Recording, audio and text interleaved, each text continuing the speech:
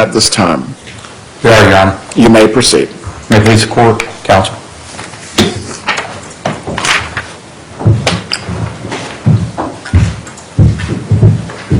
Ladies and gentlemen, Jerry.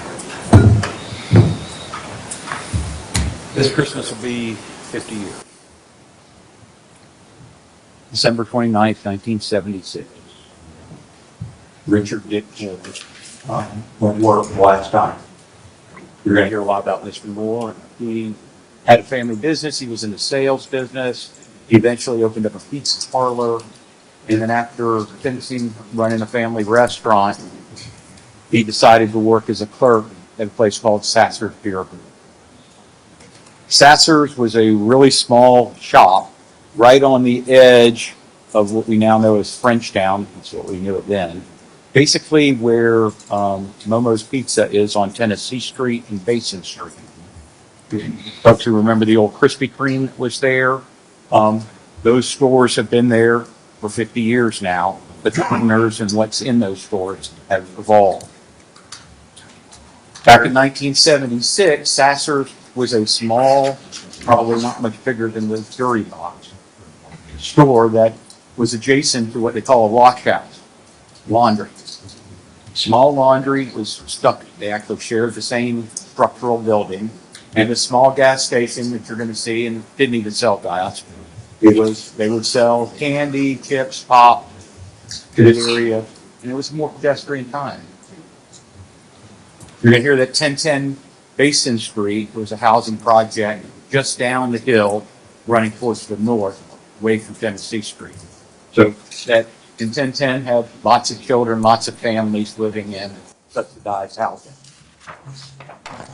On the morning of December 29th, you're going to hear that Mr. Moore was doing his normal thing and that he was pretty famous with the kids of the neighborhood because he's the guy who's got the candy. That lots of kids would walk there, and that Mr. Moore was kind of known as a charitable soul. This is back when you used to be able to get a piece of bubble gum for 2 or 3 cents, and that when the kids didn't have exactly the right amount, he would sit there and do it. He might give you an extra bubble gum. He might help you if you don't exactly have the exact change. And on this morning, you're going to hear that that was what was going on. Midday, late morning, when Veronica Gay, a 14-year-old freshman at Godby High School, went to do what she likes to do, try to get some candy. Veronica was living with her mom. She's going to tell you she has multiple older brothers, one sister, and that they lived, some of them were out of the house, but that she lived in 1010 Basin, and that her mom would allow her to walk down Basin Street and go to Sasser's to get candy when she had pocket change. You're going to hear at the same time that the Rileys were next door. You're going to meet, once again, a mother and a daughter there. Mom was doing the laundry. Little girl boards her out of here. She's actually on roller skates, skating around the ring. And of course, she goes to the adjacent store and tries to buy candy and the like. Good news, Mr. Moore, don't bring roller skates into the store. You got to take your roller skates if you come to the store. But what brings us here today is the tragedy. You're going to hear that on that day, the defendant and another young black male come into the store. Veronica happens to come in about that same time and notices, and she recognizes that he's only a little older than she is, but she recognizes because she's seen him multiple times in the neighborhood playing basketball with her big brother, hanging out. So she knows exactly who he is. Doesn't really know who the other guy is, but she finds him. And what she tells us back in 1976 is that Mr. Moore's acting weird. He's shifting his eyes. He's kind of cutting. He's, hey, you sure you don't want something else? And just, she gets a bad vibe. She gets scared. She wheels and runs out the door all the way down. Shortly later, law enforcement, other people start showing up, and law enforcement finds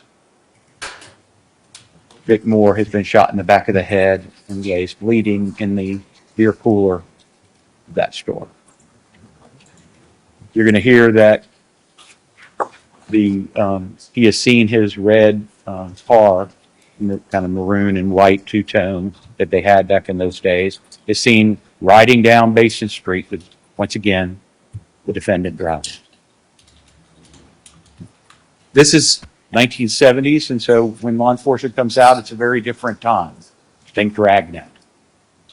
Law enforcement starts coming out and starts working it. This is before the time of cellular technology and body camera, but they do what they did back then. They start. You're going to hear that there are only 2 officers that are still competent of coming to testify. Many of them have passed on or have gotten to the point where the rages has taken their role to run on. But you're going to hear that 2 of them, one of them is Tom Coe. Tom Coe is a young detective, and that he comes there, and the lead detective is a man named Don Patchen. This Patchen now has gotten to the point that Alzheimer's is taking his diligent thing.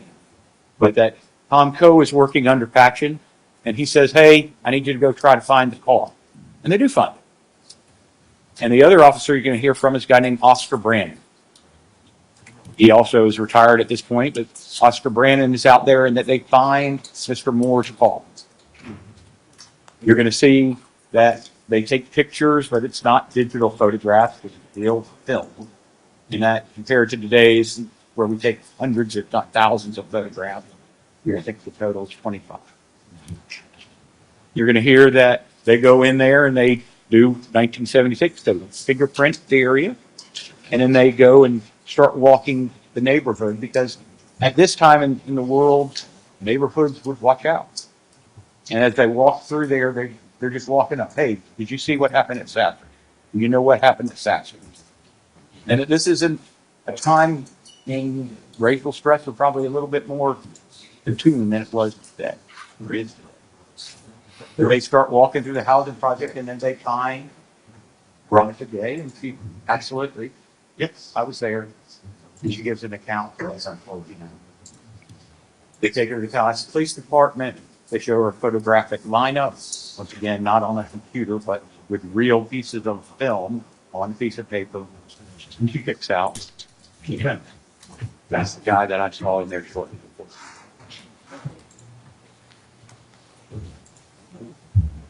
Well, they know that he was there. We don't really know what happened inside the store. And so for the next 50 years, despite TPD wanting to understand what happened, the case goes unsolved. You hear that they find some fingerprints in there, but they're never able to match it to anybody. Don't know if it's a child, don't know if it's some other customer who may, but it continued on and on and on until 2024. 2024, the Tallahassee Police Department, Leon County Sheriff's Office, Florida Department of Law Enforcement, office set up what's called a cold case unit. And they did some press. The evidence is going to be that there was a press conference. Hey, we have some cases that we haven't solved. We're going to dedicate officers to start working old unsolved. You're going to hear from a guy named Mark Ray, who is the original CPD designate on that unit. And that a woman named Michelle Drake comes to see him. Michelle Drake's going to tell you that she is the granddaughter of Richard Dickman. She still remembers going to the pizza parlor with her grandfather. She still remembers his car because she ended up getting it as her first car when she turned 16. And she remembers the day that they came and told her that he had been. You're going to hear that for 50 years, she and her mother have waited and wanted to know what happened. And when she saw on the news that this cold case, she ran out and said, hey, I want my granddad's case to be at the front of the line.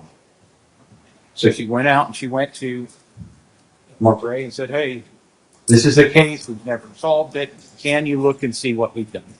Mark Ray goes through it. And he sees all of these. He goes and starts looking at these officers, finds out which ones are still alive and which ones are dead. He opens up the box. By this time, many iterations. When they hear we're building a new police station, the old police station literally has water leaks in over 50 years. So he looks and starts saying, what kind of scientific testing I can do? What's going to do? He goes back to 1976. So what he does, he goes and finds some living witnesses. He starts seeing re-entering. When that takes him to the when it's brought in, that's not good. And that's why. Because her reaction is immediate. She says that I've been hearing this my whole life. I was so scared when I was a little girl. I didn't tell you what I really saw. You're going to hear that when she walked in there to buy that candy, not only did she see Mr. Dick, sitting there after the 50s, she saw the defendant with the gun to the side. It wasn't just intuition that she literally saw him holding that gun to his gun. And that's while she's trying to hold the year-old mind to figure out how to get out and run away, she turns the wheel and run back home. And here it's on the wall. She goes, that's what brings us here today. A woman who has held dark secret for the whole life. He was ready to tell the truth. Once again, he was still seen running by her brother. We have like this. The defendant was still seen riding away in the car. We have that one. But that is the evidence that the state is going to bring to you today.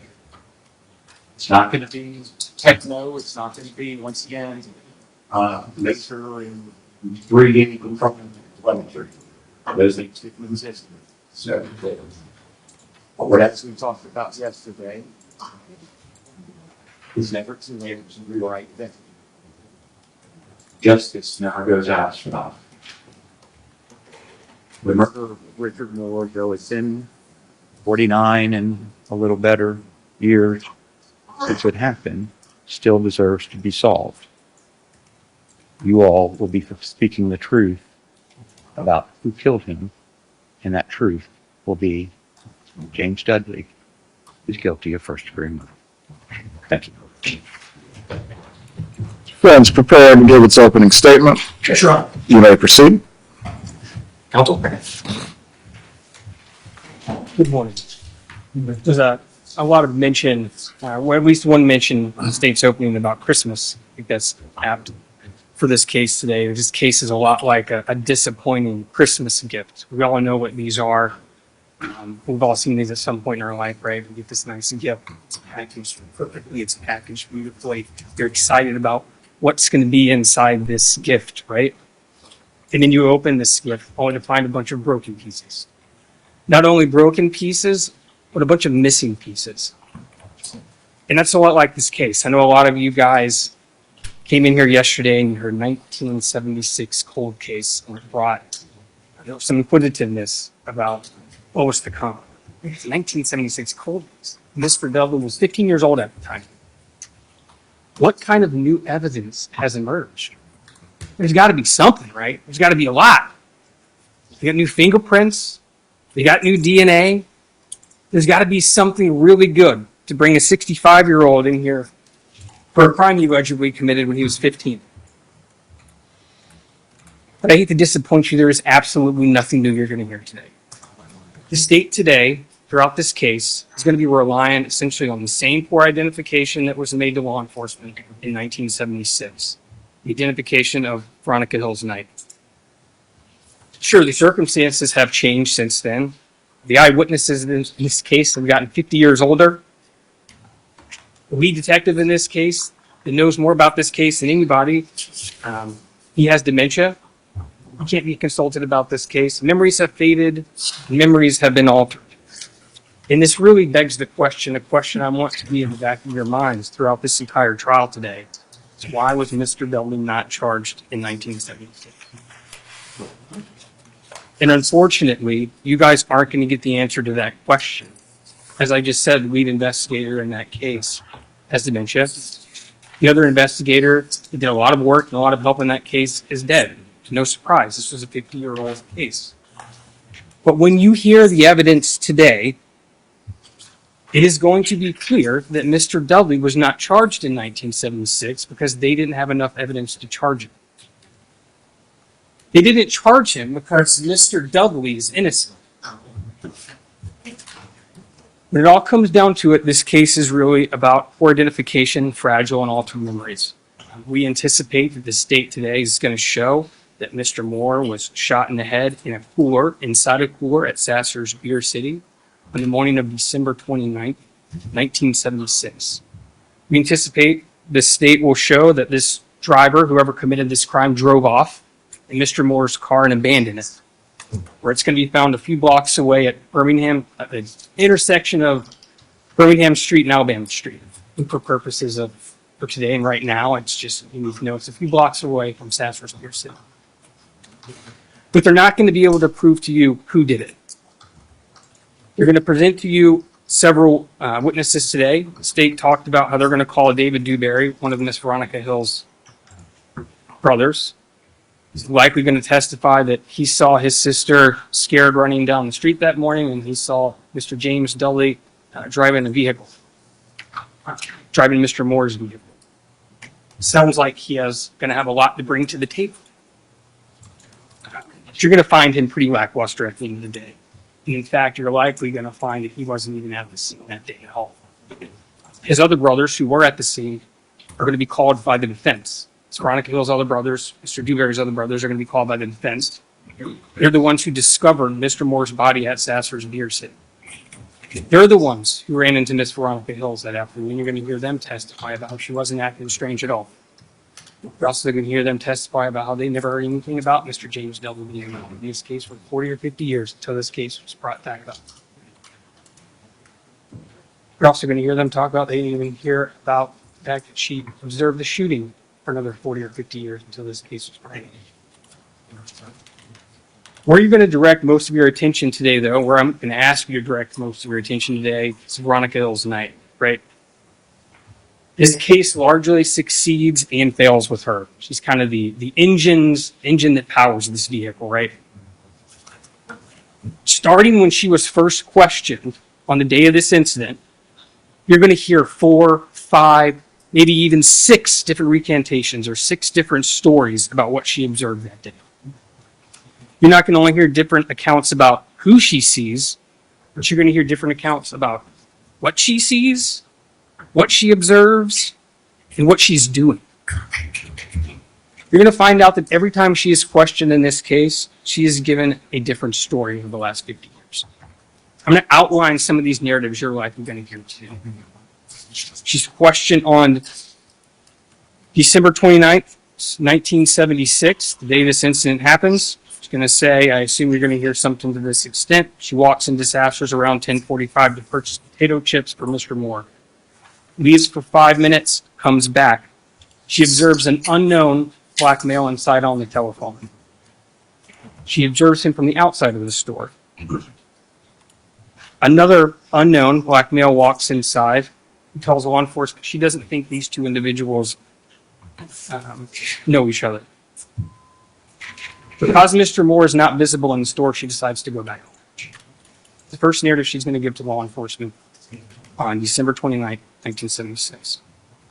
The next day, she's going to be questioned by law enforcement again, and they're going to show her a mug book. State talked about Deputy Coe showing a mug book to Miss Andrea, or to Miss Veronica Hill tonight, who was, I think, 13 at the time.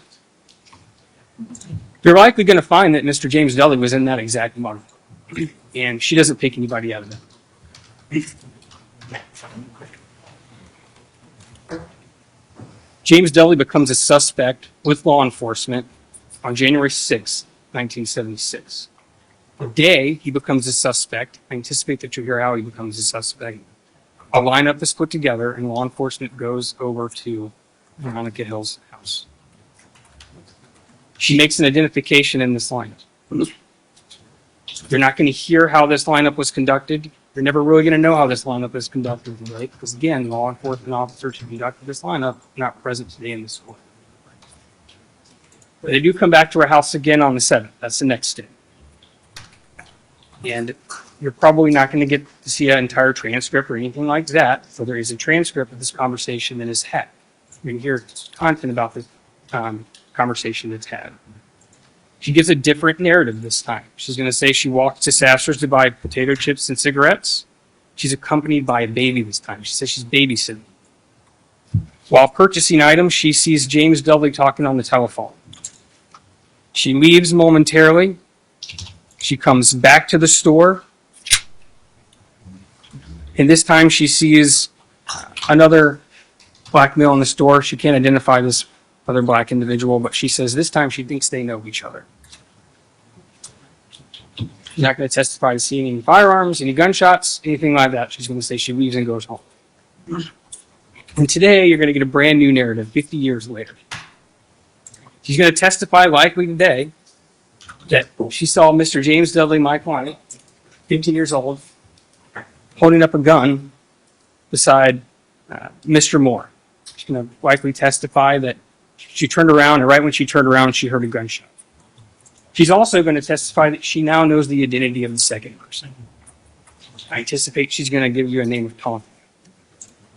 Now, I know some of you may be getting confused because of all these different narratives. And rest assured, we're not going to be any less confused as this case goes on. We're going to try to add some order to the chaos. We're going to call a doctor in this case, an expert in memory and eyewitness identification. She's not going to really discuss the facts in detail. She's not going to be allowed to do that. Ultimately, it's going to be up for you guys to determine the credibility of witnesses. Or she's going to be a good guy, right? She's going to suggest how lineups affect memory and perception. She's going to explain how memory works and how memory is fallible and corruptible. And she's going to explain, at least indirectly, how and why Veronica Hill's Knight believes what she's saying.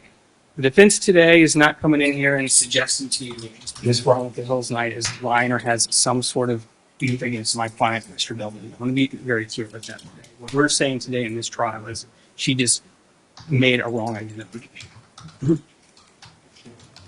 Now, again, like I said, I'm not here to tell you guys how to evaluate the person's credibility. I'm not here to tell you how to evaluate a person's reliability. But that said, the state of Florida, through jury instructions, does give you some guidance, things to look for. Did the witness seem to have an opportunity to see and know the things about which they testified? Something to keep in mind as you're going through this trial. Did the witness seem to have an accurate memory? Does the witness's testimony agree with the other testimony and other evidence in the case? Did the witness at some other time make a statement that is inconsistent with the testimony she gave? These are things I want you to keep in mind as you're going through this trial, because these are things at the end of this trial you're going to have to apply and determine credibility. You're going to hear evidence in this case that contradicts Veronica Hill's Knight's narrative within the state's own case, within their own witnesses, within Veronica Hill's Knight's own statements herself. But you're also going to hear it with the witnesses we're going to call as well. We've already mentioned we're going to call two of her brothers in this trial. They're going to contradict a lot of what she says. I've already discussed that a little bit, but again, they're going to discuss the fact that they saw her that morning on Basin Street. She didn't seem like she had any problems at all. She did not seem nervous.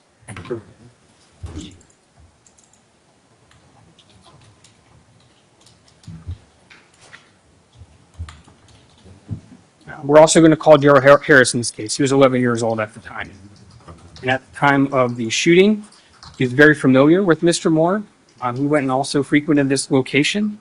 He's going to testify that he observed a 30 to 35-year-old male driving Mr. Moore's vehicle. He can be very certain about that identification, or you can't make the identification in person. At least about the fact that they were 30 or 35 years old. He's going to testify that this individual was wearing a military-style jacket. The state talked a lot about faith, or a little bit about faith, yesterday in jury selection. And that's essentially what the state's asking you to do here today. They're asking you to take a gigantic leap of faith in Miss Veronica Hill's Knight. Essentially what they're going to be asking you to do at the end of the day is to look at her testimony in a vacuum and ignore everybody else's statements. So when this case is done, you're literally going to have to find that every single person who's testifying here today is wrong, and that one of her statements is correct. But leaps of faith does not apply in the criminal justice system, and that does not result in a conviction of a criminal defendant. Leaps of faith do not equal reasonable doubt. Mr. James Dudley comes in this forum today. He's cloaked in the presumption of innocence. And we talked a little bit about this yesterday. That presumption sticks with him through every stage of this trial until the state proves their case beyond a reasonable doubt. You might have a lot of questions in this case. One, might obvious, what are we doing here? But the other one, how are the lineups conducted, right? That might be a question you have. You're going to get a jury instruction that talks about how to evaluate identifications and lineups, but it really is going to be it's going to be dependent upon like how it was even conducted. So here's one basic question: how are these lineups conducted? There's no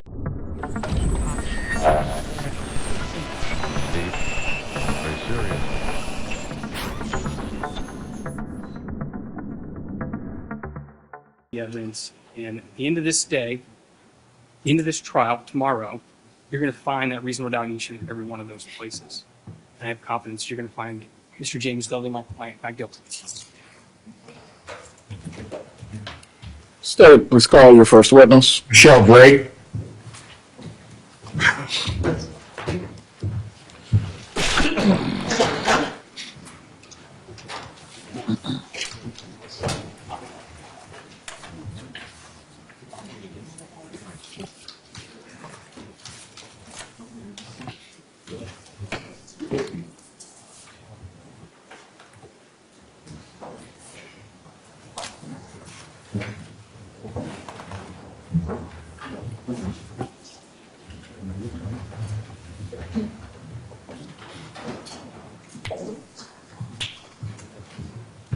Right up there by the deputy. Thanks, Phil. Please raise your right hand. Do you swear or affirm the testimony you're about to give will be the truth? Yes. You may take your seat.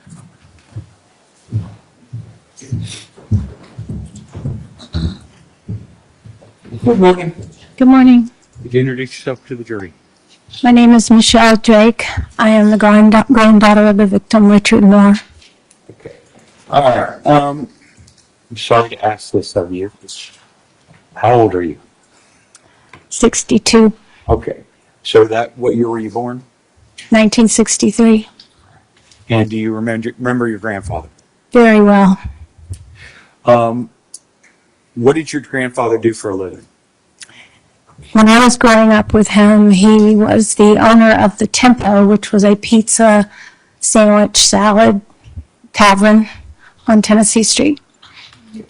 You aren't my approach? Please show the defense what you're approaching with. Sure. It's all my evidence has already been provided to the defense. Good. You may. Thank you, Your Honor. Joe, you have been pre-marked with the defense counsel at state. Do you recognize that man? I do. Yeah. Who is that? That is my granddaddy, as I called him. I introduced State's 1 into evidence at this point. Is there any objection? No objection. State's 1 is admitted.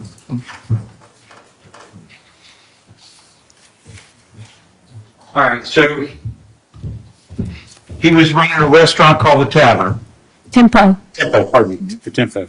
And at some point, did he retire from running the restaurant? He did. I don't recall when that was.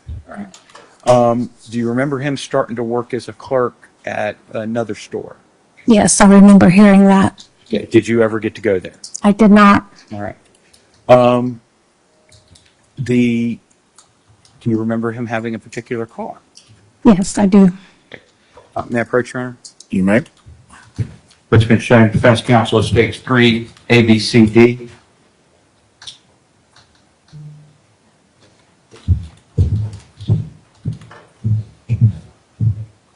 Show you what's been pre-marked and shown to defense counsel at States 3, A, B, C, and D. You recognize that car? I did. Whose car is that? That was my granddaddy's car. Okay. And did you end up getting that car at some point? Yes, when I was 16 years old, it became my car, my first car. At this time, I introduced States 3A through D into evidence. Are there any objections? No objection. States 3, you may. States 3A through D are admitted.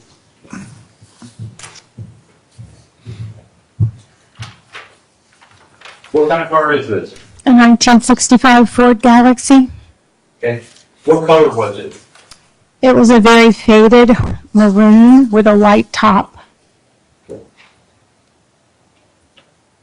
So it's kind of a two-tone, the white, was it like fabric? Was It was hard top. a hard top? So it wasn't a convertible, but there was a different color on the roof versus on the paint. Yes, And was this the car that he was driving at the point that he was killed? yes. Do you remember being notified about something bad happened? I do remember. Yeah. Can you tell the jury about that? I was visiting with my father because of Christmas break. We were at my great-grandparents' house over in West Florida. We received a phone call from my father stating he needed to get me home as soon as possible. Something had happened in Tallahassee. And I got to my grandparents' house. There were numerous police vehicles in the driveway. Other vehicles, I'm not sure who they belonged to. My mother was there. My next door neighbor to my grandparents were there. A lot of police officers and my stepfather. And that at that point, I believe, was all that was there. Did you eventually learn that your grandfather had been shot? Objection leading. Sustained, please rephrase the question. What happened to your grandfather? I was told by my mother that he Hearsay. Overruled. Ma'am, do not discuss what anyone told you out of court, but if you have knowledge, you may testify. yes, I was told he was killed. Same Have objection, you- Judge. They moved to Overruled. Please do not say what anyone else has said out of court, ma'am. Please ask her questions that will not elicit hearsay. Yeah. Judge, can we approach? Since that day, have you Not right now. Please continue. wondered what happened? Yes, just about every single day it crosses my mind. And has it been something as a family y'all have struggled with since then? Yes, we always have wondered. It's been like a shadow, per se, in the back of our minds of who, what, why. I understand you were a child at a time. To your knowledge, did he have any enemies or anybody else who would want to hurt him? Objection, could we please approach? Yeah. Please approach. The witness is permitted to testify as to any personal knowledge. Please approach.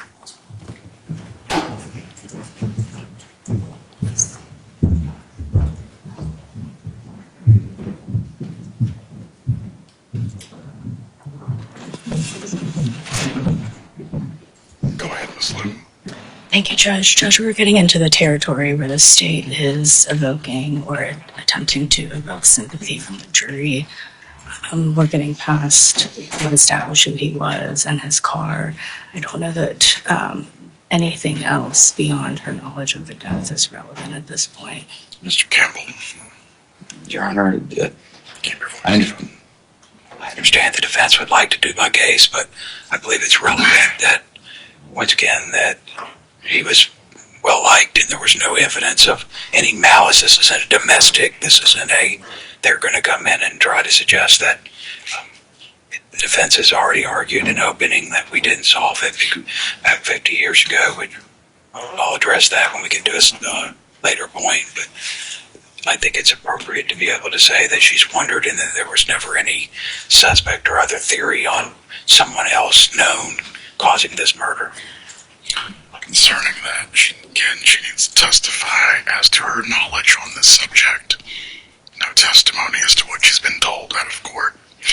Go ahead. Any character, Judge, we would object to any characterization that she's testifying about or the state is trying to have her testify about with regard to Mr. Moore.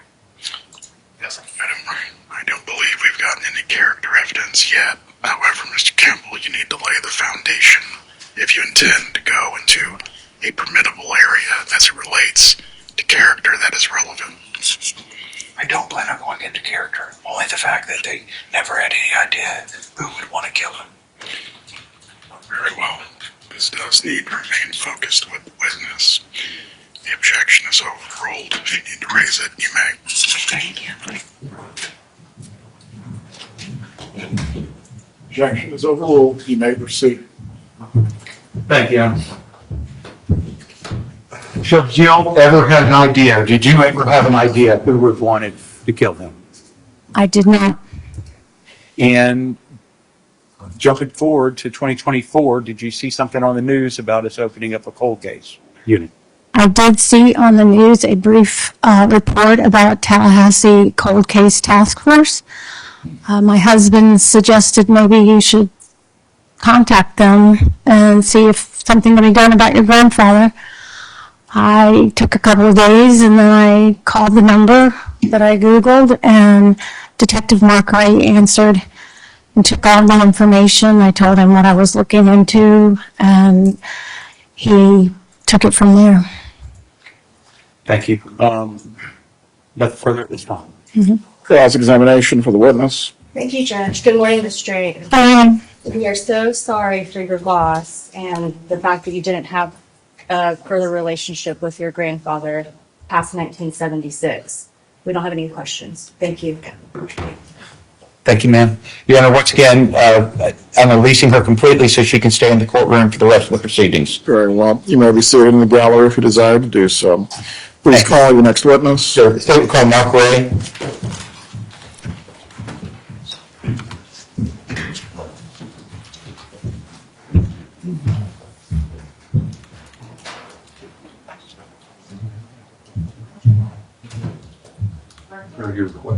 Yes. Those are non-evident. We'll just have them on the table. You want me to move them all off? No, if you want to move them that way and just put mine over here. Sure. And that way we keep them So you want to- Thank you, Judge. Appreciate you.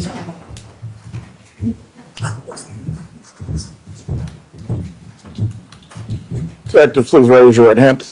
Do you swear or affirm the testimony you're about to give will be the truth? You may take your seat. Please speak loudly and clearly. Good morning. Good morning. Could you introduce yourself to the jury? Yes, sir. I'm Detective Mark Ray with the Tallahassee Police Department. And can you give us a little bit of your professional training and education that allows you to do your work?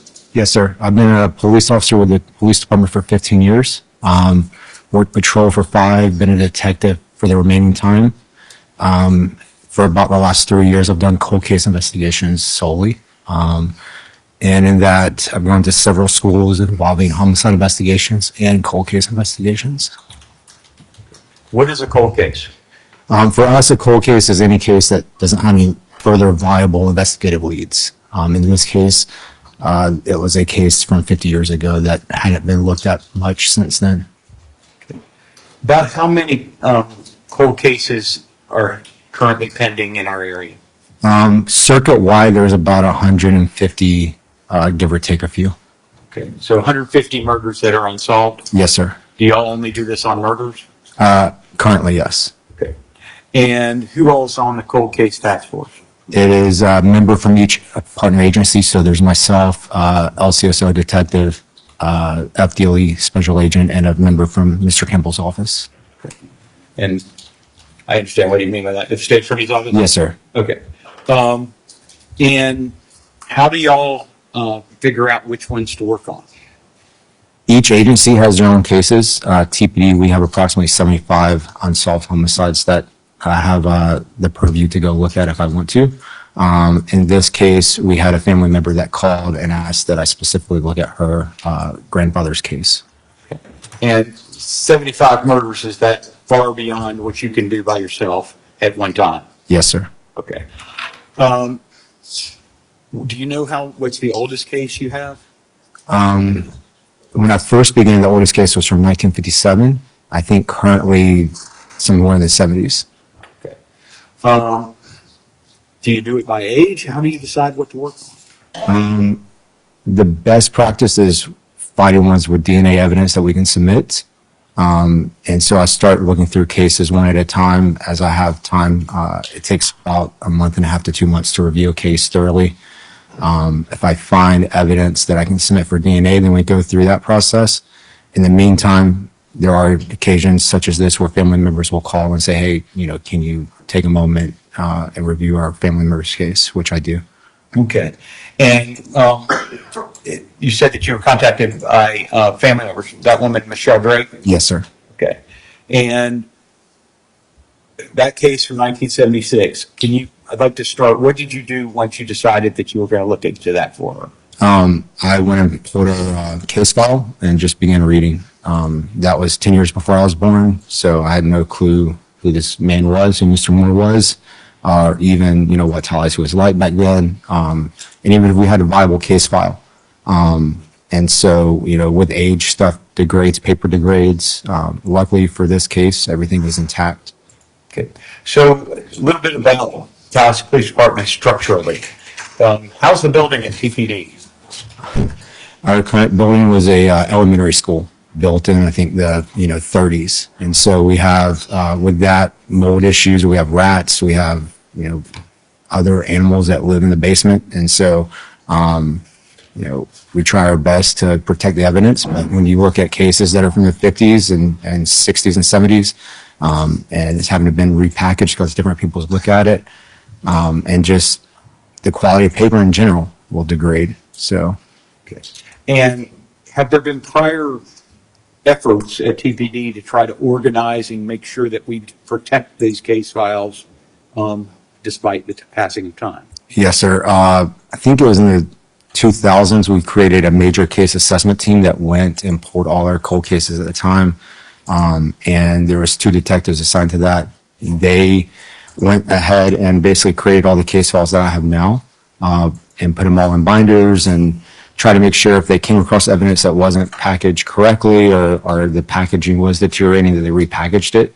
And so thankfully, because they did that, we're able to move forward today with what we can. Okay.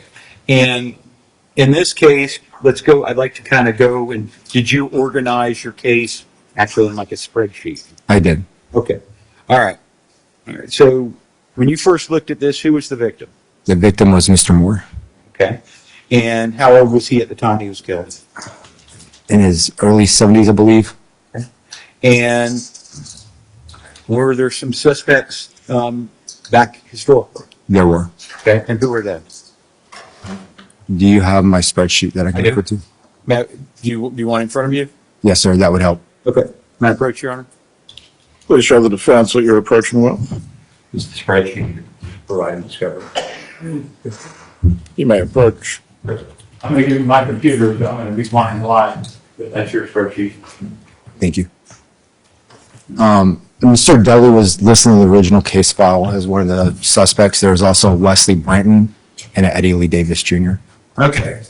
Now, so we talk about the victim, then we do suspects. What's the next column? Witnesses. Okay. So let's go through the witnesses. Who are the witnesses? Yes, sir. Miss Letty Riley, she was a witness that was on scene that was interviewed. She was, I think, in her 30s at the time, was doing some laundry. You had Miss... Okay, let's stop. Is she still alive? She is. Okay. You said that there were 3 possible suspects. Are the other 2 suspects dead? Yes, sir, they are. If you solve on a cold case, if you solve it and realize that the person you think did it was dead, do you put more effort into that, or do you just move on to a case where there's actually somebody capable of being caught? By our criteria and the FBI criteria, if a suspect is deceased, we can close the case. So at that point, I would write a memo to your office asking to exceptionally clear it, or to the state attorney's office asking to exceptionally clear the case. And then on our side, that homicide would be closed, and we would notify the family of that. So historically, Dudley was a suspect, but that never got to the point of an arrest. That is correct. Okay. Now, going to Miss Riley, when you find these witnesses, do you find out whether they're still alive or not? I do. Okay. And is Miss Riley alive? She is. Okay. All right, next. The next witness was her daughter, Miss Andrea Riley at the time, now Miss Stokes. And is she currently alive? She is. All right, next. The third witness was Veronica Gay Hills Knight. Okay. And is she still alive? Yes, sir. Okay, next. The the fourth witness was Alfred Robinson, and he is deceased. Okay. Next. And then the next two weren't listed in the case file originally, but they came up as I was doing my investigation. Laurie Madison, and he is alive. Okay. Next. And then David Dewberry, who is Miss Veronica Hill's Knight's brother. Is he alive? He is alive. Okay. Next. The next witness is Daryl Harris, Okay. and he is alive. And then the final witness is Lester Madison, and he's alive. Okay. All right. So those are the witnesses that when you went through, you're just looking for names and then figuring out who's still alive and dead. Yes, sir. Okay. You've mentioned something about, hey, the easiest thing is to do DNA testing. Do you know what year DNA testing was invented? I do not, but it definitely was not around the 70s. Okay. Sometimes did we collect items that were good for DNA testing? We may have, particularly clothing. It would have been done by the detectives back then, not necessarily looking for DNA, because I don't think at that point they knew DNA was even a possibility coming in the future. But, being in hindsight what it is, we may get lucky. In this case, we didn't have any of those type of items, though. Okay. So were there some physical items that were collected? Yes, sir, there was. Okay. What were the physical items that you had? There was some clothing collected from the victim, his dentures, his jewelry, and then there was some clothing, I believe a couple of hats collected from Mr. Dudley's residence during his search warrant. Okay. Now, based on the case, testing Mr. Dudley's clothing, would you expect to find Dudley on Dudley? I would. Okay. So is that going to help move the ball forward at all? No, sir. Same thing with the victim, or you're going to expect to find the victim's DNA on the victim's clothing? Yes, sir. Is there any allegation in this case of the two of them, other than the shooting, rubbing on each other where there would be, like on a sex case, where there might be a pass of DNA? No, sir. So at that point, did you not send each of their clothing to DNA because it wouldn't move the ball forward? That is correct. All right. What other physical items did you have? And then there were some crime scene photos and a bunch of paperwork that to me appeared came from the case file. It was, I think, just loose clothing that was just impounded during the early 2000s when they were trying to organize stuff. Okay. You're on that. You may. Thank you. Now, was there actually film, like undeveloped film in the case file? Yes, sir. Okay. And were there some photos that had been developed? There were. Okay. I'm showing you with the pre-mark and showing defense counsel states project 2A through 2G. Am I correct, Colonel? You may. You recognize those? I do. What are they? They are photos of the crime scene. Yeah. And once again, these A through G, okay, you've got 7. How many, can you count this one? Trying to remember how many letters G is.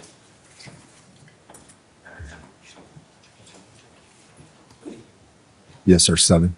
Okay. That's all the crime scene photos we have of what Sassers look like. Yes, sir. I interview states to A through G in evidence at this time. Is there an objection? No, Your Honor, if I could just double check on what the pictures are. Okay, once again, all my evidence is on that tape. Please take a look. I believe I know what these are, Your Honor, sure, double check.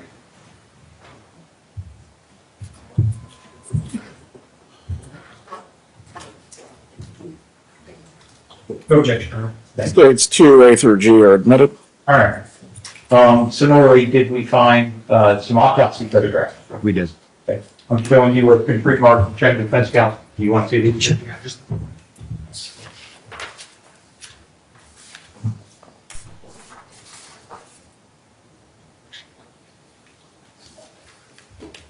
No objection.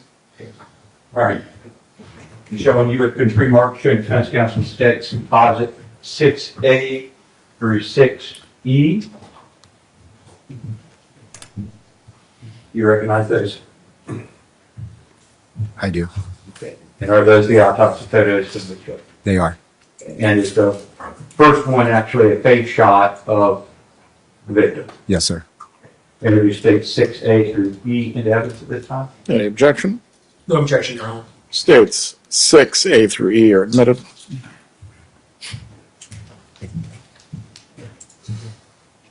Did we have some photographic lineups in the file? We did.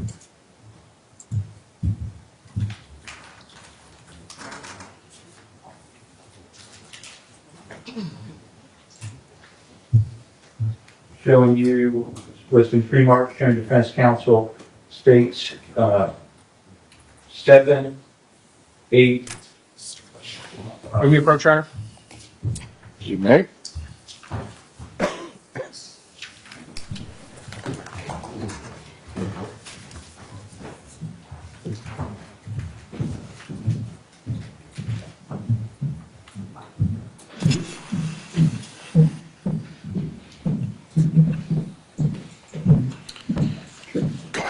We're going to review all previously made objections as it pertains to any lineups being introduced. However, I don't think the lineups can be introduced to him. He's not the one who showed the lineup. You're going to have to get somebody in here. I would have to go into Veronica Hills Knight, who made the actual identification of the lineup, if that's the lineup he's bringing in. Mr. Campbell, there are 2 lineups. I'm going to have, there's one that Ms. Riley did and who's now married. There are 2. Both of them, I'll have the witnesses come and authenticate their initials when we get there, but I have to show where they came from, and they were in the case file, so I'm just laying the foundation. I will eventually, before I enter them into evidence, have the witnesses say, yeah, that's my initial on the back of it. I have no problems with him laying down the foundation, Your Honor. I just need a foundation for any matter can be laid through multiple witnesses as it pertains to any objection being raised on the lineups themselves. Provided the foundation is completed, the ruling will be the same. Let's move on. They were getting it again, Your Honor.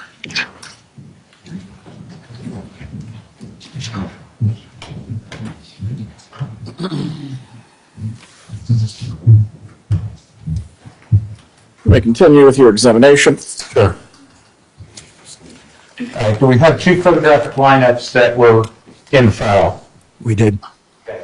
And one we showed to Veronica Gay and one to Ms. Stokes. Yes, sir. Okay, 7 and 8. Madam Clerk, Your Honor. You may. And the packaging, have we had to package and repackage as we've messed with these? We have. Are those now the current packaging of from 2025 probably when we last opened them? But when you first had them, we had something from the 70s. Yes, sir. All right, once again, I'll enter those later for another witness. Finally, I want to show you, did we have some some prints from the crime scene that had been collected around the store? We did. My first, Your Honor, You may. showing where pre-marked defense counsel states 4. So those the prints, once again, that have been packaged and repackaged since they were collected originally from that crime scene. Yes, sir. I already states 4 in evidence at this time. Any objection? No objection, Your Honor. States 4 is admitted. All right. So we talked about DNA investigatively. Did we have any indication that there would have been transfer DNA between these parts? No, sir. Okay.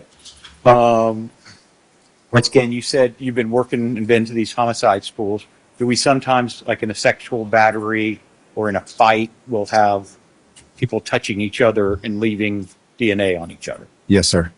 In this case, was it a gunshot to the back of the head that we were dealing with? It is. Okay. Was there anything physically to do down that line that you could think of? No, sir. However, we had these latent prints.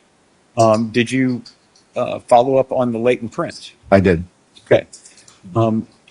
Did we end up doing what's called case prints? We did. Okay, can you explain what that means to the jury? Yes, sir. So there's several types of fingerprinting that's done. Whenever someone gets booked into jail currently, they get their fingerprints done electronically, and those are submitted to the FDLE for analysis. In this case, we submitted major case prints, so we actually went to the jail, met with Mr. Dudley, and for about an hour, one of our forensic techs went old school and actually used ink and paper and printed not just the palms and the fingerprints, but the sides of the fingers and the tips and everything. And those were submitted to FDLE for analysis. Okay, so while what most of us have seen is fingerprints, or if we've been fingerprinted, it just shows the tip. With Mr. Dudley, did we go and cover the various sides in the all the way up to the nail? Yes, sir. Okay. And may I approach, Your Honor? Mark? I'm showing you what's been pre-marked in defense counsel. It states 5. Are those the standards that you took from the defendant, James Dudley? I don't think I've identified. Do you see Mr. Dudley in the courtroom today? I do. Where's he seated and what's he wearing? He's seated at the defense table wearing a black jacket. And the witness has identified the defendant. The record will reflect. Okay. So you went and did old school ink so that you get the tips, the sides, every part, not just the fingertips themselves, but all the way down the knuckles and stuff. Yes, sir. Okay. And that's what we have in that package. Yes. Okay. Now, do you do the fingerprints analysis yourself, or do you send that somewhere else? We send that to FDLE.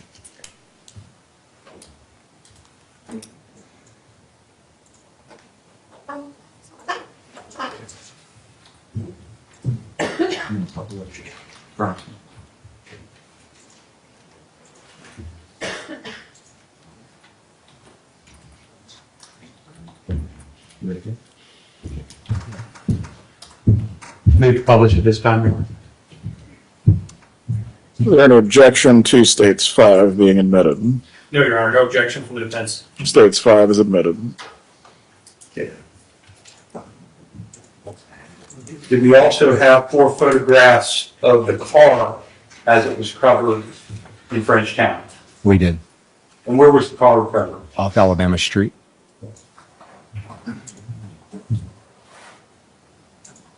Everything we're going to talk about today, did this happen in the city of Tallahassee? Yes, sir, it did.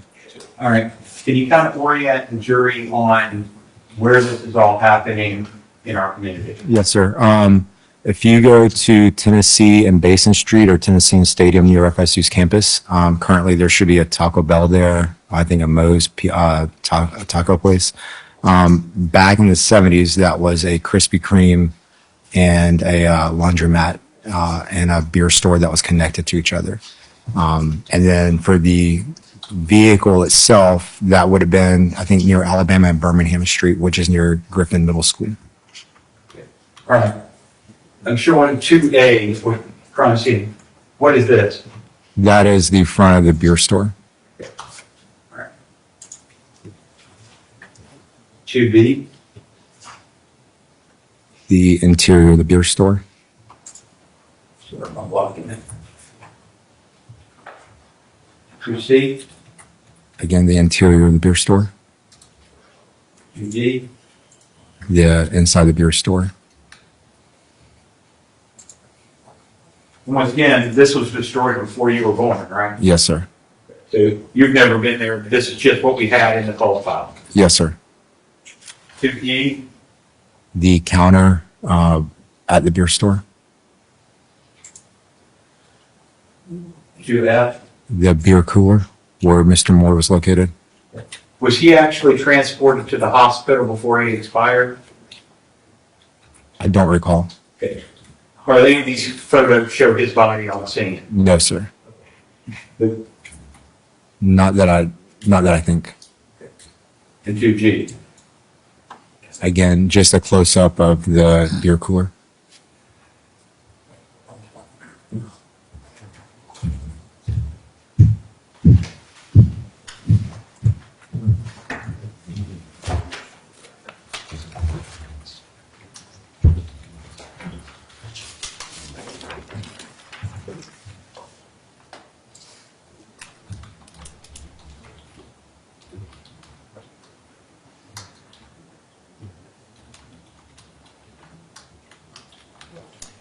In this case, during the prosecution, have we tried to figure out who the second person in the store may have been? We have. Okay. And where you provided the name Tonk Lamb as a possible someone who's been named? Yes, sir. Okay. Did you request the fingerprints of Tonk Lamb to be compared with States 4 that we brought in, the latents that were left in the store? Yes, sir. Okay. All right. And once again, that would be done by FDLE, but that's where we are on that part. Yes, sir.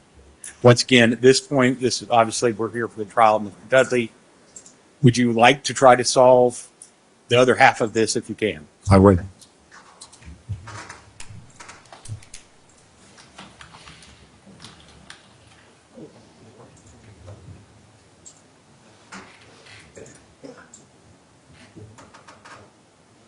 Let the vote this time, Grant. Cross-examination. Yes, Your Honor.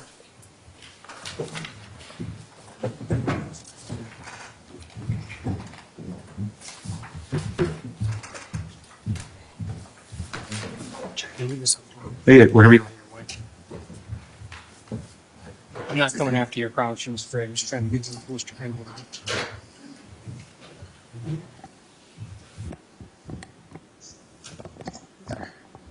Let's not make the lectern dance too much. It's in a good spot. Good here, Your Honor. Go ahead. So you are the lead detective in this case, right? Yes, sir. And this was your first case, when you got this case, this was your first case as a lead detective in a homicide case, is that correct? It's the first one that I've closed, yes. And that means you're in charge of this entire investigation whenever you're the lead investigator. Right? Yes, sir. And so you interview witnesses, right? Yes. You determined who is to be interviewed and who is not to be interviewed, right? Yes. If you want somebody interviewed, you could get another law enforcement officer to go do it, but you're the one in charge of who essentially gets interviewed, correct? It is my case. And you determine which, well, in part, you determine which evidence is to be tested. Is that correct? Correct. And importantly, you also recommend to the state attorney's office to file charges or not to file charges. May we get a sidebar again? Please approach.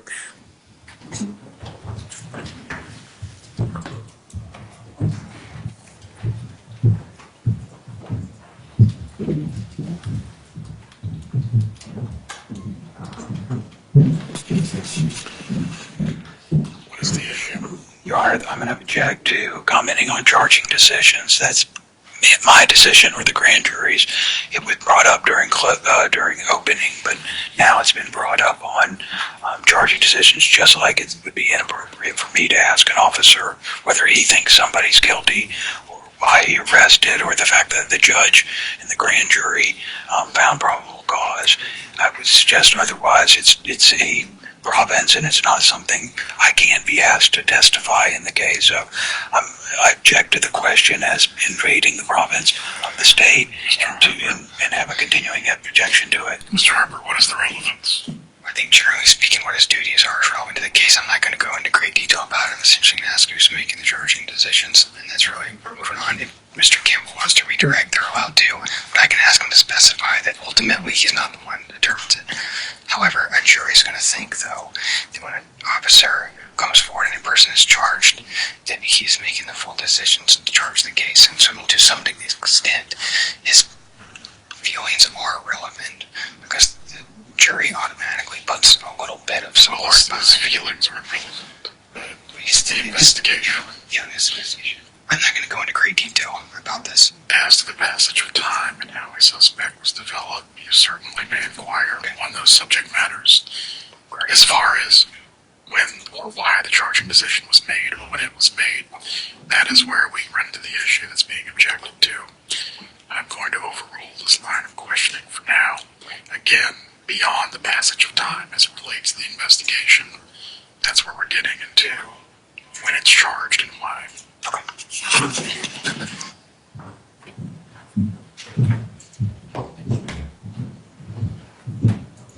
Objection is overruled. You may continue with examination.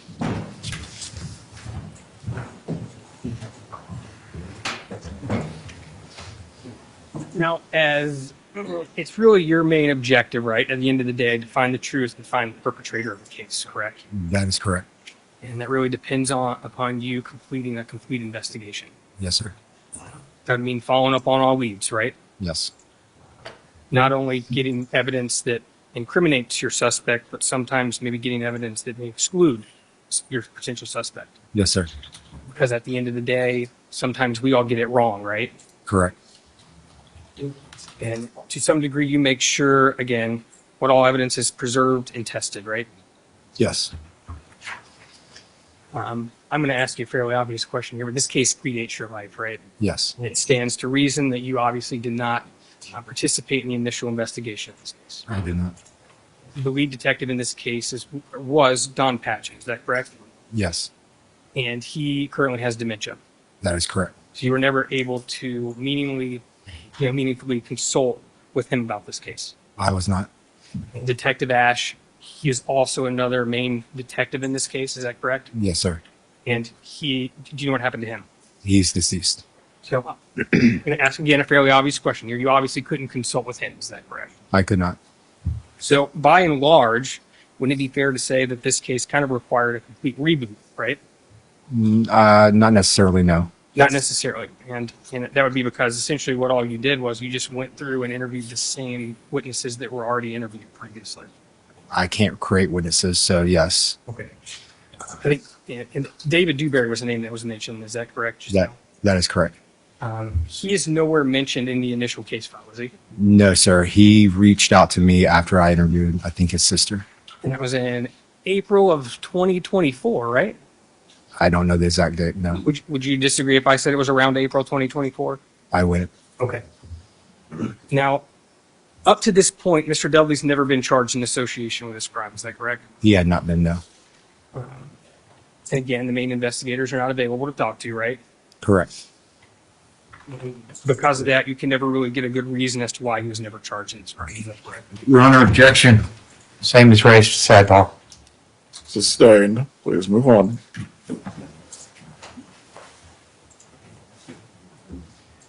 In a cold case, right, one of the first things you're going to do is you're going to open up that file and look through it. Is that right? Correct.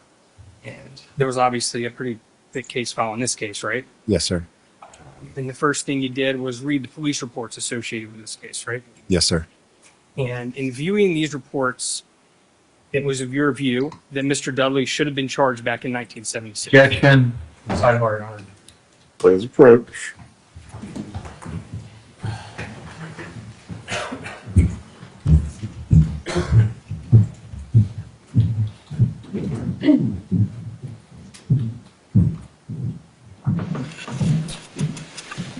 Charging decisions by prior state attorney, I think it would have been, so Mr. Megg, maybe Mr. Modis said, Mr. Pajowski was the assistant state attorney that worked at, or the grand jury, totally outside the province.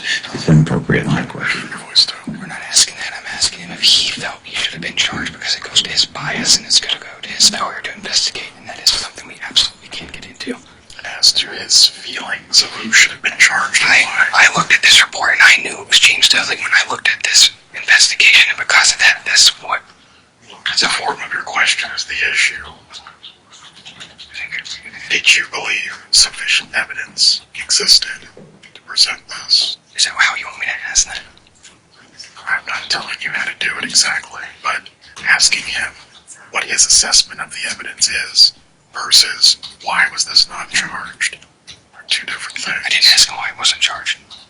If need be, we can get the court reporter to read it back, but going into charging decisions specifically with the detective is not a relevant topic. I asked him if not permitted. I know the question I asked was if he felt that Mr. Dudley was the one who committed this crime by looking at reports. That's what I asked. It's the same thing you just said I should ask. Concerning that, Yeah. you may stay on the line of questioning that deals with his assessment of the evidence, but not who was charged or when they were charged. That's all I was doing.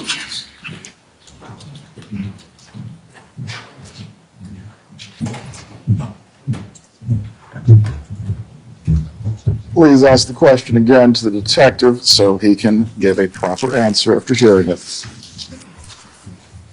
In viewing these reports, right, you felt that Mr. Dudley should have been charged back in 1976. Is that correct? After reviewing the entire case file, yes. You disagreed with the charging decision that was made 50 years ago. Is that correct? I couldn't determine based on the case file why charges weren't filed. And I'm not asking you that anymore, but I'm just asking you about your view and your view specifically. You thought there should have been a charge in 1976. Yes, I couldn't understand why there wasn't. Gotcha. And before you interviewed any witnesses in this case, you'd already kind of made up a determination that Mr. Dudley was the person that committed this crime. Isn't that correct? I don't know at what point I made that decision, if it was after reviewing just the case file or, interviewing the witnesses. And you reopened this case in March 2024. Is that correct? Correct. And that was at the request of Mr. Moore's granddaughter. Yes, And up to this point, you knew nothing about this case. I did not. You've done zero investigatory work in this case. Is that correct? Correct. And your investigation started in March 2024 then, right? Yes, sir. I think you interviewed your first witness in April 2024. Would you agree with me? Yes, sir. And Mr. Dudley was charged in this case in May 2024. Is that correct? Yes, sir. So your entire investigation in this cold case, pre-charging documents, was just less than 2 months. Is that fair to say? That seems accurate.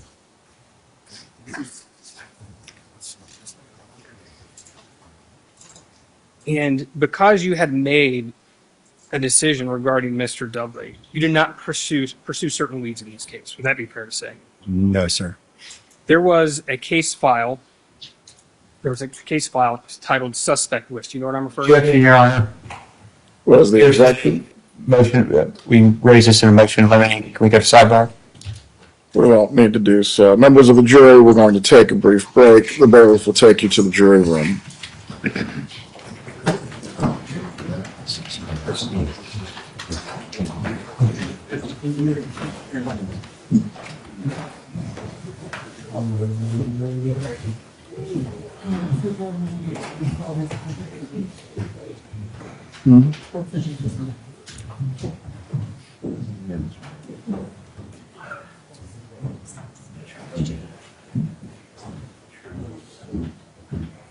Everyone can be seated. Detective, you can step down from the witness stand for right now.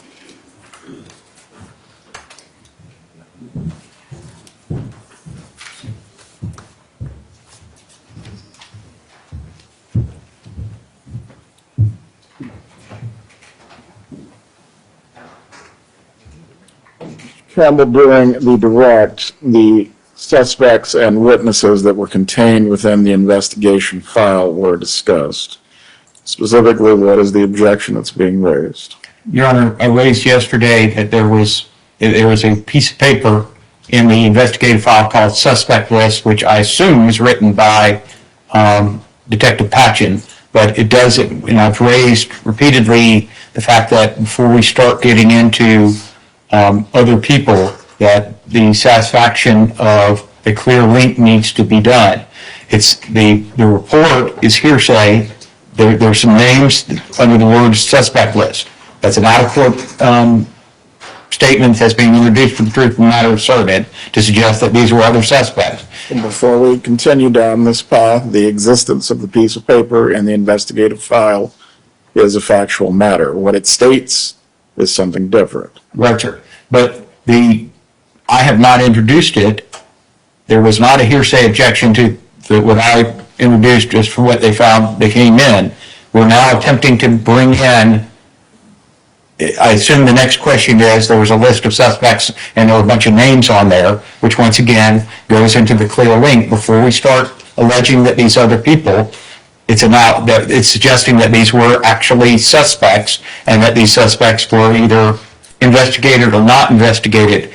Once again, Your Honor, the state's that foundation is hearsay, and they cannot suggest or point to someone else without establishing a clear link pursuant to the case law. So the state's position is that any line of questioning on that, the fact that there was a piece of paper in there, fine. But once he starts talking about what it says, that's an out-of-court statement being introduced to the truth of the matter asserted, and I'm objecting to that. Mr. Harper. Your Honor, it's not hearsay. Hearsay has to be, an out-of-court statement. It's the first part, but I think sometimes we forget that it's an out-of-court statement that's used for the prove the truth of the matter asserted. We're just bringing in a list of names, and it goes to the fact that he did not look up or investigate any of these people. Whether or not they are actually suspects or not actually suspects is irrelevant. I mean, it doesn't go to the truth of the matter asserted. I believe writings are considered statements for the purpose of hearsay. They are, but it has to be to the truth of the matter asserted. We're just showing the fact that it was said, not the fact that they are in fact suspects. We don't care if they are in fact suspects. There's a list of names. It's a suspect list. He has not looked at any of those. We know that because that's how he's answered in a deposition. That's certainly relevant. Now, if we start going into, obviously, we start really digging down the road of people, that's different. There are two people we'd like to discuss because there's notes on them. We might want to proffer detective. As to the existence of the suspect list within the investigative file, again, this is a fact. Specifically getting into the names on the list, there must be an exception to hearsay or a proper basis to offer it. Concerning whether you may ask the detective, did he personally investigate the suspect list? That is a permissible question. Beyond that, you're going to need to proffer all the matters. Can we go ahead and do that proffer right now while the jury's out, Your Honor? Detective Ray, please take the stand.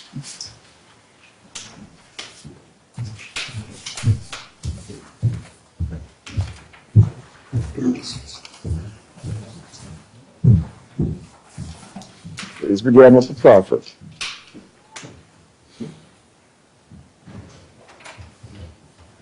In this case file, there was a form that was titled suspect list. Is that correct? Correct. And there were at least 35 names in this list. Is that correct? Yes, sir. And as of July 25th, 2025, when we discussed this case via deposition, you'd not followed up on any of these names. I did not. And I assume you still have not? No, sir. There's also another list in here of 39 names. It's on a yellow piece of paper, it's red writing. It doesn't say what it is, but do you know what I'm referring to? Not off the top of my head, no. Refresh your recollection if you could see just a copy. Yes, sir. Please approach.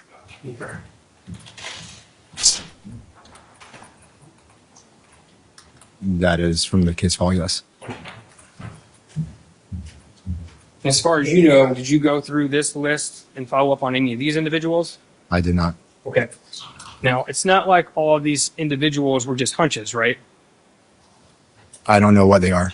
And like, for example, there's one case note in here about an individual named Author James who's on the list. Does that name sound familiar to you? May I see the May I approach, Your Honor? You may.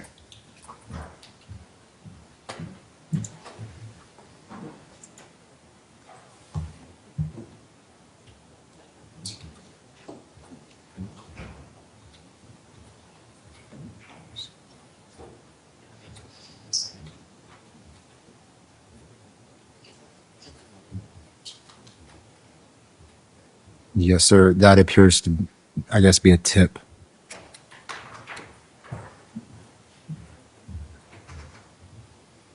And I think in here somewhere it states that. Just give me 1 second.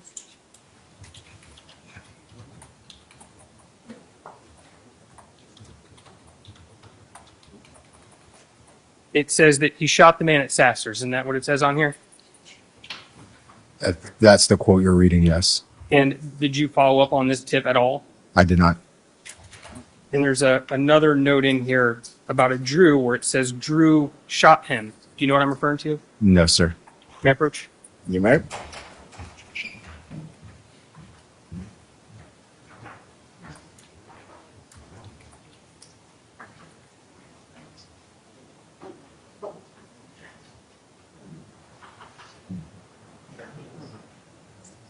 Yes, that is what it says. Did you follow up on who this Drew was? I did not, but that also doesn't give any indication as to date of birth or sex, race, anything like that. Well, on that initial list, there was a name of Andrew on there, was it not? I'm not sure. Andrew Henderson? I don't know the names on the list. Would you disagree with me if I told you that there was an Andrew Henderson on this list? No, sir. Yeah, and Drew is short for Andrew, right? It could be. Okay. But again, you didn't do any follow-up on it. No, sir. That's the end of the property. Mr. Campbell, with regard to the proffer, do you have any examination for the witness? Sure. Oh, choice. You could, No, I'm okay. Do you have any idea what Detective Patchen did on this? As far as the list, Yeah, do you know who wrote that list? I do not. Okay. Do you know if that related to this case alone? No, sir, I don't. Do you know who would have given these tips? I would assume people from the community, but that would be an assumption. Okay. So, as a detective, does your case file often have false leads that come up without any merit at all? Correct. Once again, do you use shorthand in your case file? Yes, sir. The things that he's been shown by defense counsel, are these actually often handwritten notes by someone? Do you recognize Don Patchen's handwriting? No, sir. Most of the reports were typed, not handwritten. So and Don was retired way before I became a detective or officer, so I've never read any of his work. Right. The list of the suspect list, is that handwritten or is that typed? It's handwritten. Okay. Do you have any idea who wrote that? No, sir. Do you have any idea who told him those names? I do not. Do you have any idea whether they were found to be credible or not? No, sir. Do you have any reliability at all on whether or not that aspect has anything behind it, any truth that is relevant to this case? No, sir. Okay. Thank you. That's very properly, Your Honor. The state's position is that, once again, it's the only reason it's relevant is because they are introducing it to suggest that these are suspects. The case has one, it's an out-of-court statement being introduced to the truth of the matter asserted that these were leads and things. Otherwise, it's totally irrelevant, and I would make a 404 objection that it's irrelevant. However, if we are introducing it, then it's hearsay and we cannot introduce it. The state would suggest that all we're doing here is trying to confuse, and not only that, under the clear link language, before we can say that the defense starts accusing these other people, they need to establish a clear link. What they want to do is come in here and say, hey, in the case file, here's 40 names that were in there without any foundation at all. And so we have to disprove that any of these people had anything, and that's not what the law requires, Your Honor. So the state's position is that it's fine if they want to cross-examine on specifically, did you follow up on every name that was in the case file? They can ask them that. But to start listing them and to put those papers before the jury in ways it's irrelevant or it's inadmissible hearsay. Mr. Harper, very briefly, and then I'm going to roll. As to, I think we'll work on the first part, but as to the specific names of those people, Your Honor, it's not going to the truth of the matter asserted again. It's not whether or not author James actually shot him. We're not trying to actually prove that. We don't care if that's actually what happened. The fact of the matter is it was in there and he didn't do any follow-up. At no point in this trial are we arguing that this individual committed this crime. We have no idea, and it's really irrelevant for purposes of what I'm trying to make and the point I'm trying to make. I'll leave it there, Your Honor. As to the issue of lack of investigation, specifically contained within the investigative file, any tips, leads, or suspects that were not pursued, is proper to be placed before the jury. As far as the specific names and details, that is what is the hearsay that is lacking, indicia of reliability to be presented as evidence. As far as any redirect on why they were not pursued, that certainly can be pursued by the state, by the detective concerning his investigation. But the existence of the tips, the leads, or known suspects at the time, and what was done with them when the cold case was picked up, that can be inquired into. Specifics may not. Is that fine? As far as the proffer is concerned, again, the existence of these things in the file and what he did with them. As to specifics of names, what did the tip say? Why did you not do something with this? That is where we're getting into both the hearsay issue and also issues of clear link. So the author, starting out there, I just need some clarity because I'm going to start asking questions. At the author, Was there a suspect list? Were there tips? Were there leads? Did you pursue these? The answer is the answer. And Your Honor, again, we'd also just like to renew our motion to dismiss based off these same reasons. It seems like a lot of this has to do with not being able to get the people in here who wrote this particular list.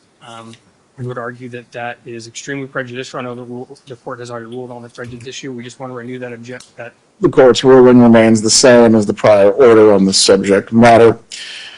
We will resume in 5 minutes with the detective's testimony. Your Honor, yeah, and I hear your ruling. After this witness is when I'm just going to have my conversation with Ms. Hills Knight. Do you want me to do that now, or do you want me to continue? Go ahead and do it now. Okay, so well, it's probably going to take more than 5 minutes. That's the reason well, she's here. She's in my office. I just got to find out what she's going to say. Make it 10. Thank you.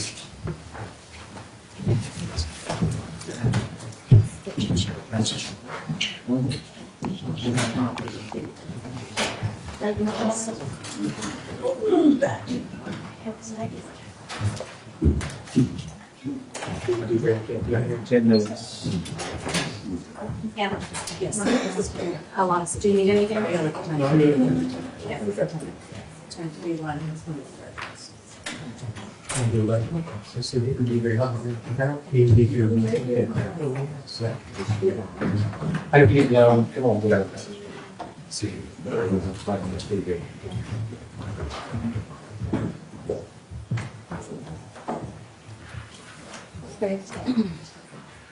Everyone, we're in recess for the next 10 minutes. Please exit.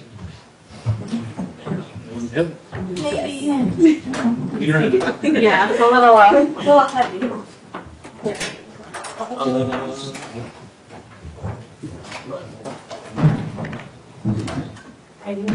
You're okay. Yes. They don't need anything. I don't think I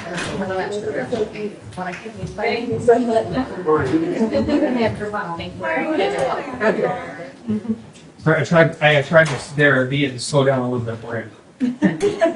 Two times too fast. I went down a few times. Hearing that I was arguing. You need anything? Yeah, she did like strong.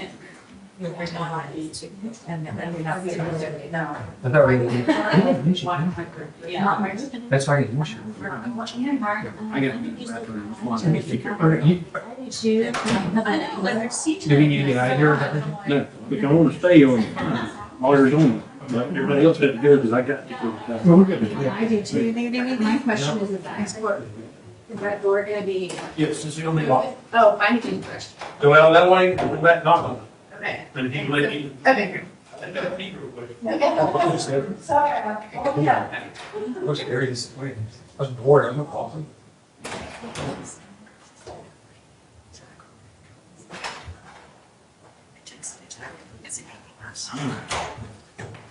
Shit.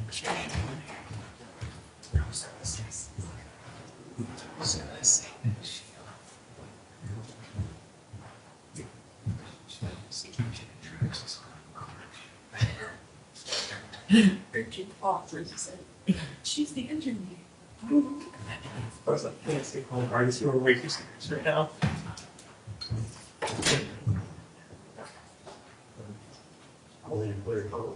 He's not gonna tell you. He's not gonna.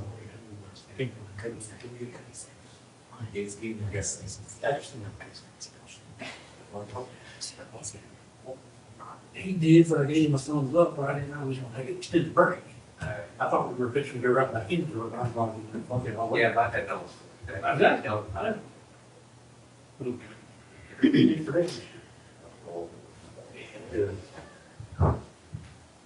Fucker come in and sit down, and the first thing he did was like.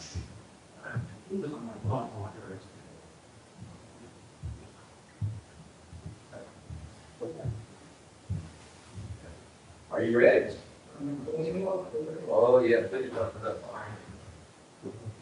That's fan back here. That's fan. It's a big recording here.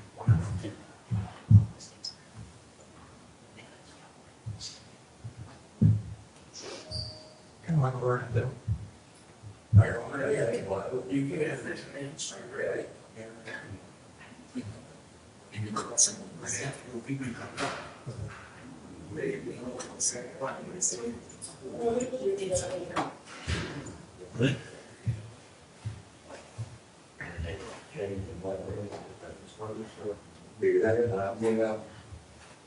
Now, them were fresh clothes, you never wore. You didn't Right? today. That's the way you gave them. No kidding. Yep. Is that for the? Come on, man, go Stevenson. Uh, Don't put her in. I'll be right back. Hey, you The lawyers was told to knock on the back door, so if they knock, let it in. Good, how are you?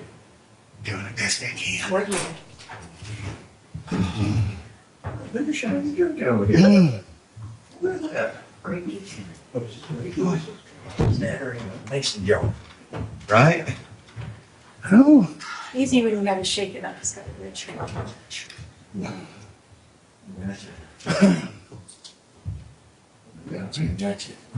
You all right? I'm feeling good? Yeah, yeah. I'm glad you're feeling good. You're not upset because, you know, it's bad when clients are upset during the middle of trial. Yeah. So what? I'm gonna ask him the same thing I just asked him. As long as it's out there, that's all that matters. You don't want to just ask for the voice. You just not going to skip into James or Drew. Yeah. Yeah. The names is. He's not going to stay sensitive. Totally. And name. That wasn't actually stupid. The one that knows said somebody, like the guy said, Arthur shopping. Why would you not follow that? Why would you not at least look at that? This is a homicide case, not a battery. Okay. I ran a violent prosecutor in Dallas for years. I was in charge of that court case. Good hard. It's a nightmare. I know. But it's. Better get him right. You never get him right. You're going to do him. It's not that, it's just so much has changed since then. It's just, it makes it. People change. People naturally remember change. I mean, they just do. So all of ours do. Sure. You asked me about this trial. 10 years from now, I'm probably going to get the details that didn't happen. That plus case law. It's just everything has changed. When I came back, that's the first thing they asked me to do. They said, but they want me to do this with this team. And I'm like, no, no. You know who should be doing cold case investigations? Jacob. Yeah, we thank you. Yeah. Thanks, huh? Great. Jacob, not Jacob. He's the bald guy. He's our. See the one sitting there? Yeah. Oh, this is really good. Nice guy. Yeah, well done him. Brad has no real investigative experience either. Just, you know, some people just get. Just. I always told my folks, I said, when you get to a point where you feel like you're at a stalemate, it's not. Hand it off, go around, take a stack, so bare eyes. Just miss it. Where? You talk to him, this is a mess. That's what we need.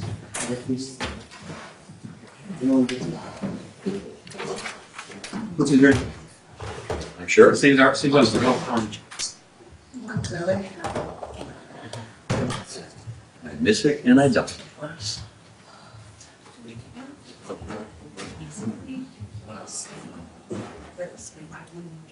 What's up, sellers? What's happening? String cheese. Your back's on that Washington. No, I appreciate it. I had to run.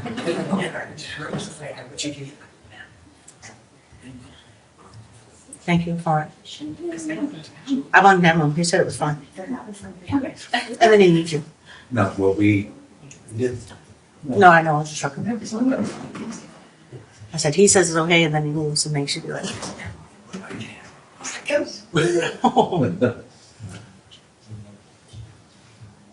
So did he tell you what happened?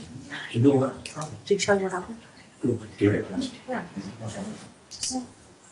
Do you remember when we did that trial, like the 2 juries in one trial? Do you remember about the, we were referring that there's something that goes wrong with the inebriated, it was broke, it was stinky, and all this kind of stuff? Then they took it, remember they took away everything? They never told what happened. So they never replaced it. Oh, they self. I wait till a month and a half coming.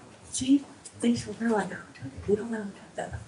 Because the guy came in and he started to because I have a hitch in my back. And he says, where's the margin? And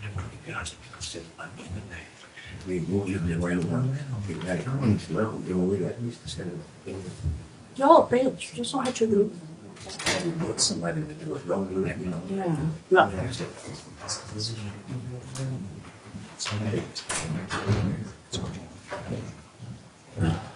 No, he just came in, he said,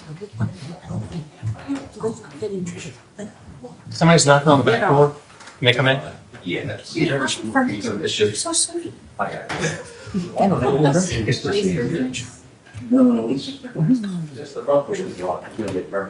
No, rabbit hole. They don't have the secret lock. No, it's okay. I'm talking. Tell her we'll text her.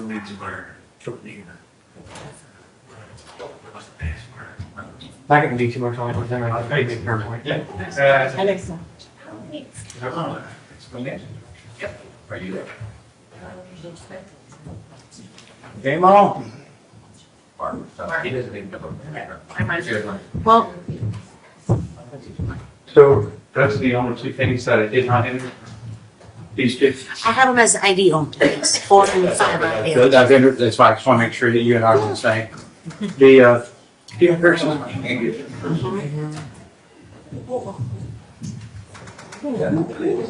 Just, for the jury, if you're gonna open it, the only thing I can do is we don't reclose it, so we're gonna have to definitely have Jason or someone come down from the office and reseal it. Whatever you like. Or you, as long as you don't I touch don't have it. any crime sheet paper. We don't. I'm gonna try just. Try not to do bets. We try to make sure that it's like just. Let's go. Yeah.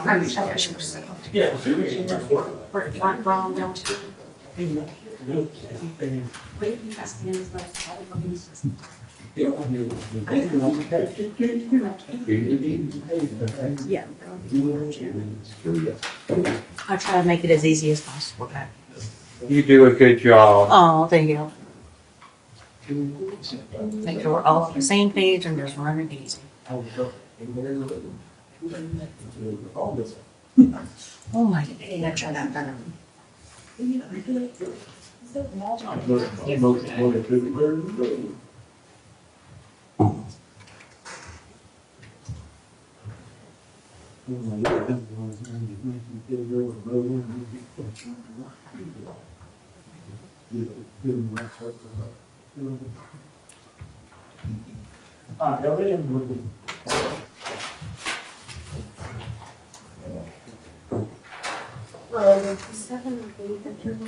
Yes. 4 and 5 are the only two that are not. 4 and 5 were just ID. 7 and 8 should not be in. That is what you did. Hold on. No, you have 4's in. 7 and 8 are. Yeah, backwards. That's what I'm. Yeah, you're right. 7 and 8 are not, 4 and 5 are. I went backwards. Okay. My list is correct. Hold on. Okay.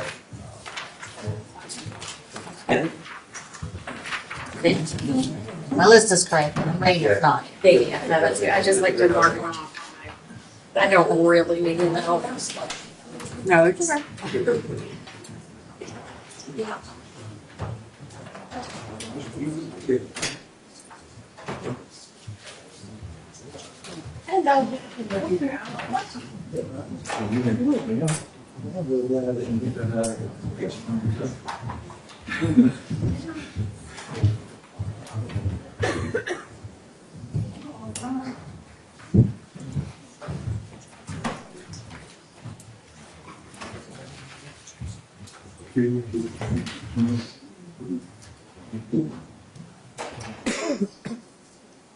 Oh, yeah.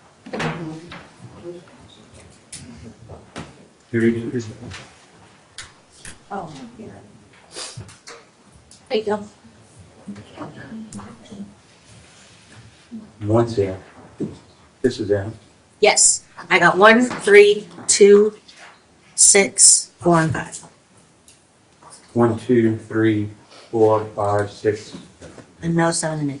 Yeah, so mine lists the way you enter it. Okay, that's all good. I just, That's I all went through right. numeric. All right, let's call this back in session. What is it? Everyone can be seated.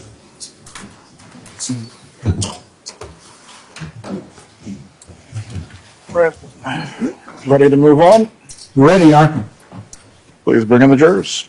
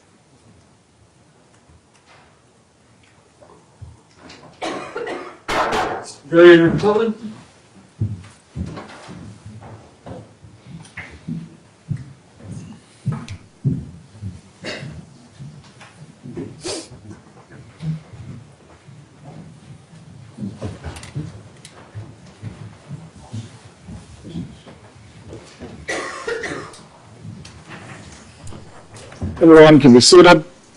You may continue with your cross-examination. Yes, Your Honor. On this case file, there was a form that included a suspect list. Is that correct? That is correct. And there are at least 35 names on this list. Is that correct? Yes. And as of July 25th, 2025, when we discussed this case, you do not follow up on any of these names. Is that correct? I did not. Up to this date, you still haven't followed up on any of those names. Is that correct? That is correct. And I think there was another list in the case file. It was a yellow form and it had about 39 names on it. Is that correct? Yes. There's no indication of what these names mean, right? It's just a list of names. Just a list of names. And you didn't follow up on any of these names. I did not. You didn't try to look these individuals up. No, sir. You didn't try to call any of the family members, obviously. No, sir. Make an effort to call these people.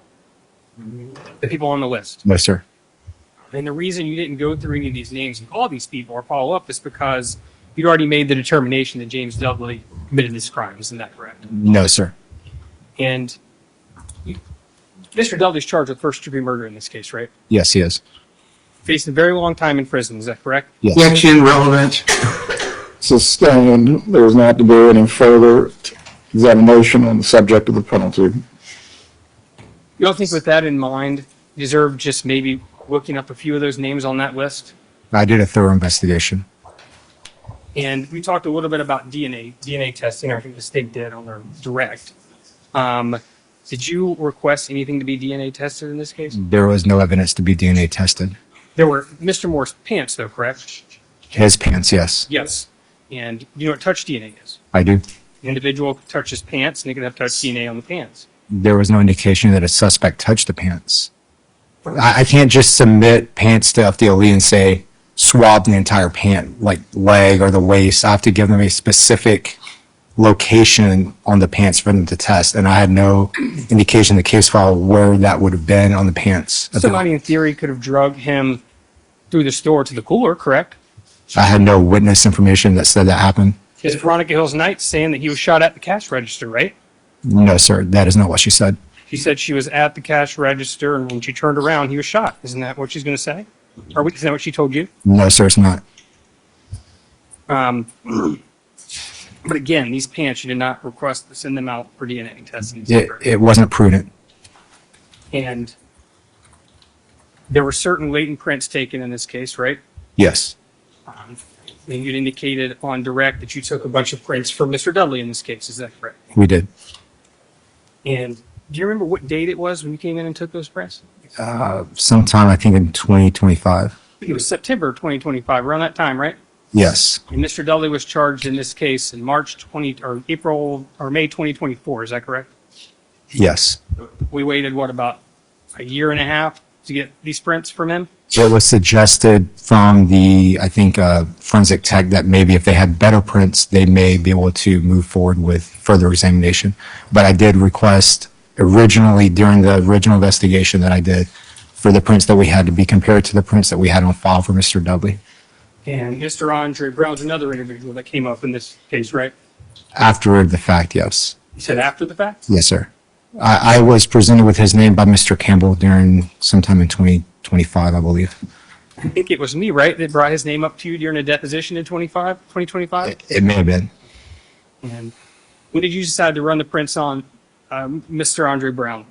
About a month ago. I think we just Maybe December. Go ahead, I'm sorry. Maybe in December. I think we got those back this morning, is that correct? Yes, sir.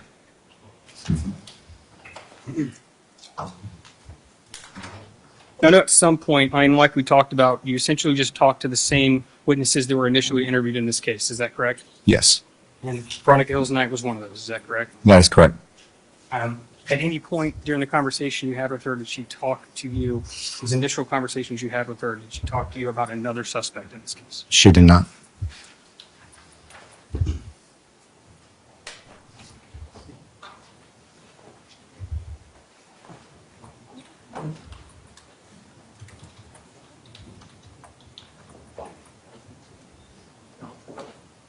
I'm going to talk to you a little bit about lineups. I'm not going to talk to you specifically about this lineup, at least not now in my briefing. I know I've asked you this multiple times. Again, you were not alive when this happened, right? I was not. So the initial lineups were shown in this case. You weren't there for those lineups, is that correct? I was not. And particularly for Veronica Hills Knight, there was no audio recording, video recording, or transcript of the exact point in time in which they made their photo lineup ID, is that correct? Correct. And the officers in this case that committed the lineups, as far as you know, or that conducted the lineups was Detective Patchen and Detective Ash, is that correct? Yes, sir. And again, these two individuals are no longer with us, right? Well, Correct. Detective Patchen is, but he can't testify. so assuming that the girls don't remember the photo lineup identification, we really have no way of knowing how these lineups were conducted. Is that fair to say? That is fair to say. It's quite possible that law enforcement officers were suggestive in their photo lineup. I wasn't there. I can't answer that. Now, at some point, you learned how to conduct a proper photo lineup identification, right? Yes, sir. You've obviously received training on how to put together a photo lineup. I have. You learned all, I guess we'll say, for purposes of us, the do's and don'ts in putting together photo lineups. Yes. And you yourself have probably put together a significant amount of photo lineups. Yes, sir. Ultimately, at the end of the day, you just want to avoid suggestive lineup, right? Correct. One in which a witness is nudged or influenced to pick a particular person, right? Yes. Yes, a suggestive lineup can permanently taint an identification. Would you say that's true? It could. It could, in some cases, lead to the wrong person being identified. It could. As a general matter, right, you want to make sure that the person administering the lineup does not know who the suspect is. In today's standards, yes. That's today's standards. Yes. You'd say that's the correct standard, right? That is currently the best practices, but not in 1976. We determined that the best practices weren't in 1976, so we got better, correct? Correct. Okay, so maybe what they were doing in the 1970s was just wrong, right? Not necessarily. I wasn't in the 70s. I wasn't around. I can't testify to that. Okay. And the reason we do this is to ensure that the witness is not influenced in any way by a biased police officer, right? Correct. If a police officer knows who the suspect is, he may intentionally or even inadvertently tip off who the suspect is when he's conducting the lineup, right? It could be possible. And you don't want any one person to stick out of that lineup, is that correct? Correct. All the individuals should look similar, right? Yes, sir. And if a witness provides a description of a suspect, all the individuals in that lineup should kind of match that description, right? Yes, sir. Okay. One way to create a suggestive lineup is to create a lineup where one person matches the description of the witness, right? Yes, sir. So, like, for example, she says, I see a guy with facial hair. And you make a photo lineup, and there's only one guy with facial hair, right? So that'd be a good example? That would be problematic. Okay. Just one moment, Your Honor. Go ahead.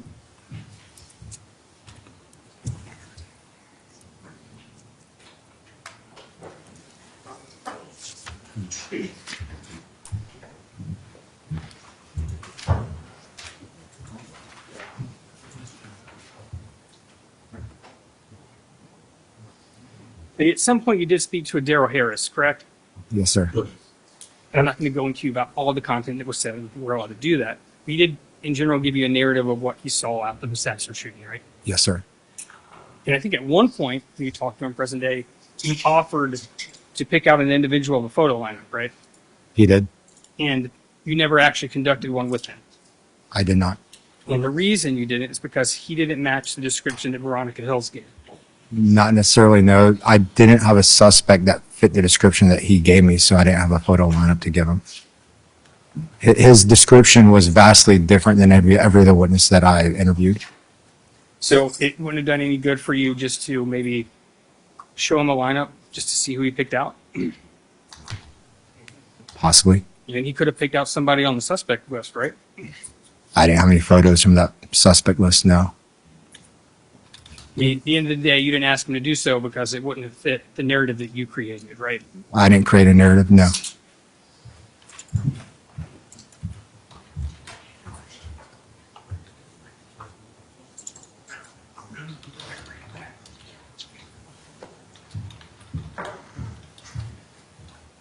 Your Honor, we are finished with this witness. We'd ask that when this is done, that he stay for the subpoena. Very well, redirect examination. Thank you, Your Honor. Okay, I meant to go through when we still got my laptop. The officers involved in this case, did we also go through all of them? We didn't go through the officers, no. Okay, all right. But did you go through that with part of your analysis? I did. Okay. All right, so defense counsel asked you a lot about Don Patchen. All right, Yes, sir. once again, was he the lead detective? He was. Okay. Do you have any idea how long he worked on this case? At least 2 to 3 years, and then it was passed on to other detectives once he got promoted. Okay. And Mr. Patchen is now got dementia? Yes, sir. Okay. There's a K-9 officer on that. Remember that there was K-9? Yes, sir. You remember his name? Not off the top of my head, but I believe he's deceased. Okay. So the K-9 that worked this case, he's passed on. Yes, sir. Okay. We talked about Leon County deputy, Yes, sir. Mr. Ash. Yes, Is that sir. right? He's deceased, right? Correct. K-9 Pickle, sound right? Dwayne Pickle? Yes, sir. Okay, he's dead, right? Yes, sir. Okay. Who else? And I can log on to that computer again. Did your spreadsheet go through which officers still got? I think so, yes. Can I approach, Your Honor? You may. Thanks.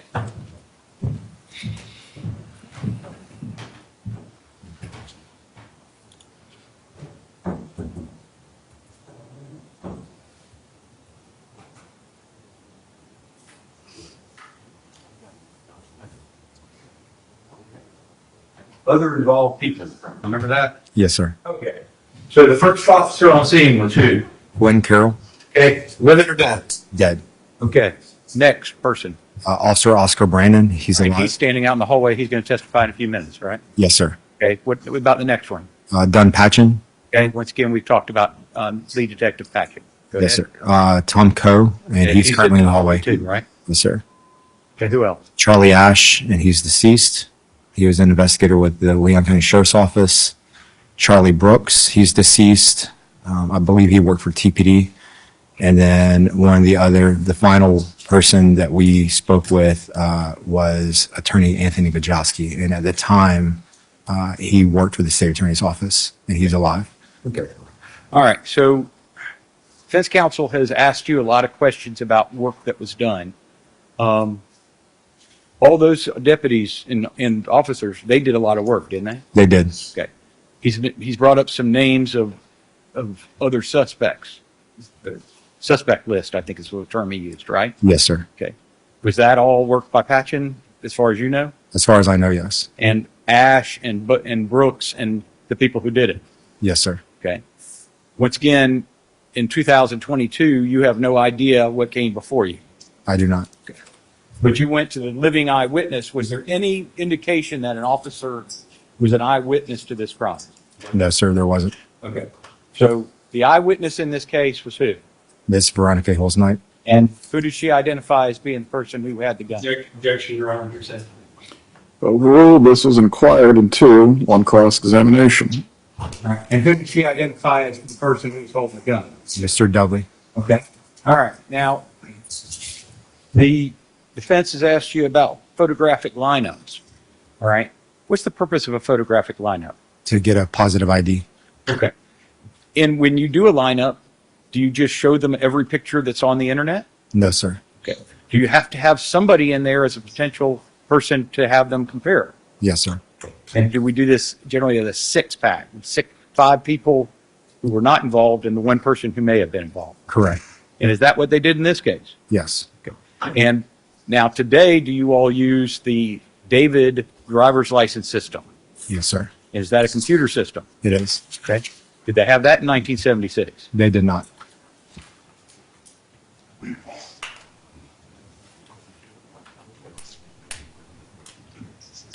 If a murder happens today in Tallahassee, does FDLE require a certain amount of information before they'll do DNA testing?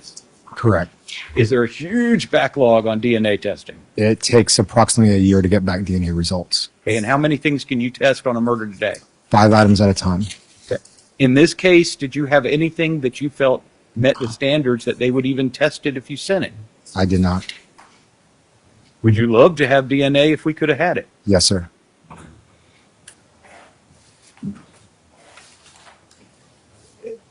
Council asks about things we could have done. Was there, in today's gas stations, you often see video cameras, right? Yes, sir. Were there any video cameras in there? No, sir.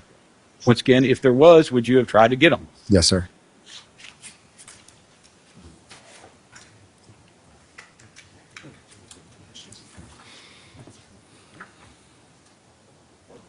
Council suggests that you made up your decision on that you were going to arrest Mr. Dudley. Prior to going to see Veronica Gay Hill's night, did you have any idea that you were going to discover new evidence through that conversation? No, sir. No idea. Okay. If she had said the same thing she said back in the day, would this case have gotten jacked on with the other 130? I would have presented what I had, but no, sir, I probably wouldn't have. Okay. Do you often run into dead ends, which is what makes them cold cases? Yes, sir. Prior to going and sitting her and her saying, here's what I really saw, did you have any reason, did you know him at all? I did not. Okay.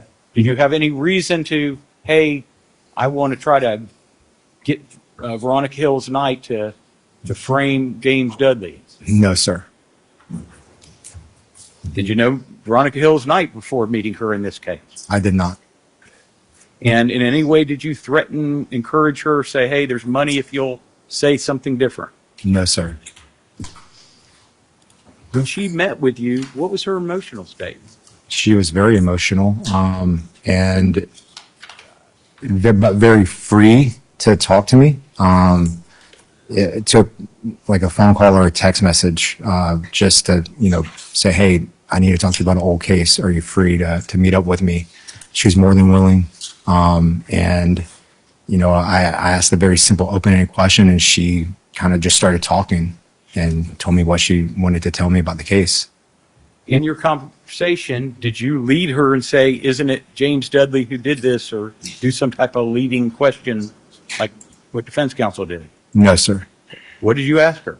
I asked her, basically, can you tell me what you remember about this case from the 70s and, the homicide that you potentially witnessed? And did you immediately realize she was telling you things that she hadn't said back in the day? Correct. Thank you. Nothing further this time. Detective, you may step down. You remain under subpoena. The parties will let you know if you are recalled. Statement call for Veronica Hill's night.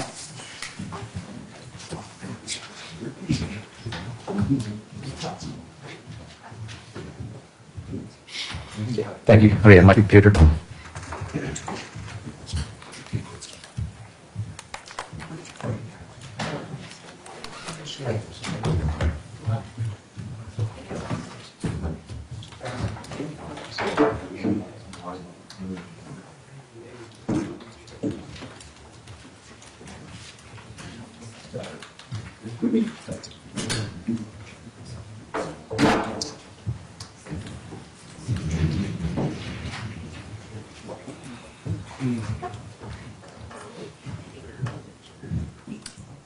Hill's night, please raise your right hand to be sworn. Do you swear or affirm the testimony you will give today will be the truth? Yes, I do. You can lower your hand. Please speak clearly into the microphone. You can adjust it if you need to. Okay. Try to slide you up there close as I can. You tell me when you're out. Like this? Yeah, taking the.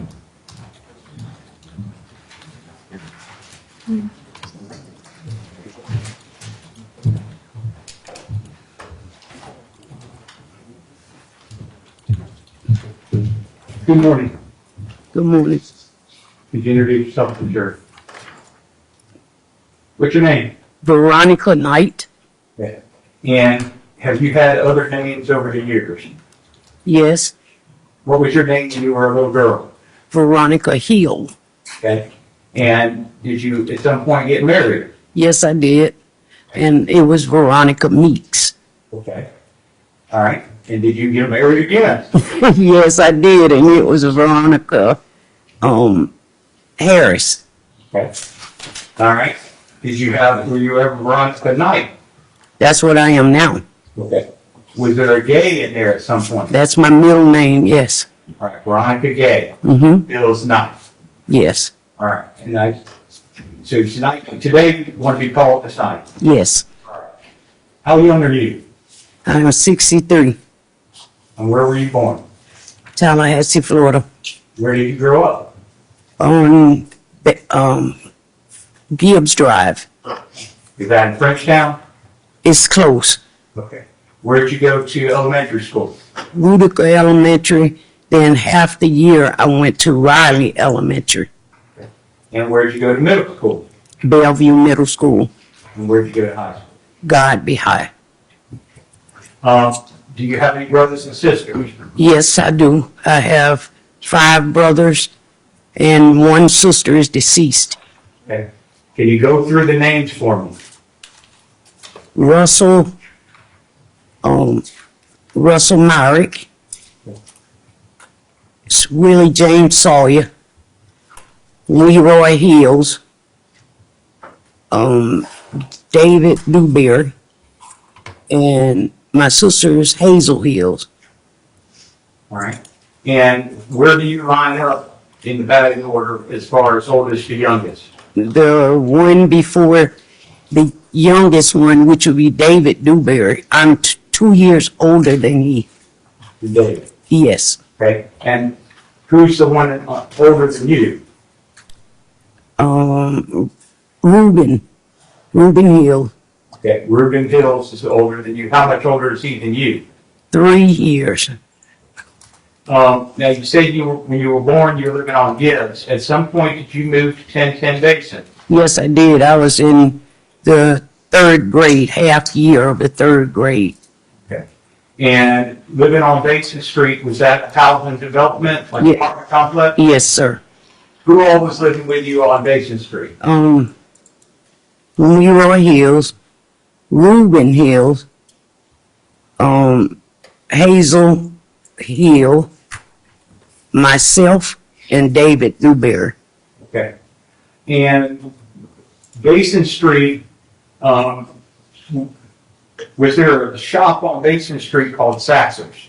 Yes, it was. And did you like to go to Sassers? Yes, that was the closest store around that where I lived. Now, how far of a walk for you was it from your house to Sassers?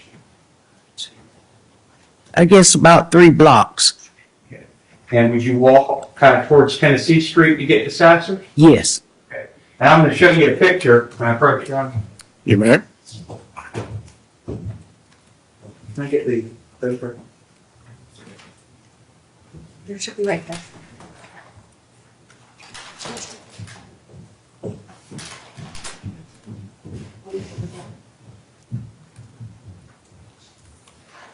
I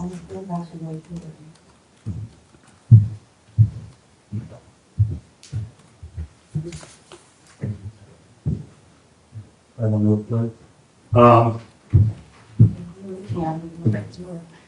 Okay. Are these items that were already admitted, Mr. Campbell? Yes, sir. Put my hands on them. I may have moved them back over my table. I did it. I'm guilty. Apologize.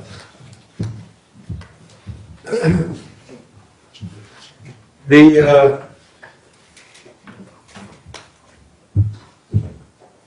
can you see that screen right there next to you? Yeah, next to me, I see it. That's answered? Yes, it is. Yes, sir. All right. How big a store was that? It was a little small type store, like a one room in the area of the customers, and there was a freezer that was in there, but that was it as far as I know, because I've never been any further inside than where the customers come in at. Okay. And the clerk at Sasser's, did you know him? Yes, sir. What was his name? Mr. Moore. And was he nice? He was super nice. He was good to the neighborhood.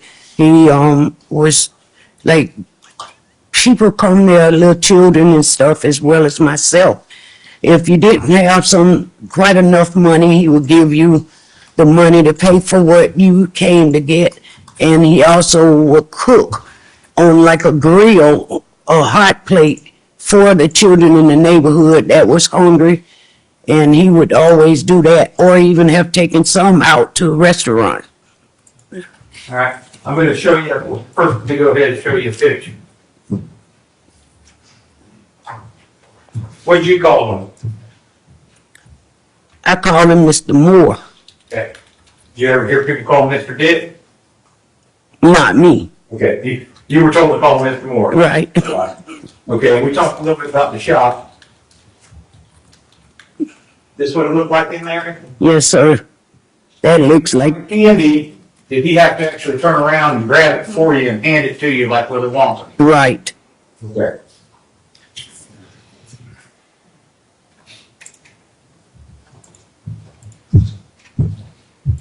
Did you ever see his car out in front of there?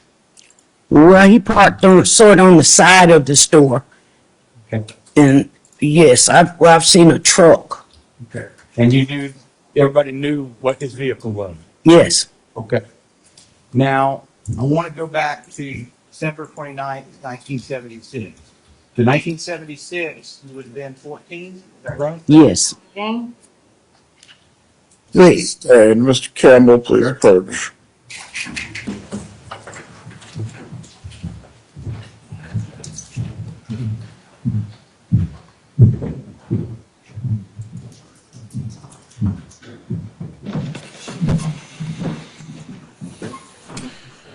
If any of the testimony of this witness needs to be developed through leading questions, please lay the proper foundation for the code. Yes, sir.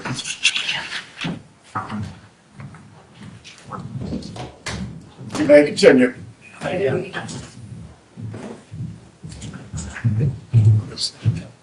All right. I know I asked you when you were born. How old were you in 1976?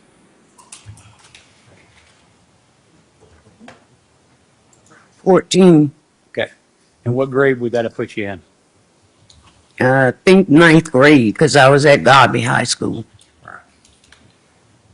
Did your brothers ever play with a boy now named James Dudley? Well, it was basketball played in the neighborhood, or there was also some football games that the kids got is a big piece of the land that they had basketball court, and they would play at the little field and play football games. Okay. Were there lots of kids that lived inside 1010 basement? Yes. And did the boys and girls play together? Yeah, they played together. Did you have a nickname back then? Yes. What was your nickname? Cookie. Cookie. Why were you called Cookie? Well, my mom said she always used to have me on the front porch in my playpen, and people come by and put cookies in my playpen. And so my aunt asked, could she name me that? But it was really after her favorite friend that she had. So, as a little girl growing up there, did you have a lot of girls and boys that you played with on the ball fields? And Yes, sir. And did your big brothers play with boys there? Yes. Did that include Mr. Dudley? Right. Were you friends with Mr. Dudley? No, I knew him because of my brothers and people in the neighborhood.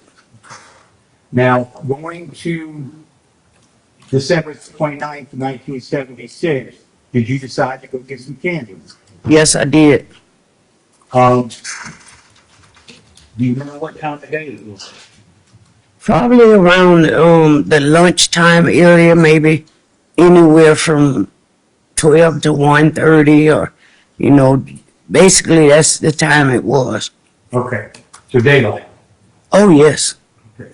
And did you walk down to Saxon to get candy? Yes, I did. Did you have a job back then? No. Where would you get money to get candy? My mom or my grandmother. And do you remember what particular kind of candy you were getting that day? Now and later's. Now. Yeah. Is that your favorite? Well, not favorite, but I ate that kind a lot, so Okay. that's what I had. When you got to the store, can you tell the jury what you saw? You said when I got to the store? What you saw? Okay. I walked in the front door of the store, and Mr. Moore was behind the counter. Behind Mr. Moore was Mr. Dudley. And we couldn't go behind the counter because you would have to go through this little entranceway, and you would then be behind there with Mr. Moore. So we reached over the counter to get what we wanted, and we tell him, and he would give it to us. And while he was standing there, Mr. Dudley was behind him at an angle, and Mr. Moore kept asking me, "Do you still want some other candy? Don't you want this?" And I said, "No, sir, I don't have enough money. I only have enough to buy this," which were now laters.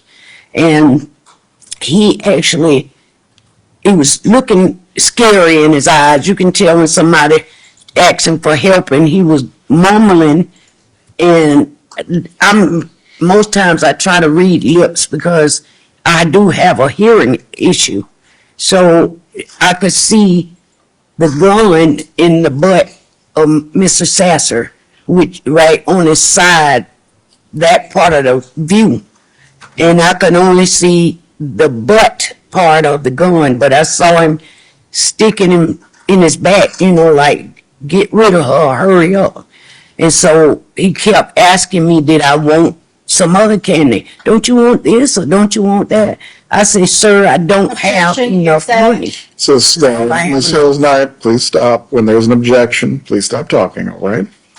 Wait until the objection is ruled upon. The objection is sustained. You may lay a foundation, if there is one, Mr. Campbell, for this testimony. Sure. You said Mr. Sasser. Do you? I mean Mr. Moore, because we call it Sasser Store. Okay. And we didn't always call it by name. We just said Mr. Sasser.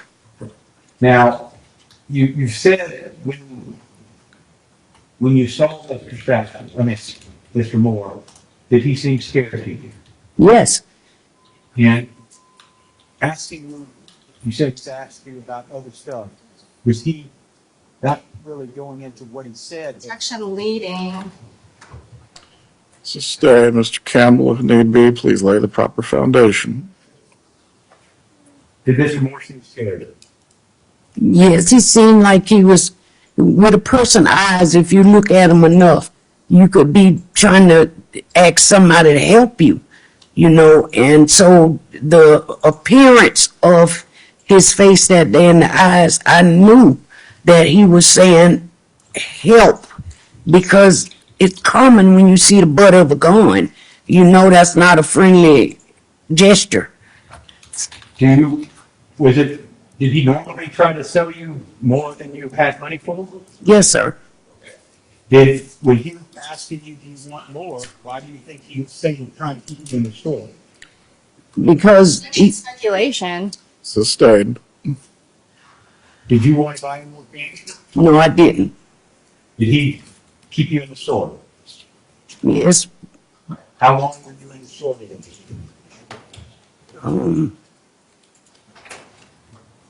maybe a good 20 minutes, maybe. Okay. Was there anybody else in the store? One other man. Did you know who that was at the time? No.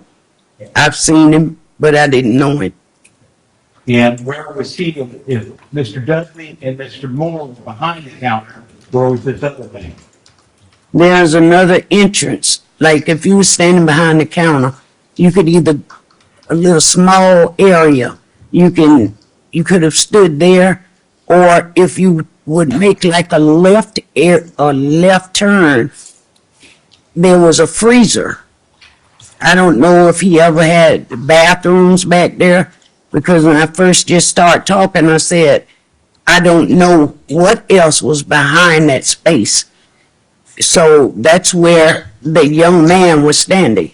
Yeah, I'm showing you, this is the candy in 2D, right?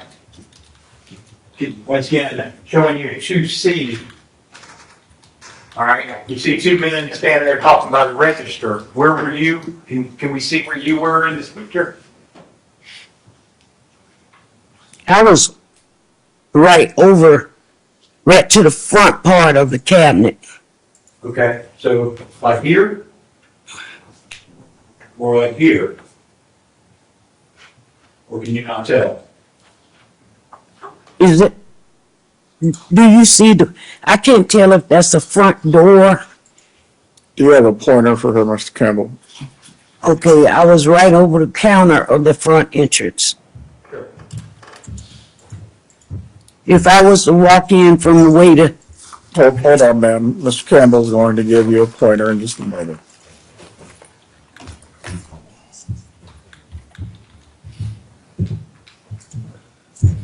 So this is a laser pointer. mhm. Okay, if you can try to shoot it, I don't know if it's going to show up on that TV much. See what it didn't work. Your Honor, it's not. I can move my finger around where he wants, but the problem is I don't think that the laser is actually going to illuminate on the television screen, as you can see. Right. The jury can see the picture in front of her. Okay, can she indicate there, Your Honor? Okay. Judges can reposition if they need to see. All right, so this is the front. So when you walk through that door, can you kind of talk to us about what it looks like once you go through that door? When I walk into inside the store, right beyond the door, there was a small little area where we would stand as customers. And you have to stay on that particular side of the counter as soon as you go through the door, it was more to your right where I was standing, the right of the counter. Is this the counter with a register on it? Yes. Okay, so would you have been standing in front of that? Yes, sir. Okay, now, if you're standing there, where are Dudley and Mr. Moore? Mr. Dudley was behind the counter. Okay. And so you would have to go around the counter to be able to see anything other than where Mr. Moore was standing. You had to turn to the left after you get to the counter. You would have to, the cooler stood there directly in front of the register area. Okay, all right. All right, and then, once again, this is that register, so when we were looking straight up, this is kind of looking to the side, Mm-hmm. Yes, sir. and then backing up. Is this the same register right here? Yes, it is. Okay, so this would be kind of from the door, and to the left is where the cooler is? Right. Okay, now I understand, thank you. And once again, I'll show you one more. Kind of looking back, you turned around, the door, is that going back out of the store? Yes. But when you walk into the level, it goes into the cooler, you go straight and you get that where the store was with the register. Yes, sir. All right, so Dudley's sitting there, you can see the butt of the gun. All right, what kind of gun? Was this a long gun, little gun? It's a little one. Did you know anything about guns? No, sir. How did it make you feel when you saw that gun? Afraid because I watch movies on TV and seen guns. So I knew it was something that could hurt somebody because like I say, I don't watch pictures and see a gun in someone's hand, and I know that's not good. It shows that something is about to happen as far as if you think about it. Now, you talked about the conversation between you and Mr. Moore. At some point, did you leave? Yes, sir. How did you leave? I ran out of there, but the way I ran was right from the door of entrance when you walk in the store. And I turned around and walked out, but see, the whole time the setup was, I never went behind the counter, I'll put it that way. I never walked through there, but it was an angle that you could see from standing in the customer area, that you could see a freezer. Okay. All right. And you said you were there, it seemed like 15 minutes? Yeah, 15 or 20. Okay. And did you just turn and walk, or how did it end where you were talking to him? When I was talking to Mr. Moore, Yes. he was still trying to get me to get something else, but I didn't have any money. So in my mind, I can imagine something was not right because you wouldn't need a weapon. And that's when the guy that was standing there, whose name I didn't recognize at the time, he was right by the cooler, right in front of the door, leaning up against a wall. And he walked, and Mr. Dudley, Mr. Moore and Mr. Dudley went to the view to the left, which was the cooler. I saw nothing but like fear in Mr. Moore's eyes. So I turned around and I said, I better get out of here. Hearsay. Sustained as to the hearsay. Ma'am, please don't testify as to any out-of-court statements. Lay the proper foundation if need be, Mr. Campbell. Okay, she said, I better get out of here. She's putting herself here. Yeah, because it's... Sir, we don't need to go through this. Stop speaking. The ruling has been made. Okay. What did you think when you saw them move towards the cooler? They were feeling hurt him. Okay. And what did you do because of that? I first started walking toward the door of going out, the entrance. Then I heard a pop. I mean, a gunshot. It wasn't a pop. And when that happened, I started running out of the door. It wasn't very much space that I had to run because it was so compact. And I started running out, and I just ran fast as I could because I was trying to get home to my mom. And did you pretty much run all the way home? Yes, sir. Later that day, did police come to your house? Yes, they did. And did you, you know how they came to find you? Do you know why they came to your house? Because someone, I didn't see anybody when I came out and ran. But for some reason, they had to have seen, or somebody else had to see me running. Did you call the police when you got home? No, I didn't. Did you tell your mama what you saw? Yes. Did you tell her all of it? No, not at the time, because I was very shaky. And then before I got in there, like I said, it took me 10 to 20 minutes. And when I got inside my mom's house, the police was to our door so fast that I don't know who could have told them that they saw me. Speculation. Overruled. You may answer, you may finish your answer to the question. So you don't know how they came to find you? No, sir. Were you still scared when they got there? Very much so. Had you told your mama what you seen yet? Yes. Were any of your brothers or sisters there, or your sister there when you got home? No. But I passed my brothers running to my house. Did you stop and tell them what you had just seen? No, sir. You just ran by them? Just ran, trying to get in so I didn't get caught, you know, and something happened to me. That was a fear in my mind. When you talked to the police that day, did you tell them everything you told us? Yeah, I can't say everything, but I told them the questions they asked me, was I there when it happened? Did you tell them about seeing the gun back then? No. Why not? Because at the time, fear was in me so bad, and I hadn't quite focused to say it all. I was very scared, and I was young. After that day, the next day, did you go to the police station? You remember going to the police station? I don't remember. Do you ever remember some detectives showing you some books with pictures in them? Yes, sir. And do you remember picking out the people who were in the store?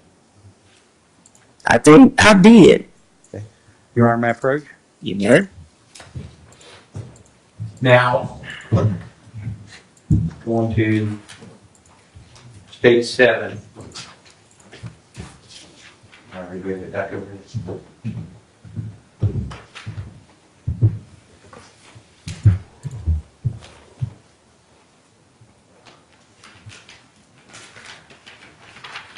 John, you worked in pre-mark. Judge Defense Counsel of State 7. May I approach you? Your You Honor. may.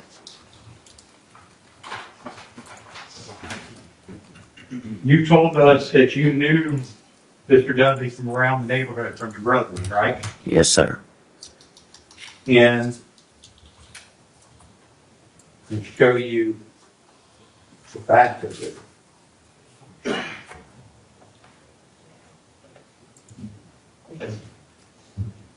Do you see these initials, VGAH? Yes. And who's that? That's me. That's you. That's where you signed it back in 1976. Right. Okay. And is that the picture that you picked out as the person you saw doing it? Objection, Judge, if we could approach, please. You may approach.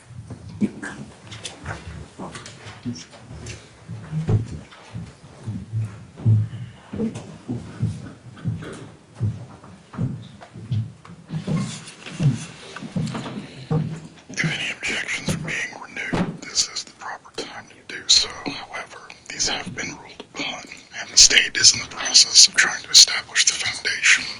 What is it that we need to address? Judge, it's exactly what you expressed. We just want to make sure that our objection is on the record and just wanted to review that. And that's it. The objection is noted. It remains overruled. You may continue with the foundation.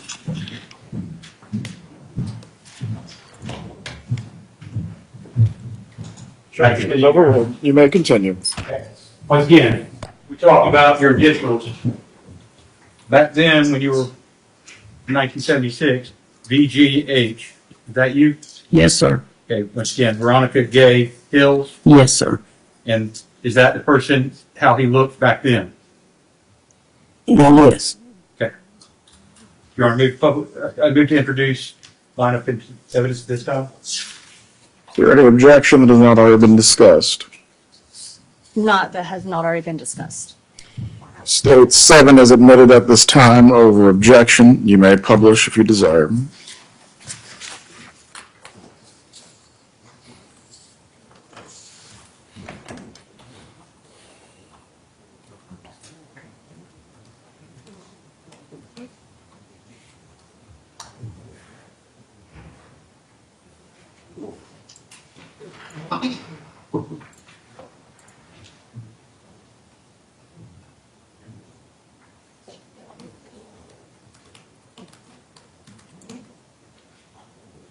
right.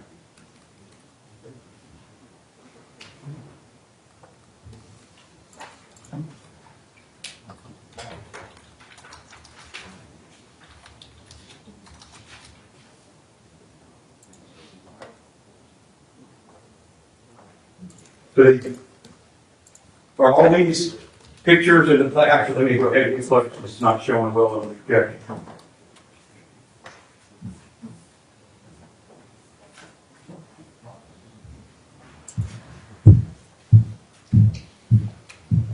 You put those projection. Have a look at it.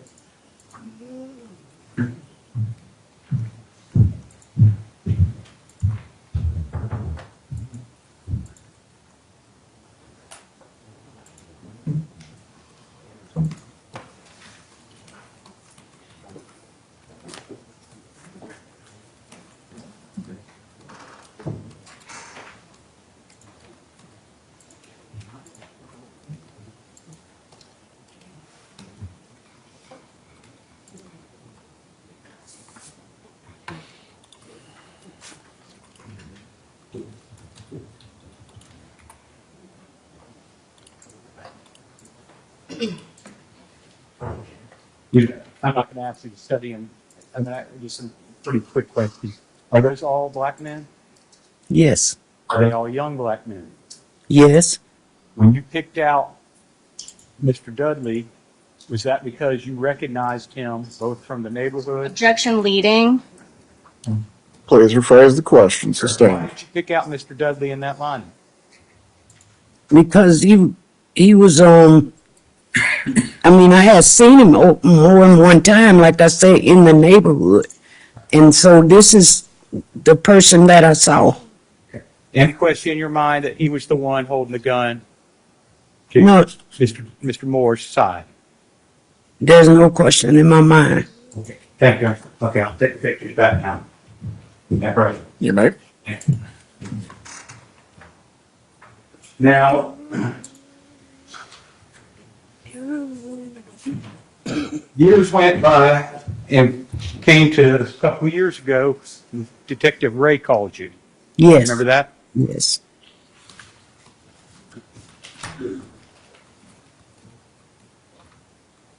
Prior to that, had you ever told the police about the gun? I don't know how much prior, but I do know once you all talked to me, I hadn't said it before. I told y'all that day when you came to my house, and you assured me that I would be okay. And then I said, let me go ahead and go and express that. Are you scared? Yeah, Have you been scared your whole life? pretty much. But I tried to let it go away, by trying to forget it. Why did you decide to tell now what you didn't tell when you were a little girl? Because I knew by me telling it now, it would be evidence when you all say you need me for the trial. I wanted to make sure that I said everything that had happened that I saw. We asked you a lot of questions. All the lawyers and the police officer, multiple times about what happened on that day. Yes. Does it get confusing? About what happened? Yes, ma'am. Not to the point of that I don't remember that day. But it was so much coming at me when y'all was questioning me. And it's over 50 years? And I'm sure it would be very hard to answer every question that I said that day, because that particular day, you got to remember my age. And that length of time, we all forget some things. Regardless with things you've forgotten in the last 50 years, sitting here today, are you still sure that James Dudley was the one with that gun? I'm positive. What is the objection? Bolstering, Your Honor. Overruled. You may answer the question. I'm positive. And do you see him in the courtroom today? Objection, Judge, if we could approach, please. Please approach.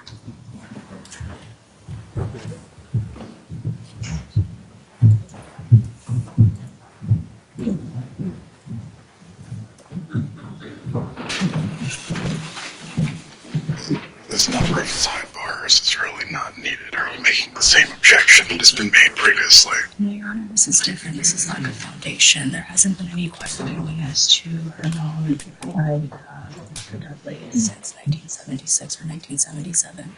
We've simply jumped, or the state has simply jumped from her discussion of him, seeing him playing around, and now the government is now jumping to do see him in the courtroom. There's nothing in between to lay the foundation that she could actually identify him, and You certainly can attack on cross-examination on those grounds, but the witnesses testified to receiving Mr. Dudley on the day of the crime, that he was the person who committed the crime. She sees him today. What exactly are you arguing is lacking as the foundation? so much time has passed. She hasn't seen him to know whether he looks the same or not. All proper points for cross-examination. Your Honor, the only thing I would note, if asked the question, you haven't seen him in 50 years, her truthful answer is going to be she saw him during the perpetuation. So that may bring up I'm warning If the everybody. defense chooses to go down that path, that is up to them, Mr. Campbell. Ms. Lim, is there anything further you need to raise? None at this time. Very well.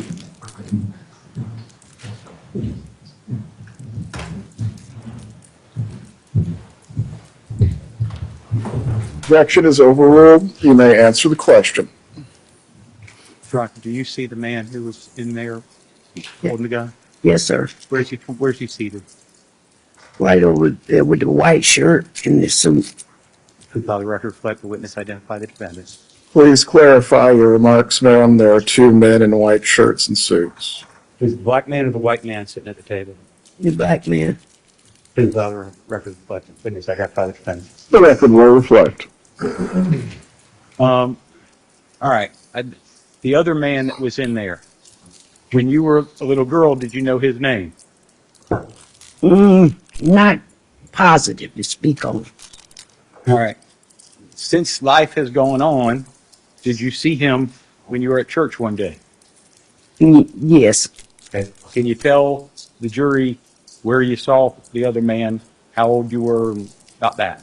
I saw him across the street from the church I attend, and I got a little afraid because I thought or knew as a child that time we all change our looks, but there's some things that don't change. You know, if it do, it's not far from the way you saw it. And so, yes, because a lot of guys stand across the street from the store, and you have to go through past them to go inside of the store. So I was born around the neighborhood, so I pretty much, you know, played with kids that we would see people from time to time. Okay. And how old were you when you were at church and saw him? I was Not exactly, but 59, 50, anywhere from 54 to about 59, 60. Okay. That's when you were going. What church was it? Yes, What was the name of the church? Anderson Chapel, AME. Okay. And when you were going to Anderson Chapel, is that on Alabama Street? Yes, And was there a store where folks used to hang out in front of that? yes, sir. And Tonk Lamb, do you recognize that name? Yes, I do. All right. Was he the man that you saw in the store that day with Mr. Dudley? Objection leading. Sustained. Please rephrase. Sure. Was there another man in the store, Mr. Dudley, back in 1976? Yes, it was. Okay. Did you know his name back in 76? No, not to be exact, but as time passed and I got older, knowing my brothers and them be around that store, and then when they saw him, I said, that's the guy that was in the store that day with Mr. Moore. And that's, found out what his name was and everything. So did somebody at church with you say that's Stump Lamb?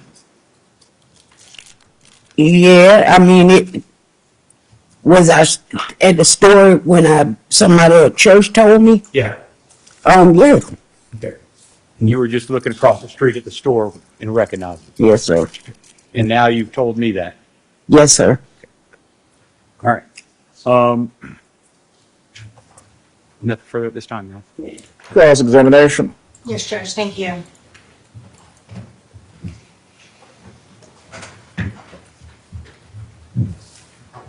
Good morning. Good morning. Now, when we met previously, I addressed you as Miss Hills Knight, but today I'm hearing Miss Knight. Is that what you prefer? Yes, that's fine. Okay, I'll use that then today. Thank you for clarifying that. Okay, so on direct examination, you testified that you were inside of the store when you saw the men that you claim were Mr. Dudley and Tom Lamb. Yes, I was inside. Okay. You spoke to law enforcement officers the same day of the incident, right? Yes, Okay, so that's December 29th, 1976. yes, These officers came to your house and they interviewed you. yes, And during that interview, you expressed to them that you were about to enter the store when you observed an unknown black male talking on the telephone inside the store, right? no. I didn't see anyone on the phone talking. Okay, so your testimony today is also that you never saw anybody on the phones. Not while I was in there. Okay. All right. And so, again, you spoke to law enforcement officers when they came to you that same day, December 29th, 1976, Yes, at the house. yes, at my mom's house. Okay. And when you had this conversation with them, it was at that same time that you expressed to them that you saw an unknown black male speaking on the telephone. I'm not sure. Because when they came to my mother's house, I was shook up bad. And my mother wouldn't let me answer a whole bunch of questions. Because she hadn't even had a moment to hear much from me when I ran back in the house. So I can't remember exact. Now, your testimony today has been that you were alone when you were inside the store. Like you went by yourself from your Yes. house, right? Yes. You wanted to get your candy. Mm-hmm. And that's a yes? When you say mm-hmm? Yes, I'm Okay. sorry. Please answer all questions with a yes or no, ma'am. Yes. Just because we have Miss Lisa who needs to take everything down. Okay. Okay, so your testimony today is that you were by yourself when you went to Sasser's that day. Yes. Okay. You remember speaking to officers at the police station. The government was asking you about that. At the police station, Yes, ma'am. the day it happened? No, this is a different time now. Oh, okay. Talk to them. Yes. And that would have been January 7th, 1977. I can't be exact of January, February, or what. Okay. And when you spoke to them then, we're talking about Detectives Patchen and Ash, you expressed to them that you had been taking care of a baby that day. No, I don't remember that because I was 12 or 14 and my mother would not allow me to be taking no babies. The care in my care. Okay. So you're maintaining that you did not have a baby with you that day? I did not have a baby. Okay, even though this is what you were expressing to Detectives Patchen and Ash on January 7th, 1977. I'm not aware of the date because I don't even remember a baby being with me. But yet you told them that the baby that was with you was a year old.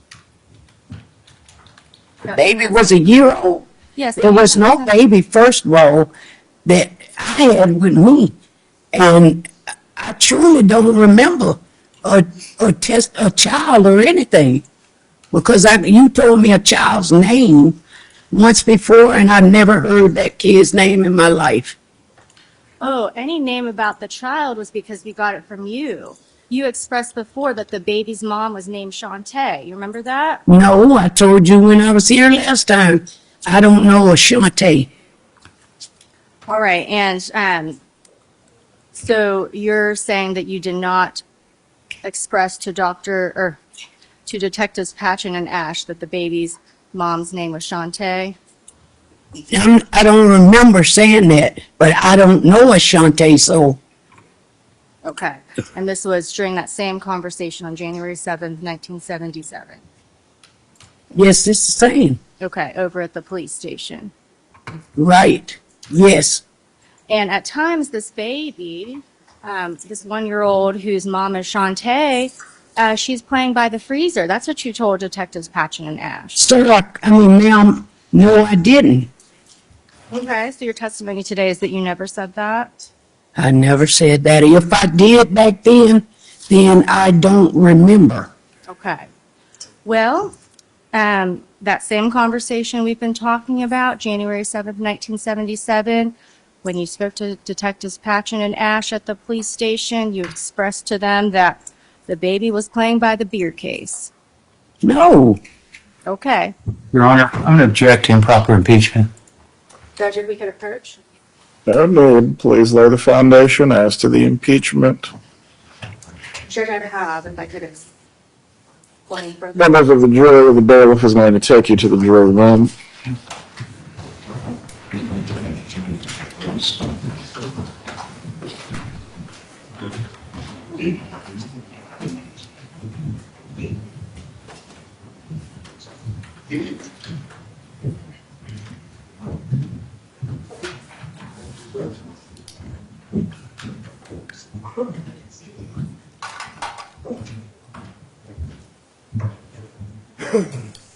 Someone can assist Ms. Hill's Knight off the stand. Everyone can be seated. Ms. Hill's Knight, we're just going to take a brief break and then we'll continue with your examination. You're not going to, they're going to let you, you want your hat? Here. Well, I didn't really hear you. You can just carry it with you. Yeah.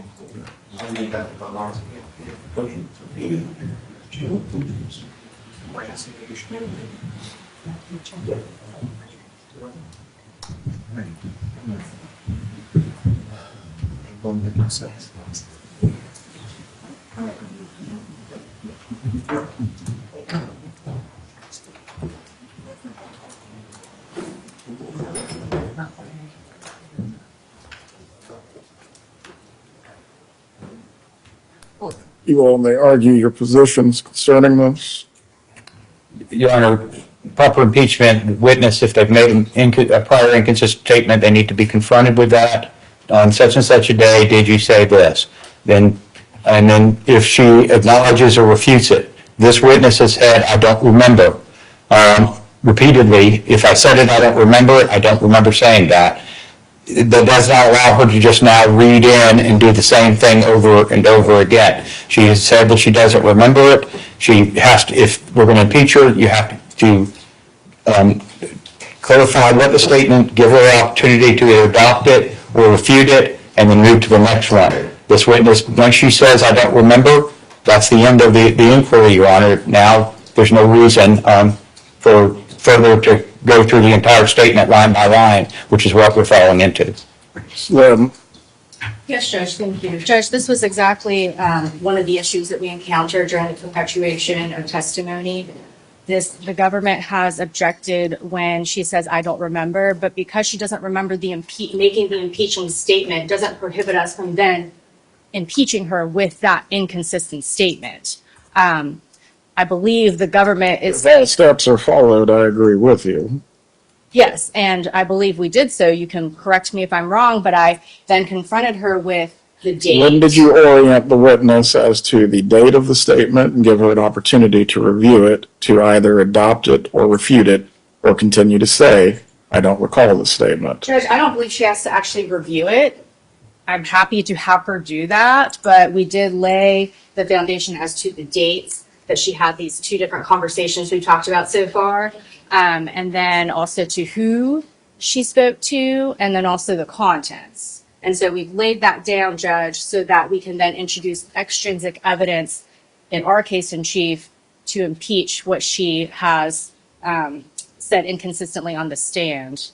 And I would cite for the court, Florida Statute 90.614, along with Elmer v. State 114, Southern 3rd 198 is out of the 5th DCA from 2012, in which the defense was seeking to use a report from a law enforcement officer as extrinsic evidence to impeach the government witness who was saying that she or he didn't remember making the or the inconsistent statement. Once the witness has refused to either adopt the prior statement or concede that it was made, it is available as extrinsic evidence. However, the Florida Supreme Court has laid out many times what the foundation is for doing so. The witness does need to be shown the statement again and given this opportunity. Beyond that, we do need to move forward as it relates to getting into these specific statements. And Judge, if I may, because I want to make sure I'm clear, understanding you clearly. So if the court's ruling is that we need to show her these different statements, if she continues to say, I don't remember, our position maintains is that we should still be able to introduce that inconsistent statement. It doesn't matter that she doesn't remember making that inconsistent statement. Now, maybe when she sees it, she will remember. But if she continues to say, I don't remember, such as she did at the perpetuation, we should still be able to introduce that inconsistent statement from the past.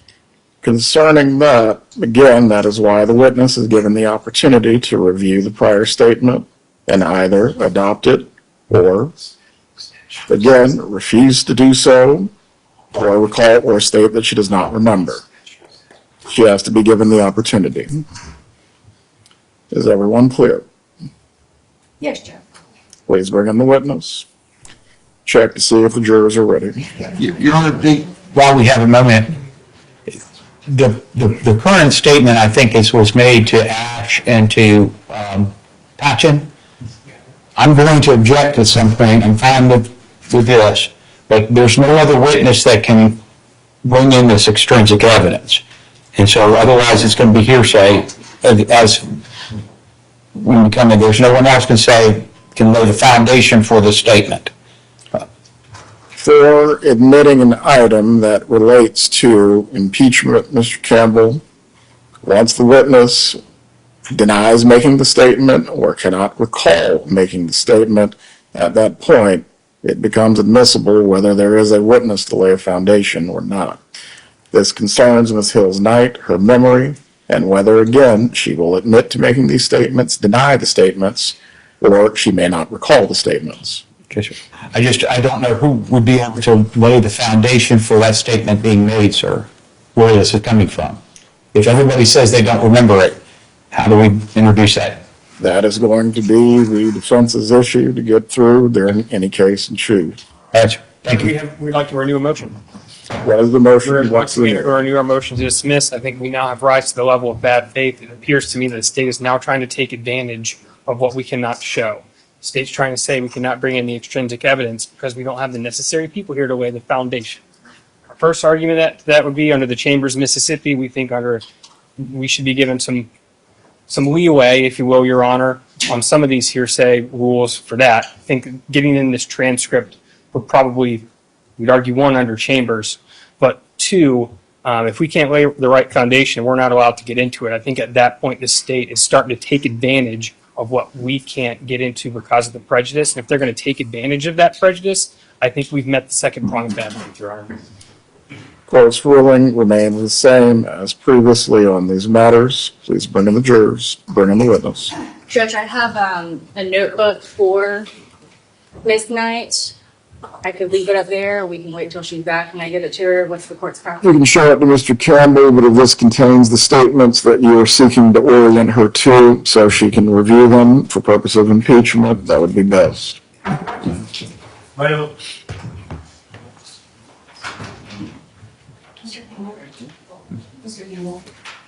Mr. Campbell. This is my copy? No, that's going to be hers. I just wanted you to look at it to see if you had any questions about it. The court wanted you to.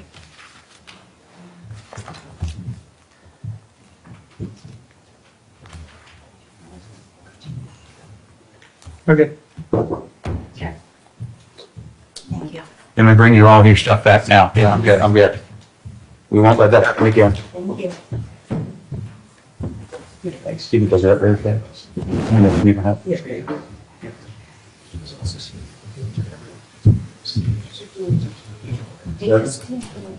didn't introduce that either.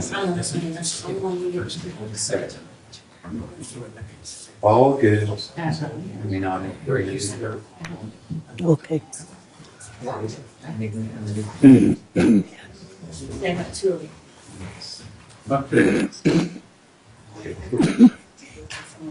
Who's in there?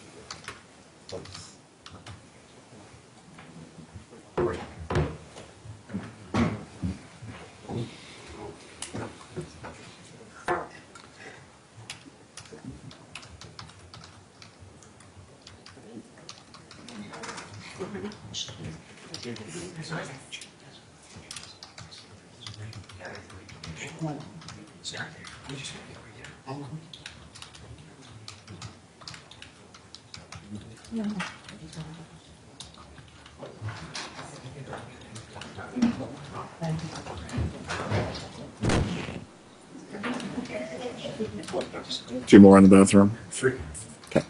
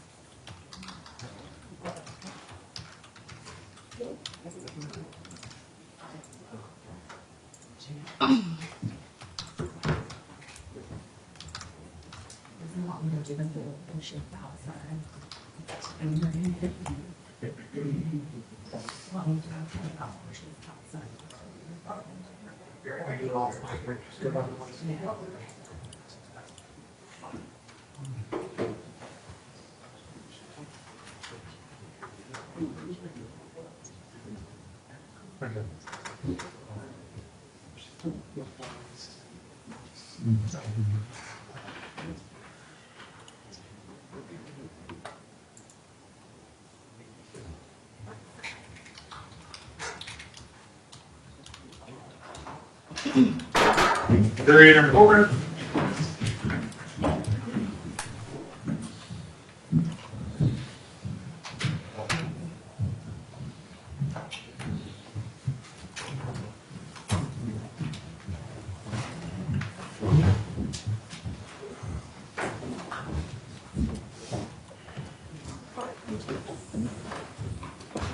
Everyone can be seated. You may continue with your examination. Thank you, Judge.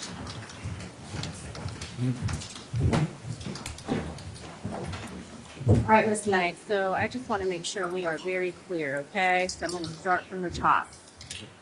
On your direct testimony, you testified that you had been inside of the store when you saw who you claim were Mr. Dudley and Mr. Tonk Lamb. That was your direct testimony That I saw them? when you were inside of the store? Yes, sir. Okay.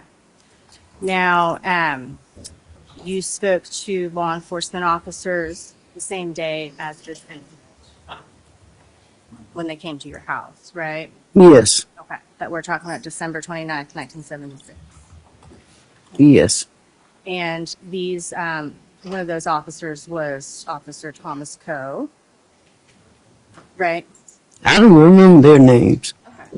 And when you spoke to them, you expressed to them that you had left the store, you were walking back to Sasser's, and you were about to enter the store when you observed an unknown black male talking on the telephone inside the store. I didn't see anyone on the phone inside the store. Okay. And, Veronica, if I may approach? You may, please show Mr. Campbell what you're approaching with. I did show him earlier yesterday. You may approach. Thank you.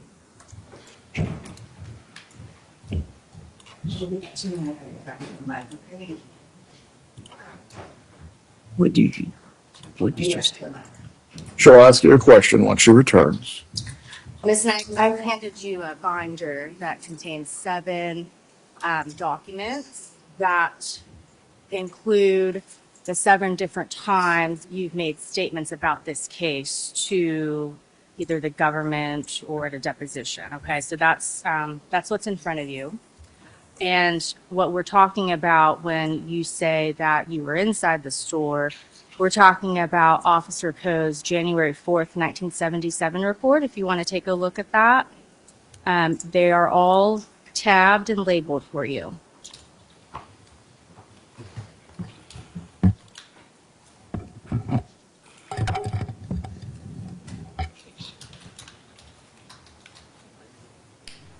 And once you're at that tab, page 2, lines 3 to 6. Repeat the tab again. It's the tab that's Officer Coe's January 4th, 1977 report. Should be the first one. And if you need me to come up there to help you, I'm glad to. Okay. You find it? Yeah, you said January 4th. That's the date of the report. Yes, ma'am. But as you review the report, you'll see that it discusses the date that he spoke to you, which was December 29th, 1976. And that's on page 2 of that report. Lines 3 to 6 is what we're talking about.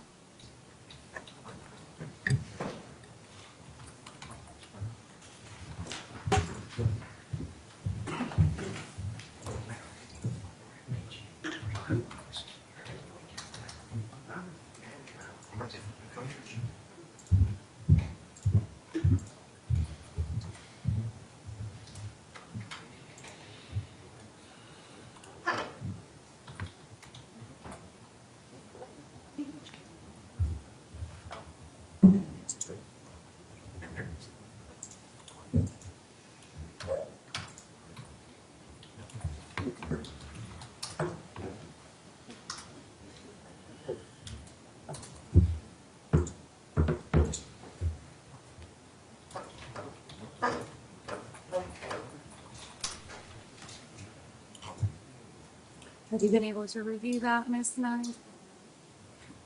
Have you been able to review that? Yes, I seen some of it. Okay. And do you see the part that I was calling your attention to, page 2, lines 3 to 6? Line 2, yes. Line 3, 3, yes. page 2 of that report? I see. Okay. And that's where it expresses that, or it states in that report that you expressed to them that you were about to enter the store when you observed an unknown black male talking on the telephone inside the store. End quote. You can show me exactly where you're saying. I see page 2. Okay. And then count down 3 lines. And was the boy in the store? Is that what the one you're talking about? You can clarify your question for the witness. Okay. You could give me just a moment.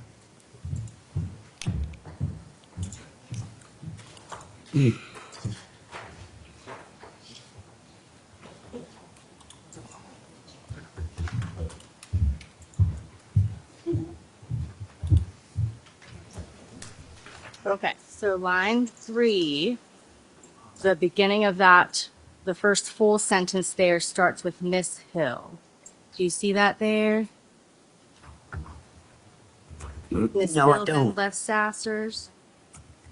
No, you gotta help me here, see. Sure, Judge. I'm not on the right May? page or something. Please point out the lines that you're asking for her to read. Okay, no, so that's why we talked about this first tab. See, that's where the dates are. January 4th, 1977. You said field. What was it? It's not January field. No, January 4th. Okay. So these are the tabs that have the dates that we'll be talking about. So this is that January 4th report. No, I'm sorry, my arms instead of you, but if you turn that page, that will bring me to page 2 of the report.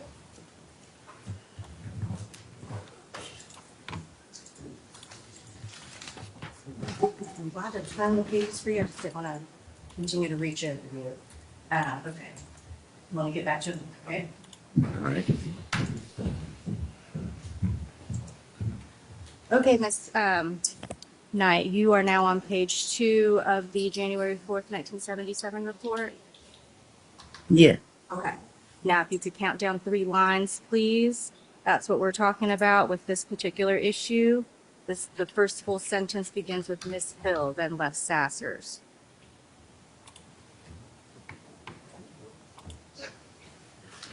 You can read that to yourself, ma'am. I see exactly what you're saying, but it says I walked, You don't have to read it out loud. Just read it to yourself, and then she will ask you the next question. okay. And you can just look up when. I don't remember doing that. Okay. All right, so let's move on then. We'll speak to Officer Coe more about that later. Okay, so you've testified that you were alone that day when you went to the store. Yes. Okay. When you spoke to law enforcement officers other times in this case, so January 7th, 1977, you went and met with them at the Tallahassee Police Department station. No, I don't remember. Okay. Well, earlier when we were first beginning, before the break, you were saying how you had gone there. But I can go ahead and direct your attention. So if you could turn to that second tab contains your conversation with Detectives Patchen and Ash on January 7th, 1977. And so my question to you is that your testimony on direct examination was that you were by yourself, but you spoke to these officers on January 7th, 1977. Isn't that right? What's your question? That you spoke to these officers on January 7th, 1977? I don't remember speaking on it. being able to determine the dates and to say this happened, I can't say that because I don't remember the date that this stuff happened and that I went to the police department and what time or what date. I don't know. Okay. Mhm. But you would agree with me that what you're looking at in front of you is a transcript that describes a conversation that took place on January 7th, 1977. Is that right? I see this, but Okay. I don't remember that. Okay. And your memory is your memory. So what I'm bringing up to you is on page 1, paragraphs 8 to 15 of the dialogue. Do not count that very first one. And I'm sorry I didn't have the paragraphs labeled for you. But in that, on that page, you expressed that you were taking care of the baby. I truly don't remember that. And I'm not saying that what I'm saying is I don't remember taking care of baby, and I know I didn't carry a baby in that store. Okay. But that is what you told them that day when you met with them. You told them you were taking care of a baby. This is what it says, but I don't know anything about taking care of baby. Okay. And I know my mother truly wasn't going to let me take someone else's kid walking anywhere at my young age, and this child is 1. I don't remember any of that. Okay. Now, in the same conversation, so still looking at the same transcript, January 7th, 1977, in your conversation with Detective Patrick Nash, in that same section, you also told them that this baby was a year old.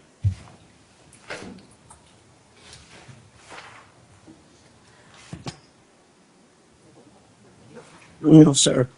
I mean, ma'am, the same thing you asked me before about the child and the age. I don't have a memory of any of that. Okay. But that is what you have said, that is what you said to them that day when they interviewed you. That is what they say I said. Okay. And also in that same conversation of this January 7th, 1977 conversation with Detectives Patchen and Nash, you also expressed that the baby had been playing over by the beer case. So if you stay on that same page, count 3 paragraphs up from the bottom, and that's where you talk about that. No, ma'am. I did not have a child with me. Okay, that's your testimony today, right? And so that's Yes. that's why we're talking about your testimony from the past. Okay. And then you testified on direct that this was around like 1 o'clock, noon to 1 o'clock. Did I hear that correctly? That I can remember. Okay. And this baby, the baby's mother was Shantae. I don't have a recollection of Shantae or a baby. Okay.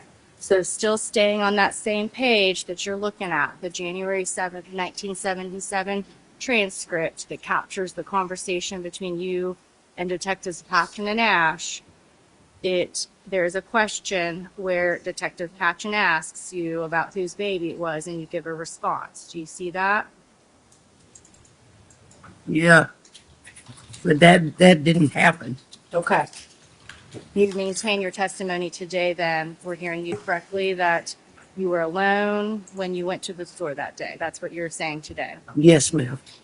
Okay.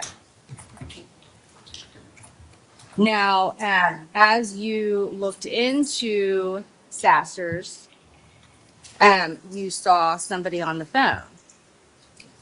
No. Okay, so your testimony today is that you didn't see anybody on the telephone. No, ma'am. When you looked in.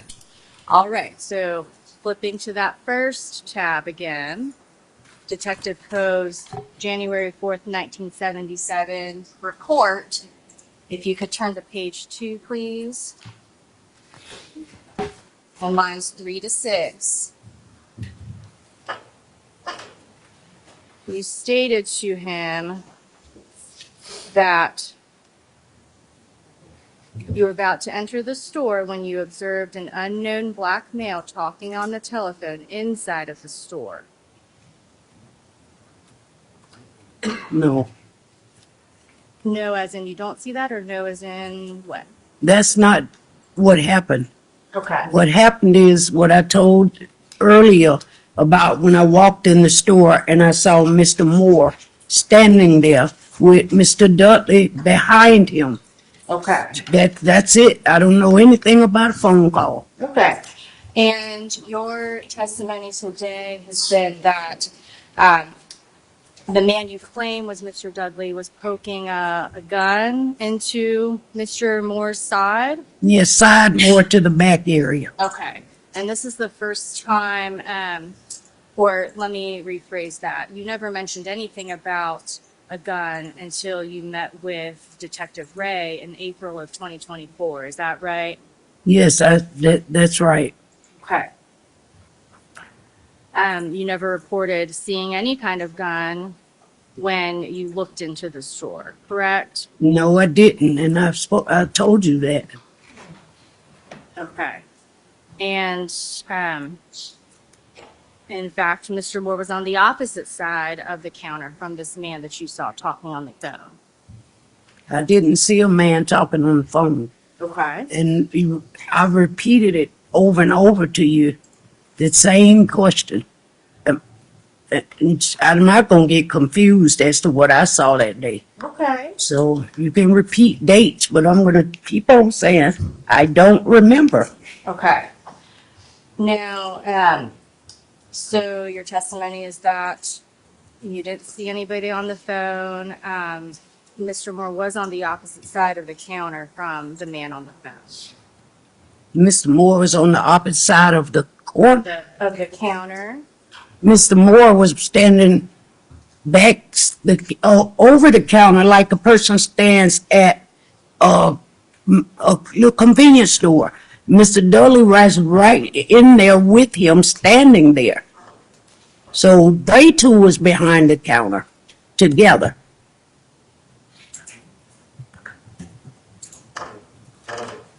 Okay.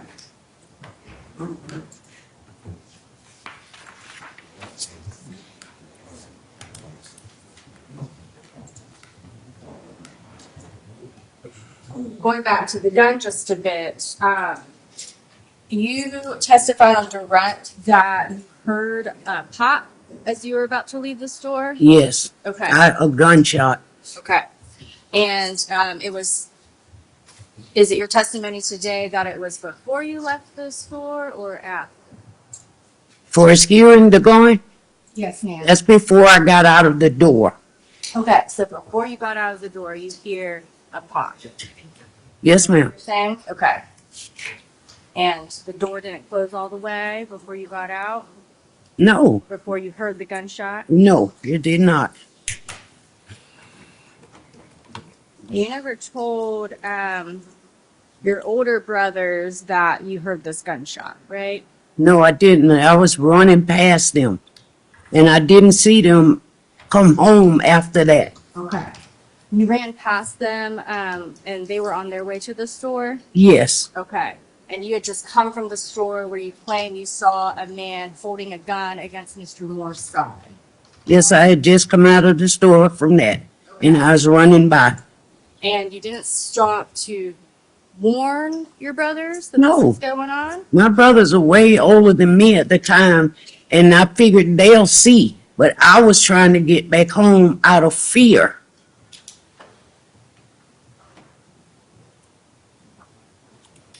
These now and laters that you testified about on direct, you left them, you left that candy on the counter, right? Yes. Okay. Because you were getting out of there so quickly? Yeah, well, because I was just trying to get out of there so I don't get hurt. All right, let's talk about this second man that the government brought up. So you testified earlier about like you knew him, but you just didn't know his name. I did not know his name. I knew of him and saw them regularly because that's the area I always went. Okay. If I was going to the church or are back at my house. And that's over in that particular area where everybody hangs that or out with their friends or what have you. Okay. And you're gonna see them every time you pass there, if they're still there. So I don't have to know them personally as a friend, but I do have to know them in order to speak on what I saw. Like know what they look like? Is that what you're saying? From here, I can't remember what they looked like at that age when I was 14. It wasn't something, I mean, I see a lot of people, but you'll know some, and I'm gonna always know what my brother and them, if they played with them or talked with them, you hear it. Just like I heard it, other people, that's how they meet them too. And so you've claimed now that the second man who was there he went by the name Tonk Lamb. Is that right? Yeah, yes, because once, way after that, I heard it by being around the store or some of my neighbors or friends. Oh, if they speak because they know him. Okay. And I heard it throughout the time, so that's how I learned who he was. Okay. You recognized who he was, is what you're saying today. I recognize what now? You recognized who he was? Yeah, I mean, I put the name with the face at that time. Okay. Before I didn't remember his name, and what I can't say remember, I didn't know his name, but I saw him in that store that day. Okay. So your testimony today is that you didn't know his name, but you recognized him from seeing him all around. Now, you spoke to Detectives Patchen and Ash on January 7th, 1977. Now we're going back to that second tab of that transcript. If you want to turn there with me, if you'd like, would you like to turn to that January 7th, 1977 transcript?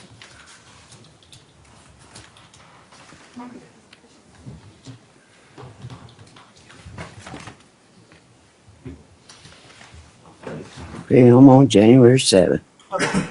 Thank you. So if you turn to page 3 and count down, it's about halfway, but the 10th and 11th lines, like paragraphs there in the dialogue. And so this is during this conversation you had with Detectives Patchen and Ash, lead Detective Patchen, on January 7th, 1977. And you told them, This is page 3. okay, page 3, and then if you want to count down to the 10th and 11th paragraph, it's about halfway down, maybe a little bit before halfway.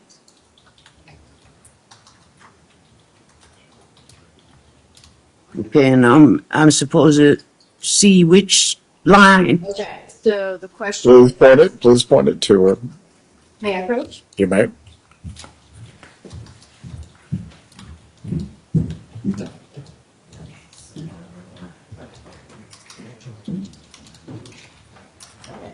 See, like where the middle binder ring is? The middle one? Are you okay if I reach over there? This middle. Yes, okay. So where it says Patchen, right. Just the binder, the binder ring, Right here. a little bit further down. Next one.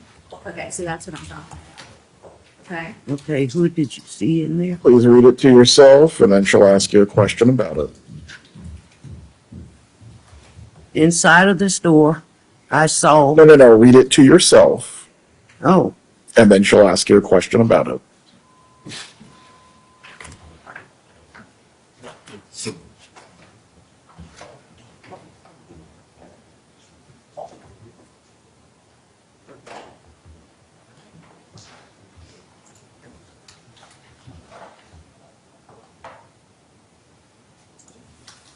You can just look up this night when you have read it.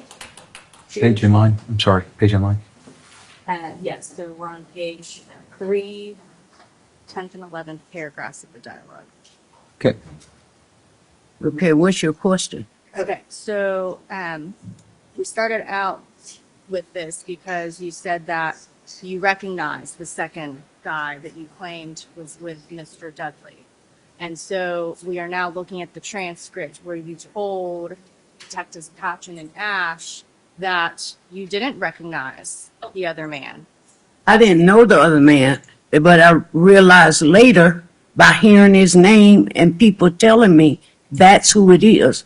And most times people will say, because of the kind of neighborhoods we lived in, they'll say, he's the one that was at the store that day. And say Tunk Lamb. That's how I know. I don't know him personally, didn't know him. I saw his face. And I saw his face many other times. Okay. So after this happened, where you claim you saw Mr. Lamb was like out and about in church, and so that's how you knew who he was? It was at the store? Is that what? No, we were just that area is a bad area. So it's not where you can go there and there's great conversations going on. You're going to hear all over when there's any kind of news, somebody going to say, you know, that's the dude that robbed Mr. Moore, or that dude named such and such. So it's always a bunch of talking and gossip. Okay. When I walked in the store that day, no, I didn't know him. Okay. I seen him. So you've seen him, you recognize him. But my question for you is that you stated that you did not recognize this man when you spoke to Detectives Patchen and Ash on January 7th, 1977 at the Tallahassee Police Department station. I said I didn't know him because I didn't know him. The exact word was that you didn't recognize him, right? To put I can't say what I said that day word for word, but at the same time, I recognized him when I saw the name of the person. And we were standing there, people saying, oh, this was what happened down at the store. And that's Tunk Lamb. Okay. That's the way that I heard it. But knowing him and seeing him is two different things to me. And you only claimed that the second man was Tunk Lamb in December of 2024, right? I don't know when I said it. I just recognized who was in the store that day. Okay. And you could give me 10 dates. And I don't remember. As a child, I didn't keep that stuff on my mind because I was worrying about my safety. And I tried to take it out of my head. All those years, I just hoped that it was over. But I realized now when I talk to Mr. State Attorney here, Campbell? when I talked to him and I told him what I knew, and that's it. But I didn't know anything about dates and stuff. I don't remember way back there. And I hear you. You know, dates can be hard to remember. That's why we have these transcripts that capture the dates and what was spoken. This transcript is the only thing with the transcript should be is what I said to them. They could have wrote it wrong. Okay. They could have been made a mistake, just like you trying to say I made one. Well, so I want to direct your attention to, or ask you rather. So you had a deposition with the attorneys on this case in December of 2024. I don't know, December the 24th or when, but yes, I had a conversation. Okay. And it was at that deposition that you named this other man that you claim was Tunk Lamb. It's been many years since then, and I'm hearing, well, I hadn't paid any of that attention at the time. But when they came to my house, that was the first that I had heard of this again. And they asked me to testify. And that is what I talked to them about. What I said to them, I remembered the things that happened. I didn't go word for word or whatever. But my memory never goes away when it comes to me seeing a face. And if I don't know your name, but I've seen you over and over and over, by the time years pass by, somebody gonna be done told me the name by the end. Okay. So your testimony today is that you did know who Mr. Dudley was when you saw the man that you claim was him in the store. You've also testified that you recognized the man that you learned was named Tom Blam. So you recognized these two fellows that you claim are those men. But when you spoke to Detective Coe on December. Objection, compound question. Sustained. Let me ask it a little bit better. You spoke to Detective Coe on on December 29th, 1976. Ma'am, I don't remember. Okay, and that's the first tab in the notebook that we've looked at before. And you spoke to him when he came to your house, and it's captured in the January 4th, 1977 report. I don't remember. Okay, well, let's turn to it. If you could go to page 2 of that and look at that large paragraph there that's on the top of page 2.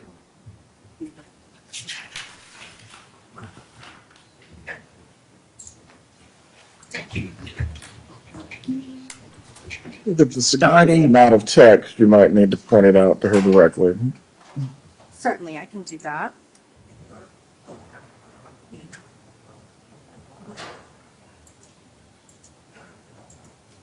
Okay. It started what point? I may approach. You may approach. Okay, I'll reach over a bit. He said, Are you okay if I reach over a little bit? Yeah. Okay. So we need to go to this tab. And then it'll be the second page. And then what I'm referring to is going to be this section here. But I direct your attention to this line. It begins with back to Sassers. And then the other line that says the black male. Can you mark it? Please read that portion to yourself, ma'am. Did you see it this time? It's do my count. This is the first line. Can I get page in line? Yeah. And which document? Page 2, January 4th, 1977. Okay. Lines 1 through 11. You want to even narrower, it's line 5 and 8. so it's actually asking me the same Hold thing. on, ma'am. Read to yourself, please. Then she will ask you questions after you've read to yourself.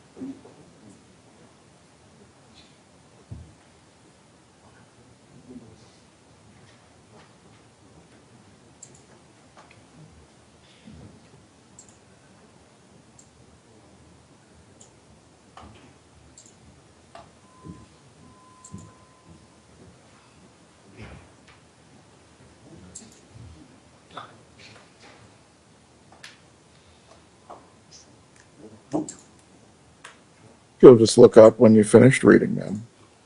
You ready? Okay. So, in your conversation with Detective Coe at your house, December 29th, 1976, you told them that there was an unknown black male that went into the store, and this was after you had observed an unknown black male speaking on the telephone. I don't remember anyone on the telephone. Okay.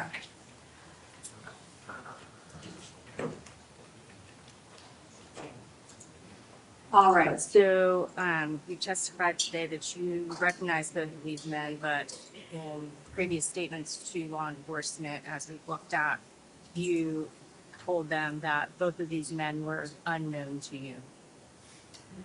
You also thought that these men were adults. They weren't your age, right? I said they're not their age. They were not your age. Right. And you testified that your age at the time was 14 years old. Yes. Okay. And what you stated before is that these two men were adults. They were older than you. They were not your age. Well, ma'am, I might have get confused with them statements asked over and over about the age or when I thought they were older. People look older sometimes than they really are. And at that time, at the age I was, they looked much older than me at the time, because you can be confused. You can guess someone's age, or you can say they look old for their age, but if you don't know the exact age of that person, you really can't take that what you say is actually exact. Okay. But you did think that they looked like adults to you. Yes. Okay. And they looked not to be your age. Ma'am, however it was worded, the truth is the truth. I did not know their age, to be exact. And when you standing in a store with that type of action going on, you ain't gonna worry about age. You gonna try to get up out this store. So it don't matter if I look at them and say they was 50. I don't really know that they were 50. But to me, they looked of an age older than my age. Although I see me and Mr. Dudley is about around the same age. But back then, to me, he did not look as young as he was. All right. So let's talk about the first man that you claimed was Mr. Dudley. Mm-hmm. We're looking inside the store. You never mentioned that this was Mr. Dudley to your older brother, Willie James Sawyer, did you? No, I did not. You never mentioned this to your older brother, Leroy Hill? No, I did not. Not to any of your brothers? We don't discuss all those type things together. Okay. They knew that day something happened when they got back home. And you never mentioned Mr. Dudley's name on December 30th, 1970. To who? To anybody. Not necessarily did I mention the name, but I can't remember who it was. If my brother and me ever talked about it, I can't remember. Okay. But I do know we never discussed it since Mr. Jack came to my house. I have not discussed it with any of my family. Now, the state was talking to you about these mug books that you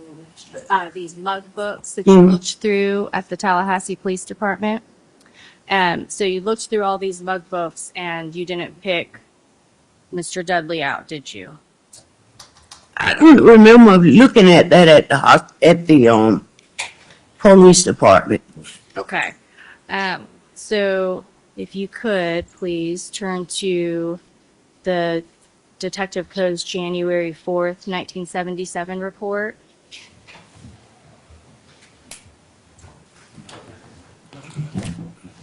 Please give the lines that you're referring to. If you need to try to read a particular part, please point it out to her. And so the last page of that report tonight.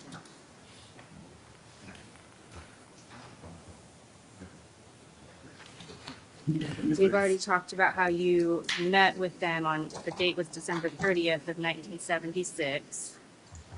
And you went to TPD, right? And were you able to find the page? No, I don't see it. You said It's that first tab. The very first. the one that says code 1477. Almost 1/4/77. Right. Yes. So that's the The correct. very first page. The very last page.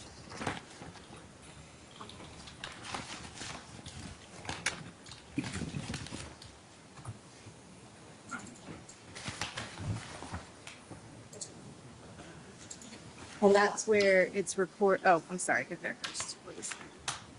It's hard for me turning these pages. No, it's okay.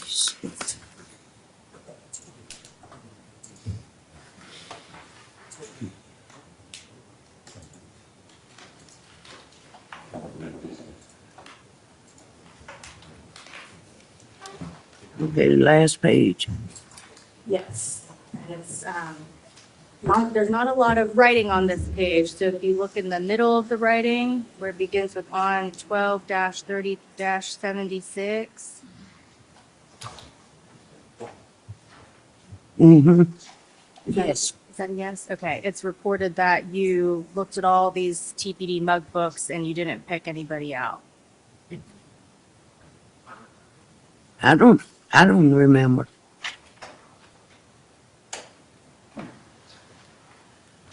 All right, and then on direct testimony, you were talking about the photo lineup that you looked through with the Tallahassee Police Department.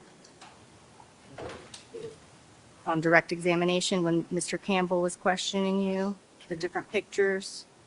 Yes. So that that pack of pictures was presented to you on January 6, 1977. What about the pictures? Well, I want to ask you that the date was January 6, 1977, when you met with them. I don't know. I don't remember. I know the dates can be tough, but it wasn't the same day as the incident, right? It wasn't in that conversation that you then were asked to pick someone out of a photo lineup. I don't remember, ma'am. Okay. So if you could turn to Detective Patchen's transcript, should be the third tab down.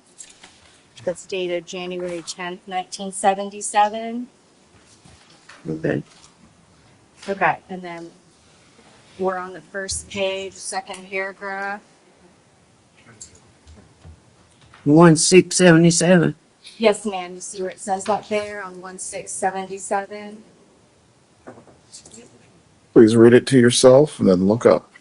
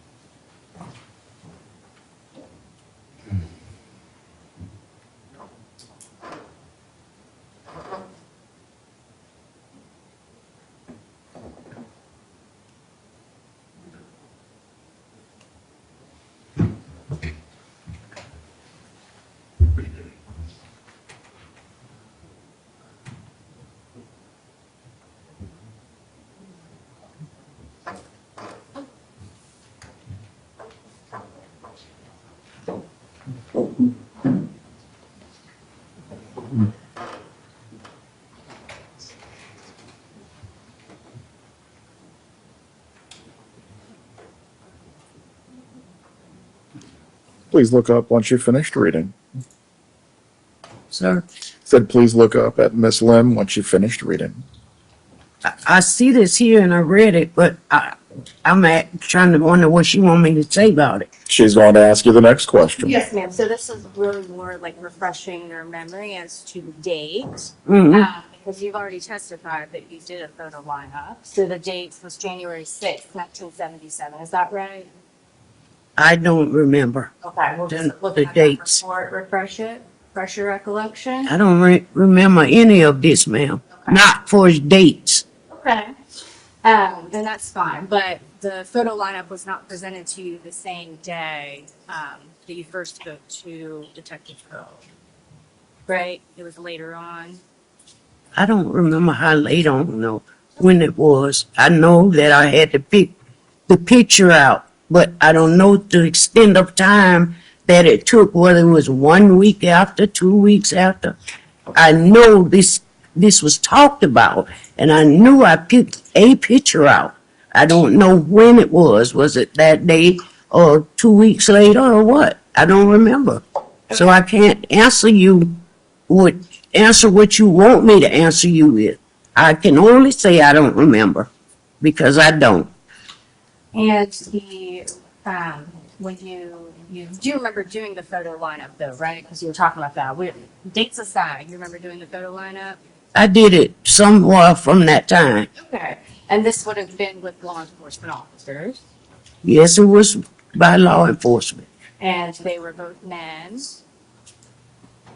Do law enforcement? Yes. I can't remember whether a man or woman. I just know, cause see, after a while they left me alone with that. Okay. It just got out of my mind. It never left, but I didn't have people coming out different dates, all the, from then, now 50 years ago. I don't remember that stuff. These officers that were men, they were adults, they would have been in their uniforms, is that right? They were wearing their Tallahassee Police Department uniforms? Yes, ma'am. And when they came to you on January 6th, they still hadn't solved the case.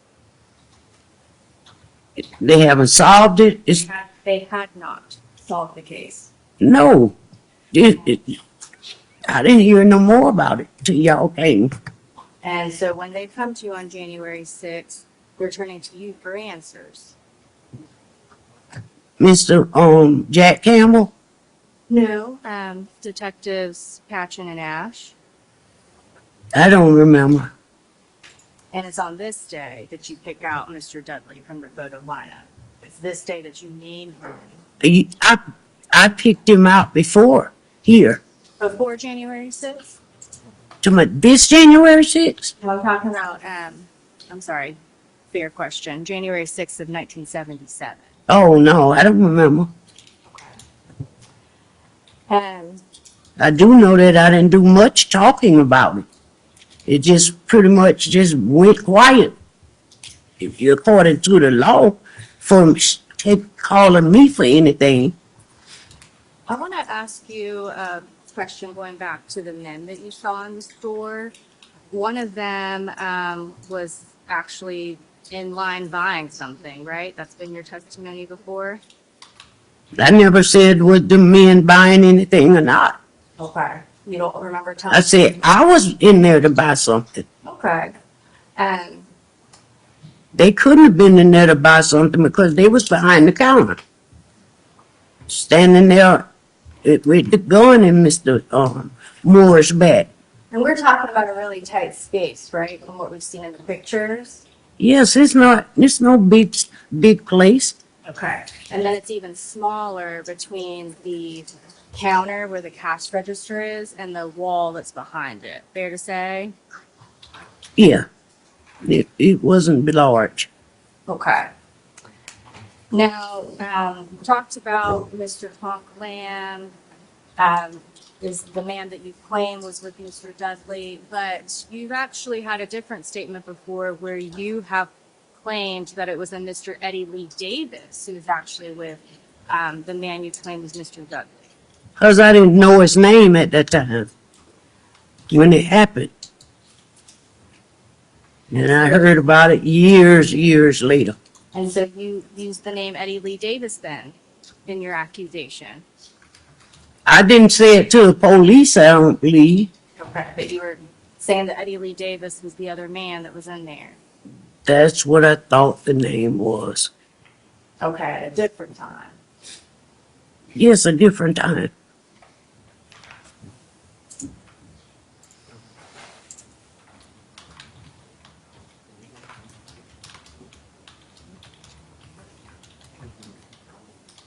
And talking about the brothers you saw on the street, remind us if you could which brothers it was that you ran by, that you say. Willie James Sawyer and Leroy Hills. Okay. So your testimony today is that it's Willie James Sawyer and Leroy Hills. But you testified at a deposition before on April 8th of 2025. And there's a tab for that as well in your notebook. Well, as far as the dates that I said those things, I can't tell you now because I don't remember. Well, and that's fair. But so I'm using that to direct you to where to look that has captured that statement. So if you could look in your notebook, there's a tab for April 8th, 2025.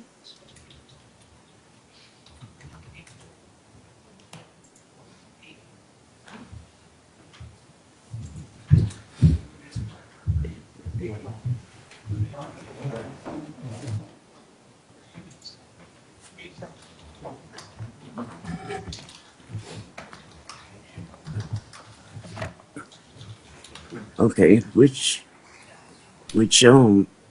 number are we Just talking wait about? 1 minute, ma'am. She's about to ask you their next question.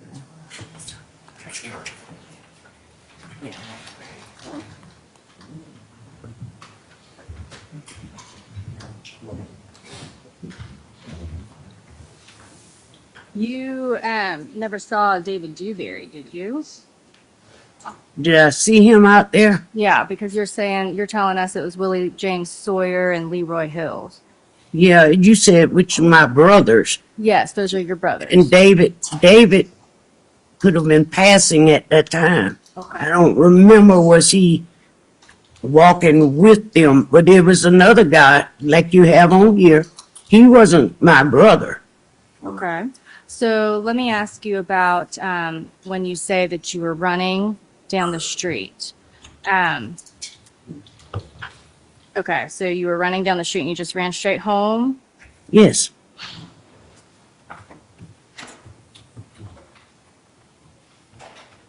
And did you learn at some point that your older brother, Willie James, had called the police from the store? Yes, he told me.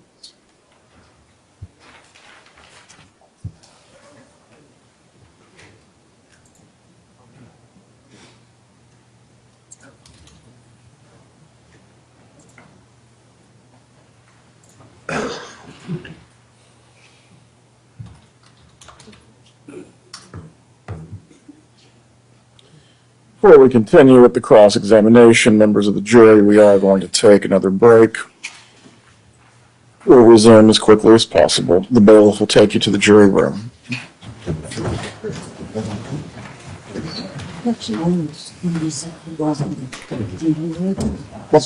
One moment.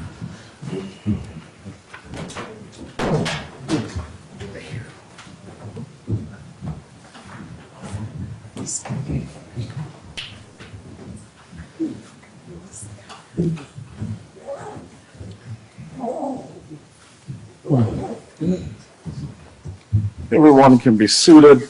I believe the witness was just expressing some discomfort while she was sitting here. If there is anything that can be done to assist her, Mr. Campbell, please do so. Sure.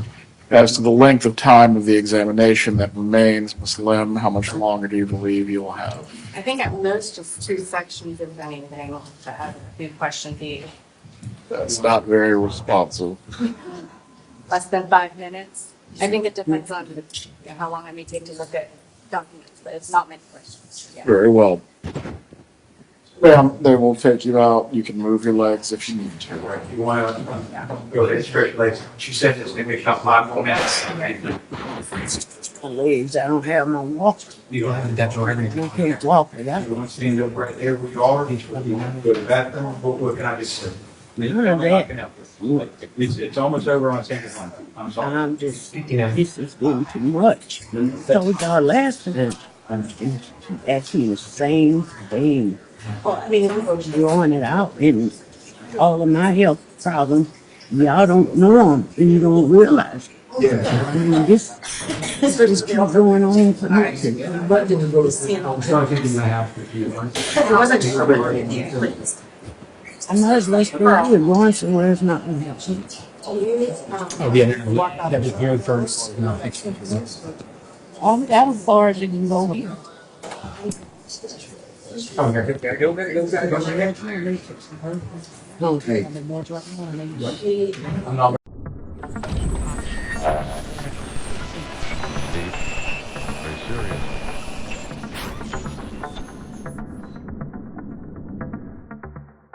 This is going to be a deep dive like no other.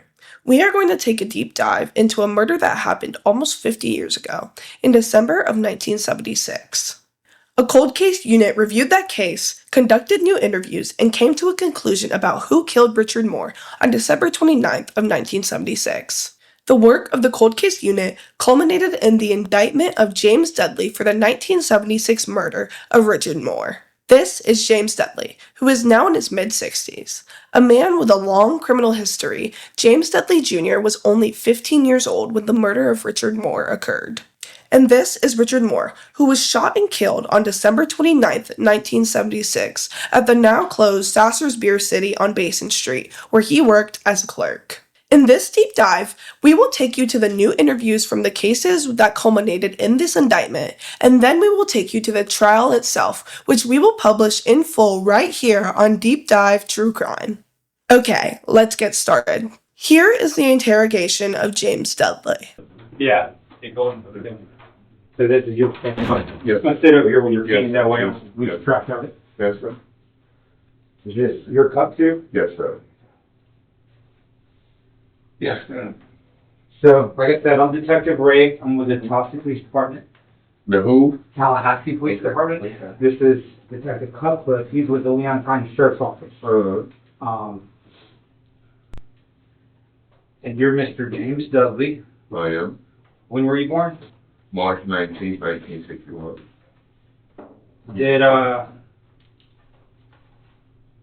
You said you lived in Panama City, have you lived in Tallahassee the rest of the time? I think I came back from Panama to Tallahassee like 2014 or 15. When did you go over to Panama City? 2001, when I got out of prison. I was at Bay Correction Institution. And I got out on Friday. The girl came to my Tallahassee that Saturday. And I moved back to Panama. When I went to Panama, I stayed with her that night, that Saturday night, Sunday night. And she asked me what was wrong with my license. And I told her I really didn't know. I know how to find the thing, but I didn't know how much to find was. She said, well, this wasn't back. Moved out the back. She showed me from Instagram that she says run pretty good. And if it wasn't too much to get my license, we can get my license that way I could drive back to Tallahassee and come back. And that's how it took off. And, 11, 12 years.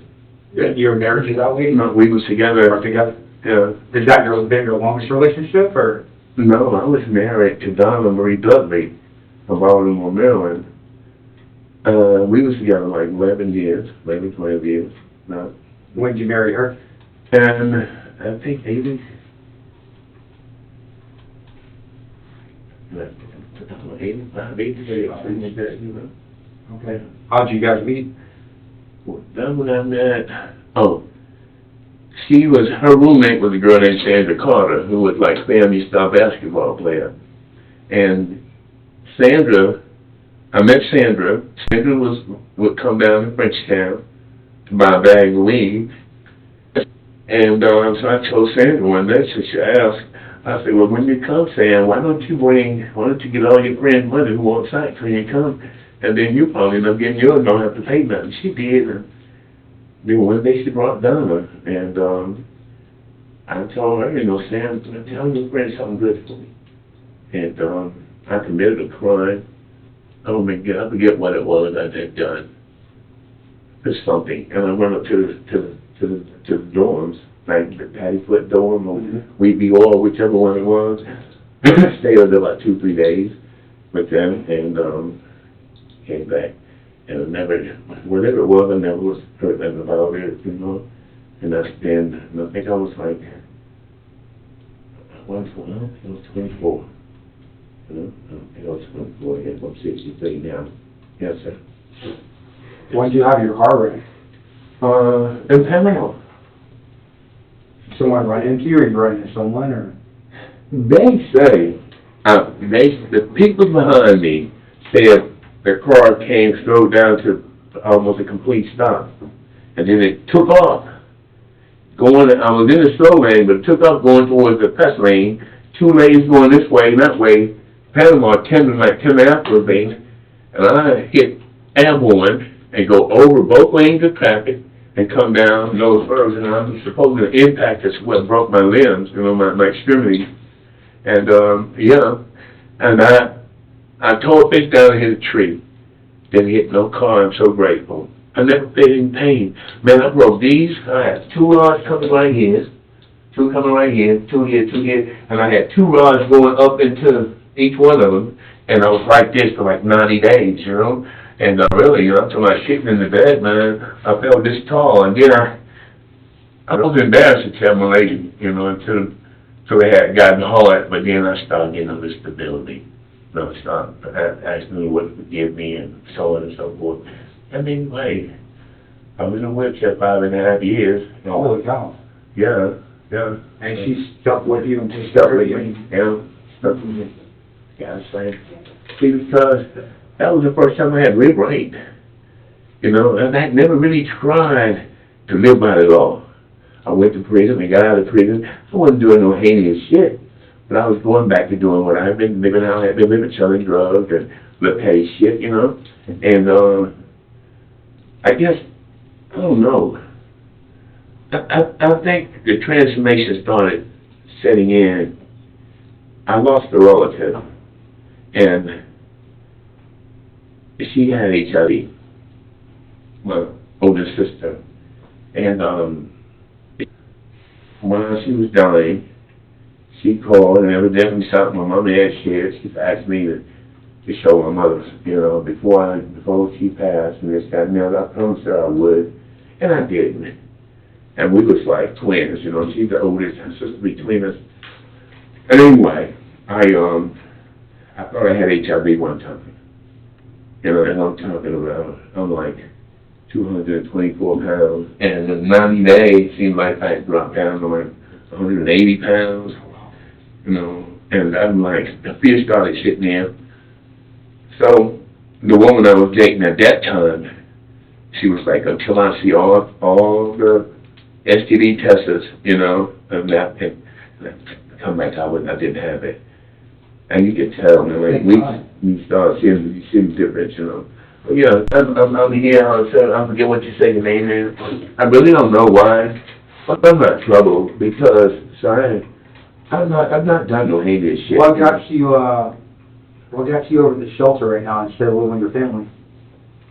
Housing. Housing? Yeah, when you have benefits, when you're from Florida, they are quick to assist you, case manager, find housing, and that's what I'm there for. And when I left the house, I don't think my mama really wanted me to go, because it was me and her. I had a nephew came to and fro, but I had to make a decision, man.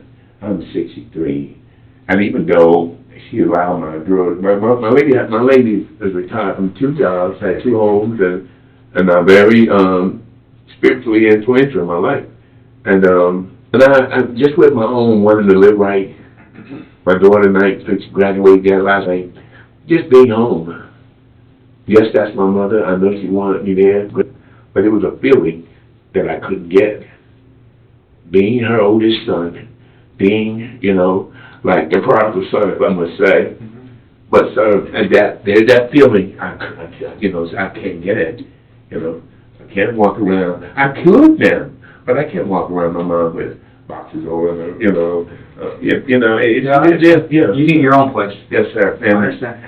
I'm just getting, I just gave them, they got copies of my social security card, my birth certificate, so that they, as far as what they needed to assist me with housing. So the only thing if there's a negative factor is my criminal record, and outside of that, I'm confident something's going to happen, and really. So I'm glad you talked about spiritual stuff and trying to do the right thing. And I truly believe that, and I believe that everyone makes mistakes. Yes. And, unfortunately, sometimes those mistakes happen a really long time ago, and they come back up later. So that's kind of what we deal with. We are both homicide detectives. A what? Homicide detectives. Okay. And your names came up in a case On a homicide? From homicide in the 70s. In the 70s? Yes, sir. Yeah, no. So what I want to do is I need to talk to you about that. And I need Okay. to talk to you and get your side of the story about Okay. why your name would have came up in this. Okay. Because I don't like to base anything on street, what the streets Yes. say or what one Yes. person says against another. I always want to give the person the benefit of the doubt of who is being said that they had involvement with it, A homicide? with a homicide. Yeah. Also, the thing too is if the person did do it, maybe there's a reason why. Maybe some stuff happened that I don't know about. Maybe they were there and someone else did it and they missed it. I'm just giving all kinds of different possibilities of what I've seen investigating other cases. Yes, sir. And sometimes as people get older and they change their ways, sometimes they need to get stuff off their chest Right. that they've been holding in for years. Yes. But before I start asking questions, you're in handcuffs. Sure, you've had your rights read to you before. Yes, sir. Haven't changed in the last 200 something years. Yes, sir. The United States has been a country. Yes, sir. But I'm reading to you again. If at any time you have any questions about them, Yes, sir. you need me to stop and explain something, I will. Yes, sir. Yes, sir. Just let me know.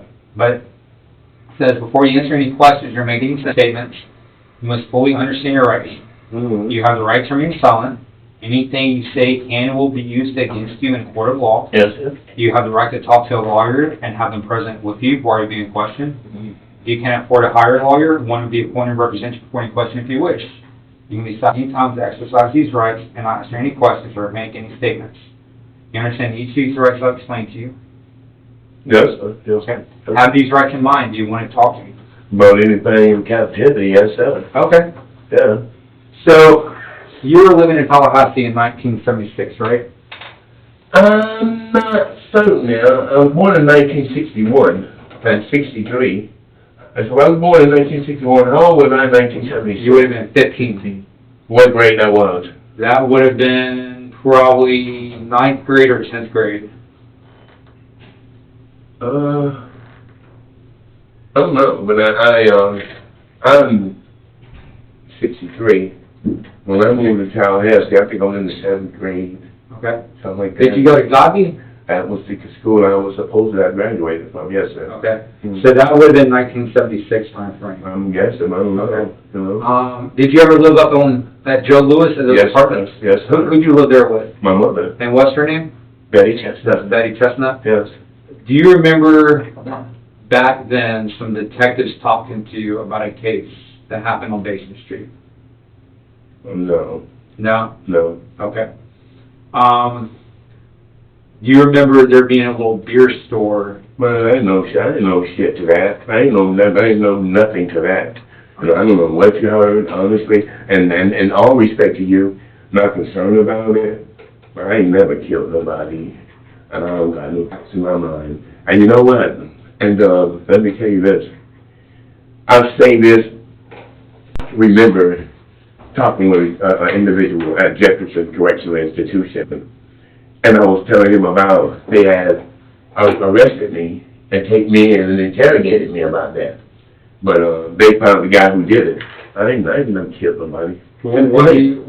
You said they arrested somebody? They picked me up and interrogated me about that robbery. Yes, On Basin Street? the police, Charlie Ayers, Melvin Terry, Samuel Bruce, whoever. But I was a juvenile, and my mom came in. She wasn't in the interrogation room, but she was there. I guess she could look in and see whatever. But no. You remember doing a polygraph test? I don't know, however it is. I was interrogated, and above all, I've never killed anybody. Above all, I've never robbed a store with a gun in my life. So why were there people back then, and even people now that I talk to, that say that you're committing robbery? I don't know, sir. I really don't know. All I can tell you is this: there's nothing in captivity can tie me to committing a crime on that. No video, no nothing. You know, no video, no nothing. Well, there's no video because video wasn't a thing in 1976. But detective, with all respect, sir, I don't know. I'm not talking on that. I don't know how anybody thought anything However my name comes back to you right now. But I tell you this, on my life, I've killed nobody, and I don't fret that God knows I've killed nobody. So, no, I've killed nobody. None whatsoever, I've killed nobody.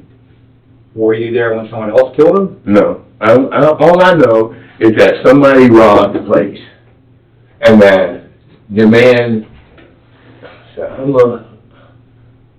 was supposed to have been killed. So, here I said, why I never was arrested or convicted for robbery or anything. So, no. Do you remember committing an auto burglary with George Henderson? I don't know. George Henderson and I have been arrested before. Yeah. There was, in July 1976, you guys stole a gun out of a car down on Orange Avenue. I don't know. They have, but I've never been convicted for that either. Well, I have the report. You admitted to it. To what? To the burglary. I'm talking about a gun. Yeah, you admitted to stealing the gun. I don't know, but I do know this. I've killed no one. No, by no means I've killed no one.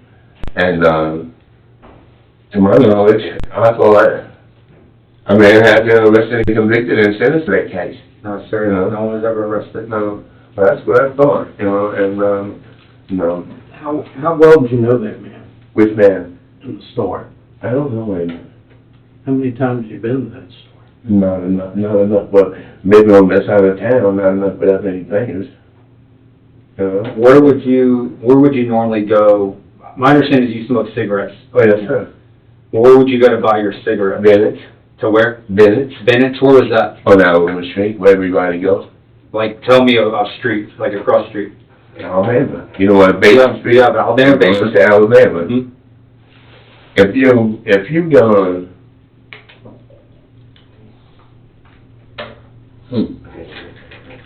go if you come down 9 and turn on Basin Street, go to Alabama Street, you make a right turn. And you go like 1, 2, I think the 3rd street. So there used to be a store up there, ran by a black man, Mr. Bennett, and that was the neighborhood store. And that's where, and not only that, they went there, marijuana, shooting dice, and all that. Nobody went to that store to do anything but just kind of be in line, I guess, with cigarettes and stuff. That's when he was right, the place was right by a laundry mat behind Krispy Kreme on Basin Street. So, but that wasn't a place people hung out to. No. So someone said that you told them that you may have robbed that place in November of '76 with your uncle. No. You don't remember that? My uncle's dead and gone. My uncle's dead and gone. And my uncle went to prison for something like 19 years. And however they gave it to you, sir, the way I feel like it is just, being that I've been to prison, the times I've been to prison, and individuals sit down, they hold conversations, and they search for things that they can call and do whatever. And when I measure it all up, I feel like, however you got your story, probably came from an individual. I told how I was a teenager, and all of a sudden, they come to my mama's house, like 2 detectives to the front, 2 to the back, 2 upstairs, and brought me down. I seemed like everybody in the projects was up there. And the way the detectives got the information, the way it came to me that time, when my mom was in all in and came when they interrogated me, the way they got the information, somebody told them I had been spending money, and they came. That was the story. And so I've never robbed a place with a gun in my entire life. You know someone named Eddie Davis? Yes. How do you know Eddie? Eddie was like an idol for me and guys my age, because Eddie probably would be like somewhere near 70. I'm 63. And Eddie was an athlete. Not just a 4-star, 5-star. He was an athlete, football, basketball, baseball. And I played basketball, football, and baseball. I never could skate. And that's where, I started hanging around Eddie trying to learn how to skate. Well, he was an idol, but his life got off track like my life got off track. And and I loved him like a brother, and I loved him like a brother, I really did. So it's safe to say you would have been hanging out with him in the 70s. It said who now? It would be safe to say that you were hanging out with him in the 70s. We've been in each other's company many times. Many times, yeah, many times. You know, there's times I had a vehicle and he didn't have a vehicle, and you know, he would ride with me, you know, and hey, I had 9 uncles, and sadly to say, when I was 17, I had 2 sisters who were a few years older than me. When they had to be home by 12 o'clock, I could be home to 1:30 if I was with my uncles. But, and if I wasn't with my uncles, I was subject to whatever ass-whipping restrictions or whatever came my way. And me being my uncle, it was no problem. But my family didn't know things my uncles did. And some things I didn't know, some of their lifestyles, you know what I'm saying? So, anyway, I had like six uncles who had been in prison a couple of times, you know? So before I ever went to prison, I already knew how things were there. My uncles told me, and not like I was expecting to go, but I was expecting to go. I was living wrong. And one of the things my uncle told me, if you commit a crime, know what you're doing, you know? And I did that, you know, and I tried to do that. And if you look at my criminal record, I don't think I've ever had a 10-year sentence. I've been in prison 9 different times. But when I committed the crime, I also knew that if they came with me with a deal about, and in my mind, I took the 3 years, you know, and went on and you know, but I never had 20 years or none of that, you know. I didn't have a crime over my head that brought that to me. So when What kind of crimes did your uncles commit? I can't say that the type of crimes that they committed.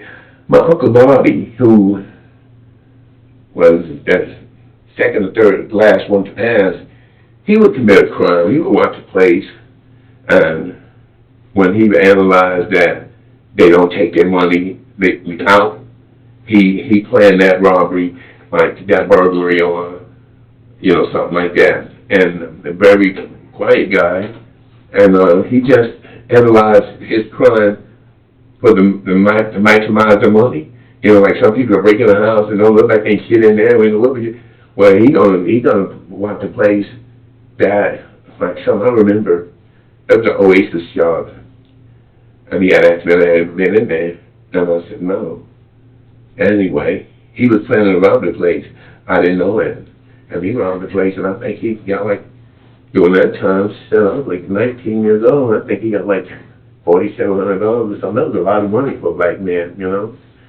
So, you know, once again, I can stand here, I can sit here and tell you how grateful I am, because I knew Eddie, and I knew Andre Brown, and you know. Who's Andre Brown? A guy that Eddie did a bank robbery with, Eddie Davis, and like the night before, he had been in my custody, in my prison, I mean, and me not knowing he was planning a bank robbery, you know, and what if they had been with me that night or that day or whatever time it was they committed that robbery, you know, the company you keep.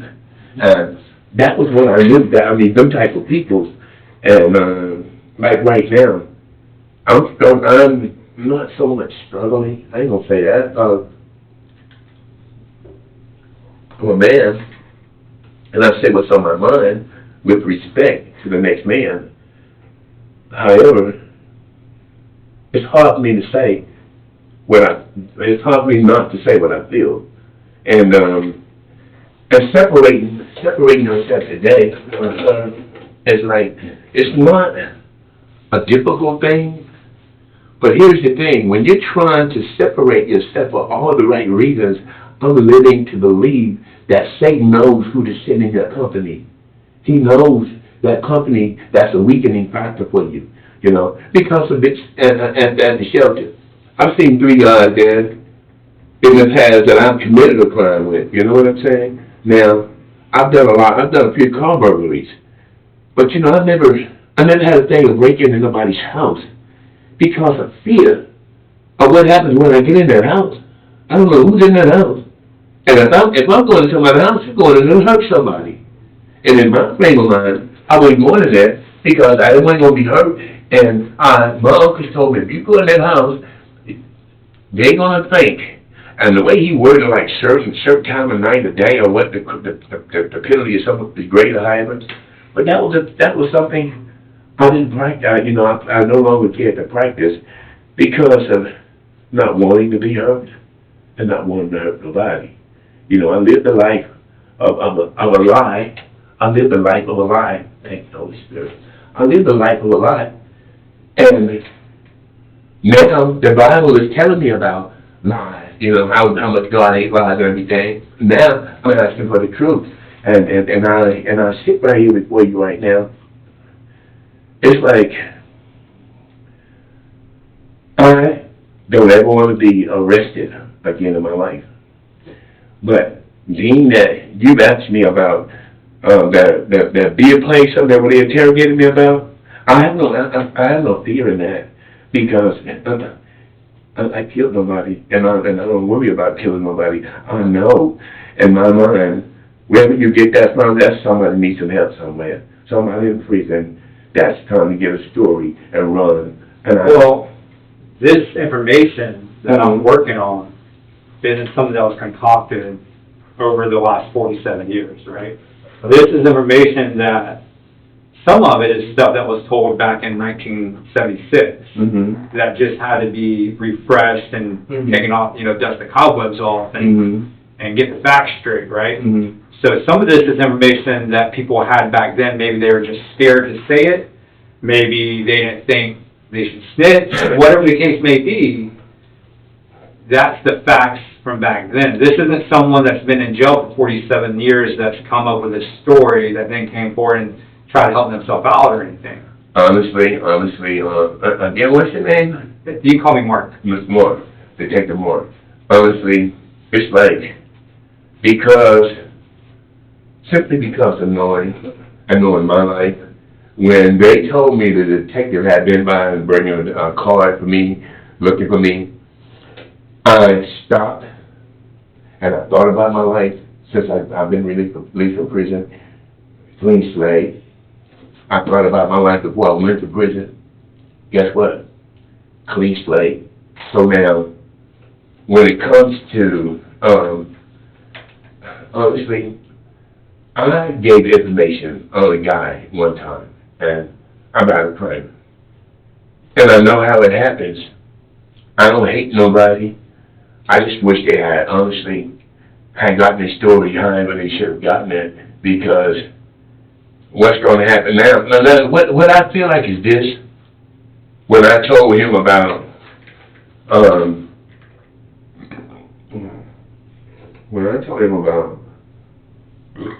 my uncle and an individual going to the store, and one of them going in there to buy cigarettes, and my uncle coming in with the gun, right? Now listen to this. He probably felt that I went to buy the cigarettes. My uncle coming in with the gun. Now, what I'm trying to figure out is this: why? I'm trying to figure out how he could. So you remember telling someone that story, though? I remember telling a guy. I'm trying to think what his name was. And it was at Jefferson. Seemed like he was from Tallahassee, and we was talking about. Somebody was talking about the place behind Krispy Kreme getting robbed, and me telling them that my understanding, my uncle and a guy went there and robbed the place, and they was never questioned. And after they robbed the place, somebody else came and robbed the place and killed the man, and they never was questioned about it. And I don't know how he understood it. I don't know if that was... Why would you bring that story up, though? No, it wasn't a matter of me bringing it up. It was a matter of me being from Tallahassee, somebody bringing it up, and me being aware of the incident enough to speak on it as I spoke on it. Okay. Yeah. Which uncle was this? Uncle Paul. Uncle Paul? Paul. He had changed his name to a Muslim name, prosecuting. But his biological name was Paul Blucher. Paul. Edward Blucher. That's it. He was like my mother's baby brother. And, it's like, he lived with us many years. He was like my big brother, but he was my uncle, And so, yeah, but, no, Thank you. So did you ever commit a robbery, Paul? No, I never. And understand this. If you admit to a robbery, Mm-hmm. I can't charge you with that. The statute of limitations is long expired. I've never robbed with a gun in my life. Did you ever rob someone and imply that you had a gun? I got arrested for strong arm robbery. Okay. Right? And I went to prison for it.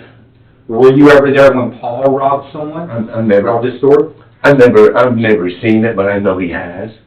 I know my uncle. I know he has. And so you said Paul had robbed the beer store? No, I'm telling you that from how I heard, from the information I heard, that my uncle and the individual had robbed the store, and that when they left, somebody else robbed the same store and killed the man. And my uncle and this guy never was interrogated about nothing. They interrogated me, and I hadn't done no robbery. Because why do you think they interrogated you? Because I think somebody said I was spending money. You know, somebody. Were you spending money? I may have. You know, where did you have gotten the money from? I don't know, sir. All I know is right here. They came and interrogated me, and I tell you this: I ain't killed nobody. Never used a gun in my life in a robbery. Never ever in my life. Did you know the gentleman down at the store that ran it? The old white guy? All I know, sir, to be totally honest with you, I don't know who the guy that got killed. His name was Richard. But the guy what the people in the community call it Tallahassee wine. Yeah, that's the name of the store. Yeah, that's the name of the place. And I've never heard of a Richard ever in my life. I just all the hood knew was Tallahassee wine behind Krispy Kreme donut. That's probably other people in town, but on the Alabama Street side, that's what we know, Tallahassee and Ron. Yeah. How many people they have that work there? I don't know. That's the question. I don't know. It wasn't a place. See, I was just getting old enough to buy cigarettes, so it wasn't like at that time. How old did you have to be back then? I think. Well, I think it's 18 or 19. It wasn't 21. I don't believe. You know, it wasn't 21 because I wasn't 21. You know, so that's how I know that he's still being wine. How old was Paul? I don't know. Paul's about, if he was alive, he'd be about 70 now. So he was probably in his 20s? I don't know. Did he look like Eddie? Paul was a nice looking man. You know, young man. You know, very, very, very, very, you know, yeah. But did he resemble Eddie or? Oh, do you resemble Eddie? Yeah. Oh, by no means. No. No. Eddie was more my complexion, and my Uncle Paul was a browner, but not as light as Eddie, you know? No. So the other question I have for you is this. We have some fingerprints that were collected back then that, for whatever reason, I don't think were analyzed. And if they were, I don't know how to read the handwriting of the people that did it. So what I did was I asked someone to look at them again. Is there any reason that your fingerprints would be inside the beer cooler of that store? I don't know I don't know how that could possibly be. You know, if you got, let's put it like this, you got my fingerprints, you got fingerprints there, and there's the story. You know, all I know is this: I never killed anybody, never robbed somebody. My question was: is there any reason your fingerprints would match any of the fingerprints in the store? I can't see how. You know, I can't see how. Any reason that your fingerprints would match the fingerprints from inside Mr. Richards' vehicle that was stolen that day? Oh, I know it. No, ain't no prison. Hell no. No. You know, I can't say about a cooler, if they open the door of the cooler, you know, but a vehicle, you know, I know that. You know, I know that without a shadow of a doubt. You know, and no gun, you don't find no gun, none of that would be a part of it, you know. So here's the other predicament of this whole story. This happened at 11 o'clock in the morning. Couple days after Christmas. 11 o'clock in the morning? Yes, sir. Couple days after Christmas. All kinds of people out there doing laundry. How come multiple people that were out there doing laundry said that you were there that morning? I don't know. And I put it like this, and I'm not gonna call an attorney. I'm not that, but I don't have no threats about facing that. I robbed that. I never robbed that place. No, I don't got no bets about that. I promise you, ain't nobody in Tallahassee will come before and say they saw me at no place at 11 o'clock in the morning. To, no. I'm telling you, they did. They're wrong. They're wrong, sir. They even said it back in 1976. I don't know how they said it, but I've never been arrested for that. Interrogate, I've never been arrested, and not only that. You understand that you're under arrest right now for it? That's why you're in this seat. I might be, but I'm not threatening that because I don't, that's not valid, that's not valid. I'm 63, I ain't getting none of that, no. Because there's a difference in what happened when you were 15 and what that young man was and the crimes that they were committing at the time and what I'm sitting here talking to you now, obviously. Mm-hmm. You're much wiser, you've aged, you have figured out what to do with your life, it seems like right now. Mm-hmm. You're trying to do the best you can for yourself. Mm-hmm. That is not the young man that was in 1976. The young man in 1976 was running around with Paul and your other uncles that were committing crimes, with Eddie, trying to be, as some people have described you, a little gangster. Well, even with that, sir, all I say is this. I have no objection to any of that you're saying, but I've robbed nobody with no gun. I've killed nobody. And I ain't no doubt in my mind on that. I ain't no doubt in my mind on that. I've robbed nobody with no gun and I ain't killed nobody. No, sir. No, sir. And the good part about it is this. I don't know, I've asked myself and told God that I didn't want to die in prison. But if this is something that wants prison, then maybe what God wants me to do is in prison. And God knows that, like Joseph, I've killed nobody, I've done nothing to nobody on that note. And, hey, maybe, I don't know, but I know this. I don't affect that. I ain't killed nobody. I ain't killed nobody. What did you aspire to be when you were 15? I played baseball, basketball, and football. My life went off track. I wanted to be a probation officer. And when I went to college, I wanted to help juveniles before they go to prison.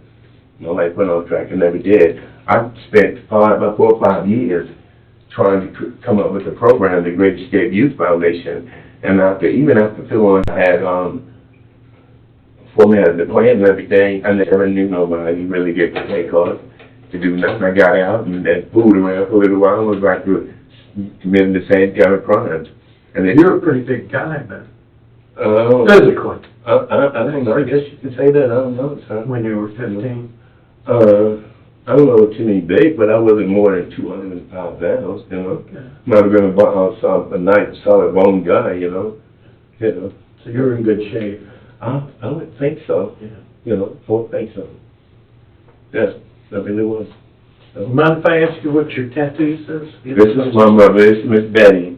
My mother is my queen. And that's Jazz and my daughter who graduated last night. Where did you graduate from? Alta. What? Alta, Florida. Okay. Yeah. I've been over there. I went over there during the hurricane to help out. It's a tiny little place. Has the red light? Do you remember him? Yeah. No, I don't, sir. You don't? No, sir. That was Mr. Richard. I don't know him. Some people call him Mr. Sasser, because he worked there. I know that's what they call the place, has to be in line. Yes, sir. Yes, sir. But who would be working there when you went in? I'm sorry, I know nothing of how the functioning goes. All I know is when they opened up with the place they went, supposedly the beer's cheaper and the cigarettes are cheaper. Well, you went in there. Yeah, I've been there before, but like I said, it wasn't long when I had went there because I wasn't always old enough to buy anything. And I don't really know that, there's a few places that you can go to in the hood like this. I wasn't old enough to buy cigarettes, but I went in there, he sold me cigarettes. Like many other places, but I wasn't old enough. I was young. I didn't have the heart at that time to pull a gun and rob a person. I did none of that. But how are you getting your money back then? Marijuana. Yeah. It's, when you were 15, things wasn't happening, like, all the stuff that's going around now, it wasn't like that then. You didn't have all these different things that you got going on like this going on now. Even then, I don't think crack was out then, you know? So, all I know is this, sir, I'm not caught up with the lawyer thing. Like I said, I'm 63, and, above all, I don't know what God plan is in this. All I know is this: I robbed nobody and I killed nobody. So, you know. But again, I go back to, were you there when it happened? I don't know. You don't know? No, sir. I mean, That was pretty big news back then. yeah, but he still was out there when it happened, you know. Oh, is that 66766? Yes, sir. Okay, all right. Well, no, I wasn't there when it happened. But you say, here's the thing. You say 11 o'clock in the morning. So 11 o'clock in the morning, all kind of people was there. Then how could, you know, and when they took me down to interrogation, when they interrogated me for that, how was it that you come to get me? What were your reasons to come to get me? Back then? Yeah. Just like I told you today, same reason. What was the reason? People identified that you were there that morning. No. Like multiple people. And then multiple people identified that I was there, but not enough for them to arrest me. Correct. You know, so no, and Mr. Mark, you said, Mr. Mark, I'm honestly, my ultimate concern right now is my child, my grandchild coming outside. I've done no wrong. I don't have a problem, honestly, going to whatever it is you say I'm arrested. I don't have a problem. I don't know how long I'll sit there, or how long it'll be, but I do know this: I don't fret. No chances of me of killing nobody. I've killed nobody. So and know what? I ain't no hard ass guy trying to portray this and portray that. I ain't killed nobody, and I ain't robbed nobody with no gun. I've not done that. No, sir. I've not done that, man. And I've not done that. I understand. Mm-hmm. When you're young, you make mistakes. Shit. I ain't no young enough to make that mistake. Well, I'm not young enough to make, I wasn't crazy enough to make that mistake. But now, I'm just saying, if you did, now's the time to get in front of it. Yeah, Because your charges. Oh, shit, I know it. Let me ask you this.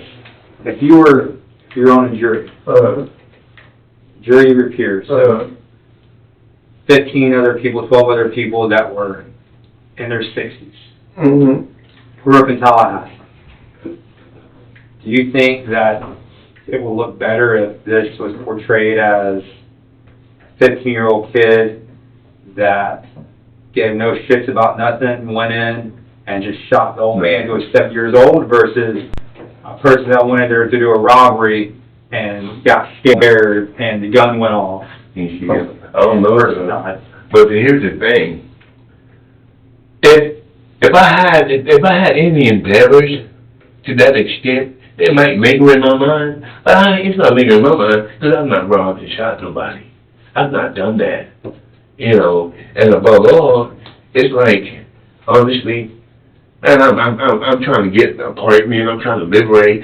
I don't want nothing behind me. And even this, I don't want nothing. When this is over, I don't want no ties for doing no wrong. I ain't trying to hurt nobody. I ain't telling no lies.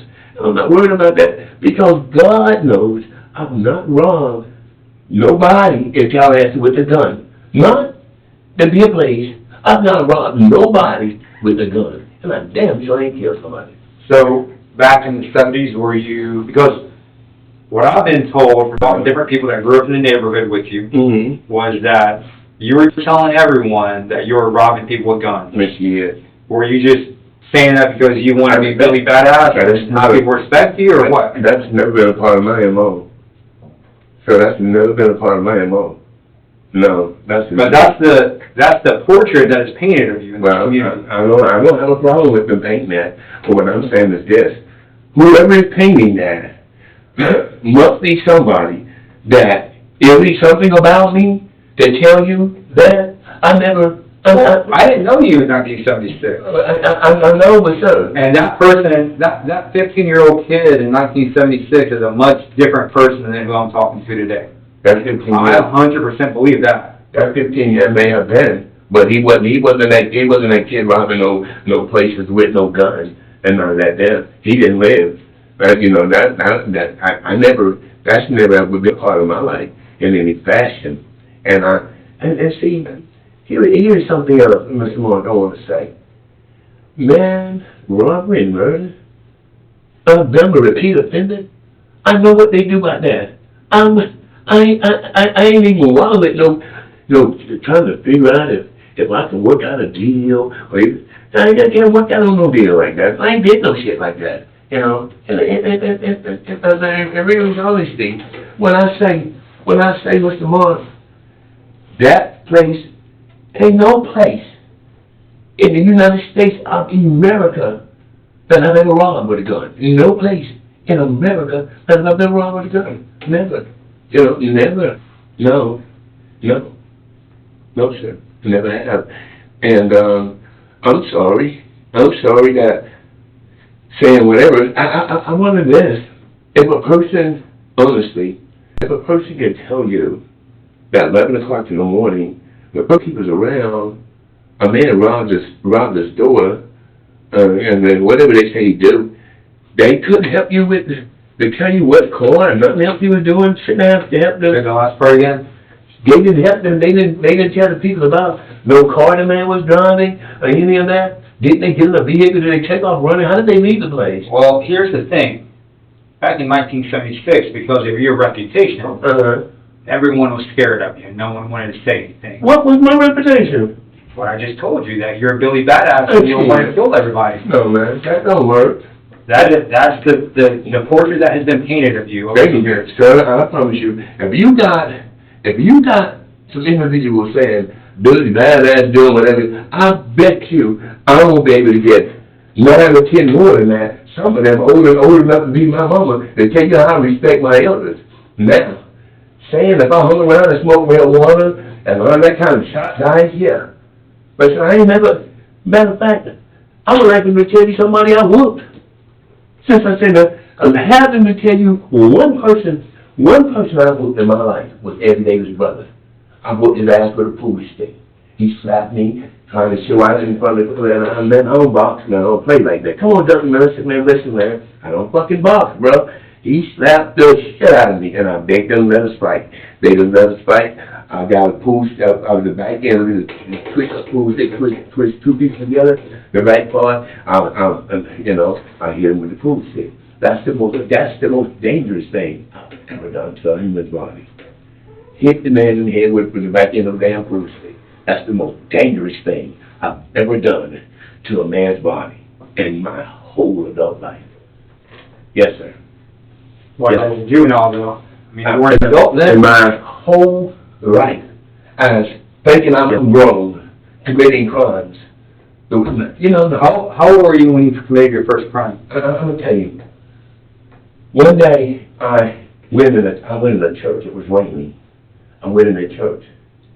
And when I got inside the church and realized, at first I'm thinking it's not a church, because it's Salvation Army.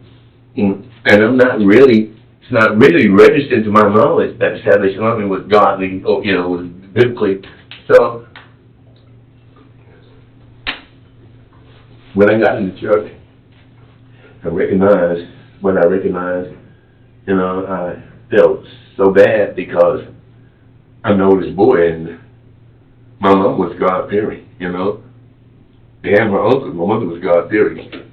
And I was troubled about that for some years after going to prison and learning some about the Bible, because before I went to prison, I really didn't know nothing about the Bible. And after learning about the Bible, I always found myself oftentimes asking God to forgive me, because that was a major thing that for me to have done, to go into the church. I didn't find no money, you know. But anyway, just being a church place where people go and pray, it disturbed me. And hey man, Let me ask you this. Do you think God would forgive you for killing somebody? Yeah, yes, I know He will. Well, let me put it like this: if the word is true and I believe it's true, I believe that I'm a testimony. Yes, I do. But that don't mean that because God will forgive you, so okay, Lord, well, I know you forgive me, so I'm going to kill this guy here later on. I know you're going to forgive me, it ain't that. Well, no, I understand that, and I agree with you. Yeah. Totally. Yeah. You can't up front think that you're going to be forgiven, so you go do it. Yeah. But what I'm asking you is if you shot the man in 1976, and I said if you shot the man in 1976, sitting here at what you said, 63, sitting here at 63 years old, right? If you ask him for forgiveness now, would he forgive you? I would assume if you sincere from your heart, He'll forgive you. You know, according to what the Bible is saying. You know, whatever it is, I think it's a couple of, this is, that's last me of the word. It's something, I don't know how it goes, but I've read the Bible quite a bit in my life. But sir, it's like, I want to word it right. There's a way how I read it in the Bible saying that if you, I don't know. What I do know is this. What I know is what I know. And so I know I've killed nobody. I know I've robbed nobody. With the gun, I've robbed nobody with the gun. I've taken nobody's money. You know, there's no shit like that. You know, and that's why, let me tell you this. That's why I feel this. Now, with me knowing that God knows all things, so now, Lord, you know why they're coming. You know why they came up the first time, and somebody said they saw me, you know, that was it. So now, I'm here now, and what I'm saying, my question to God now is this: Lord, what am I supposed to get from this? Because I know, you know, that I'm taking nobody's life. You know that I've not robbed a person with a gun in my life. Not a juvenile in my life. I've never robbed a person in my life. So it's like, okay, Lord, I've got to let you order, say, my footsteps, or whatever is going on. I got to believe there's something you're doing for whatever reason. I'm not killing nobody. Honestly, I'm not killing nobody.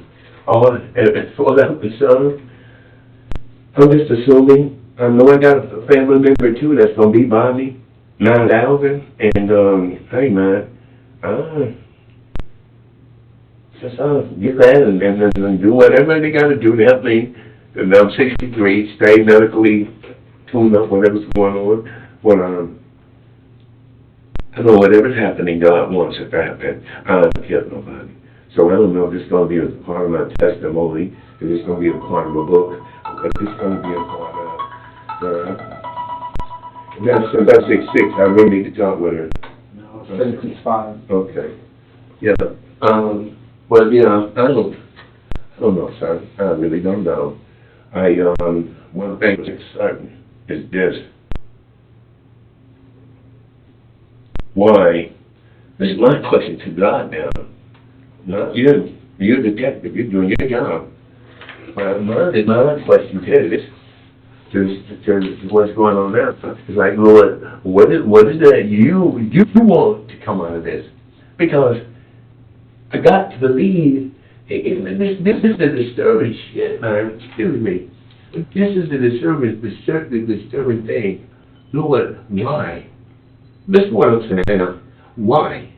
Because you know that whoever did whatever has nothing to do with me. I can't say it didn't have anything to do with my uncle. I don't know what my uncle did. I just know what I heard one time was that, and there was never a question about it. But then why, when you come and then my mom, other family members say, why you interrogate me? You take me down, do whatever, and release me, and here I sit. Now I'm 63. I never hurt no old woman. I ain't never raped nobody. I ain't never did that kind of shit. I've told lies. You know, I don't got no right for that about me telling a lie. But when you're not living a dishonest life, you're not living a life of truth. And so it would be a dishonest lie, a dishonest life. So therefore you're living a lie. So now here I am now. I didn't have the right to think when they brought me facing FDLE. I'm hearing that. I'm like, FDLE? Oh, what the heck? So now, but Mr. Mark, so I'm not troubled on this matter because it's like whatever God wants, we got to come out of it. We'll come out of it.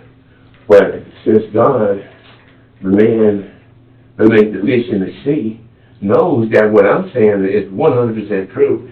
So now I just got to figure out how he's sitting there. Yeah, I've got to figure it out because I ain't hurt nobody. I ain't robbed nobody. I hurt nobody. I ain't killed nobody. And I never robbed a man with a gun in my whole, in all my living life.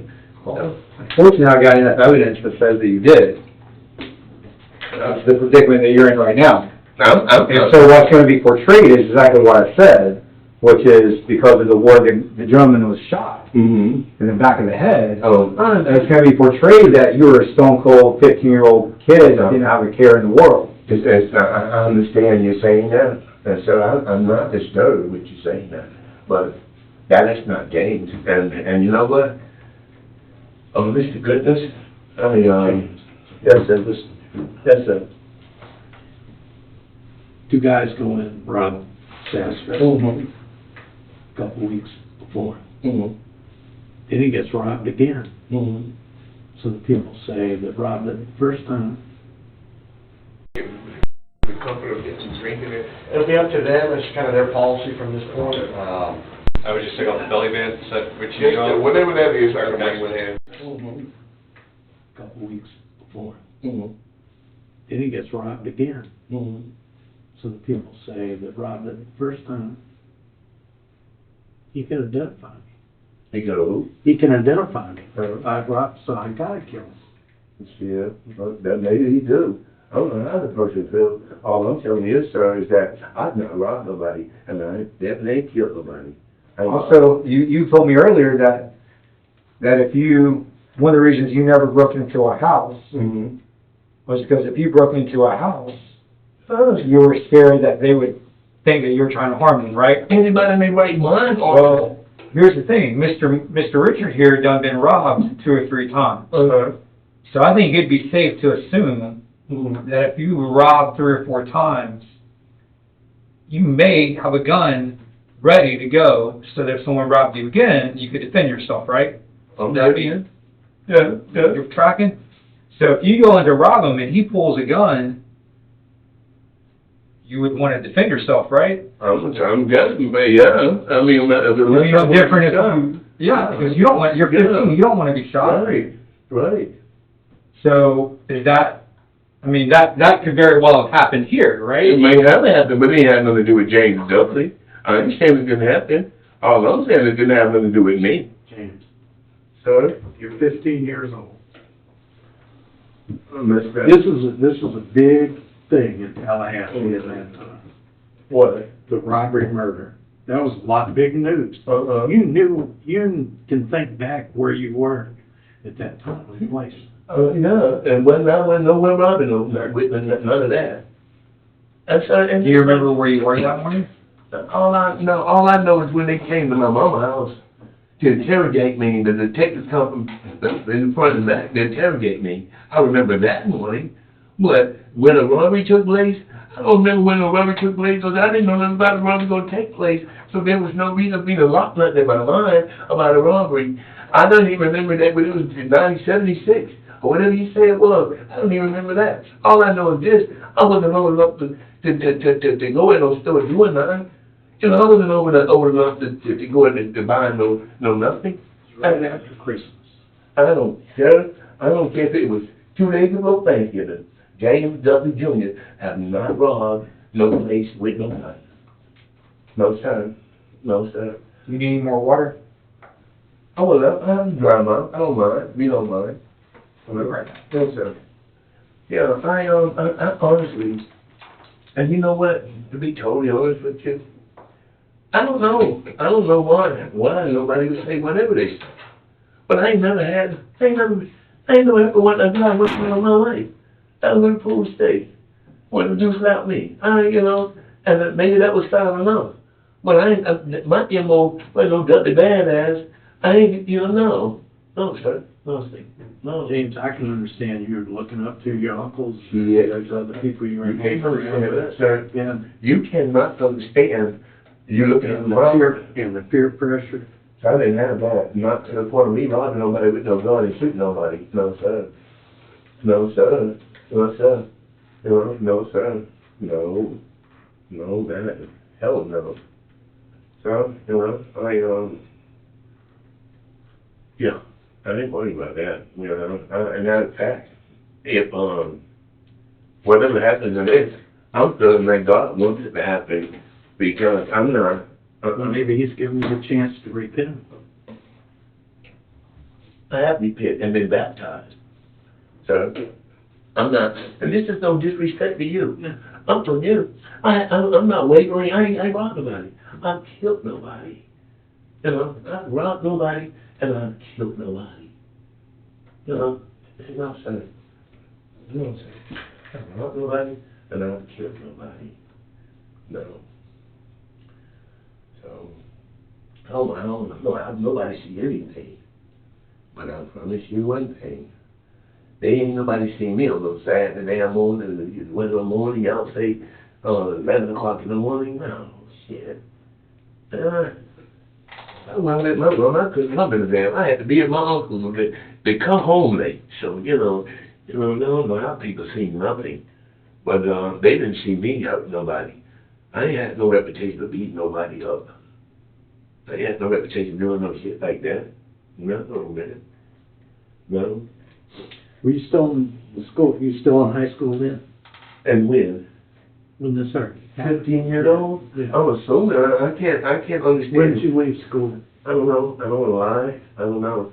I got in trouble one time. They suspended me for the rest of the year. Some over at one game, like Garvey and Ricketts were playing, or Garvey and Leon, or somebody was playing at Doak Kelly Stadium. And I got suspended for the rest of the year. And What was that for? I don't really remember what it was all about, I don't know. But I'll tell you what I do know. And that's all that's most important to me, sir. I ain't here to kill nobody. I ain't robbed nobody, killed nobody. I ain't did no shit like that. Don't care what they say about me. Even in the Department of Correction, they don't have no such shit maybe on me. Living no life with no game, no homeboys doing all that kind of teaming up shit. I know that ain't what I do. I ain't robbed nobody or killed nobody. And I hope y'all get the man you're looking for. If you're as aggressive as me, and again, I don't got no ranks on it, but I ain't robbed nobody and killed nobody. I don't know. I got it. I know this, so I promise you this. Ain't no damn body seeing me. No 10:30 no more, 11:30 no more, and damn morning coming from no place of robbing nobody. I didn't even know it was morning when it happened. I didn't know it was 11 or 10:30, whatever they got said. I didn't know that, unless they told the truth. But, hey, I ain't gonna be bad, man.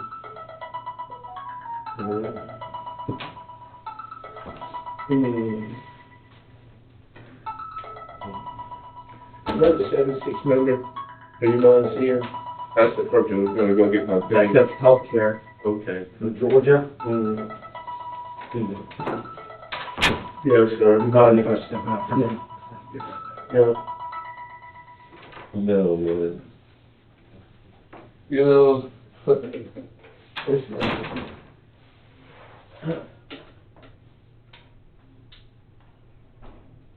Hello, buddy. You supposed to say hello? Stop. I said I heard you supposed to say hello. I did too.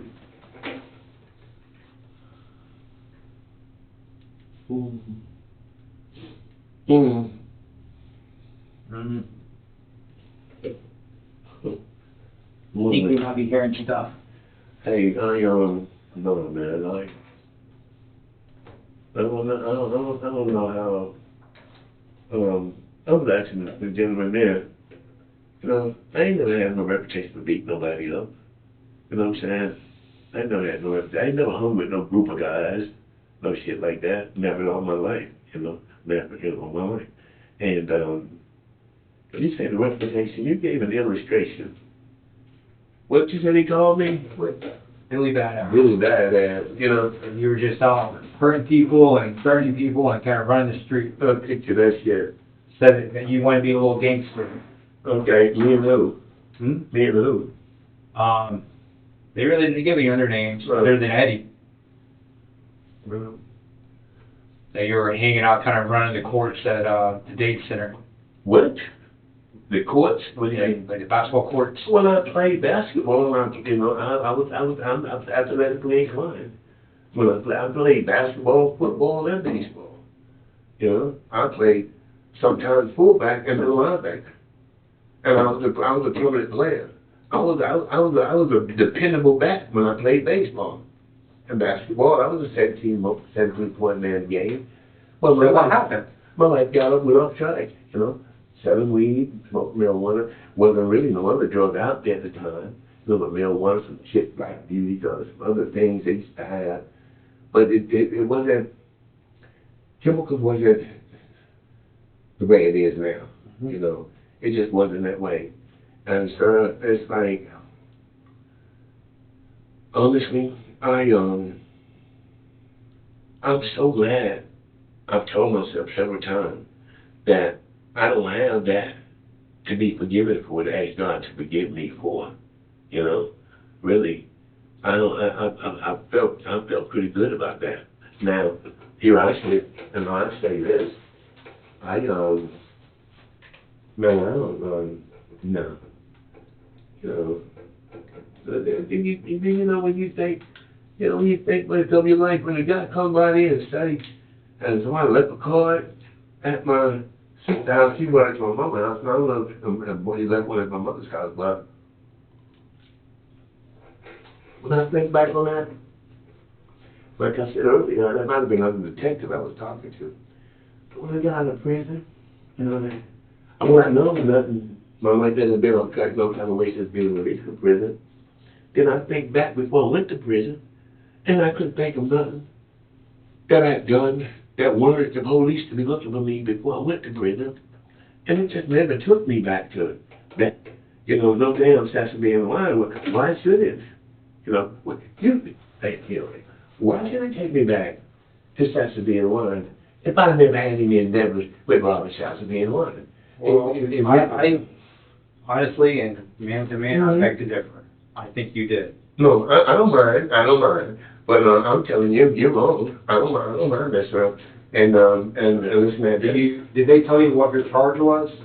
He said somebody, Rod, what is it? Tell me. First degree premeditated murder. Hey, shit. First degree premeditated? How am I premeditated that murder? That's what the charge is. I don't got no right with that. First degree premeditated murder? I don't got no right with that. I don't even murder nobody and ain't robbed nobody. You know? And that's just I don't rob nobody and ain't murdered nobody. You know? Well, let me arrange for transport. We'll get you out to the jail. There's no bond listed. So you'll have first appearance and they'll figure that out at that point. Can I call and let them know I'm going? I call them in your presence. Who you want to call? Irene. Who? Irene. Who's Irene? That's my friend. That's my girlfriend. 766-0261.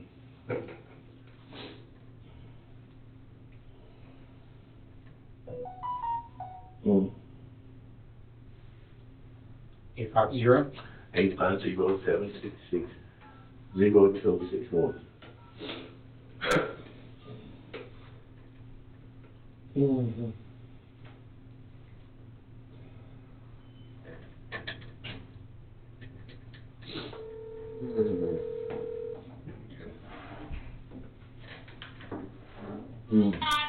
Hey, baby.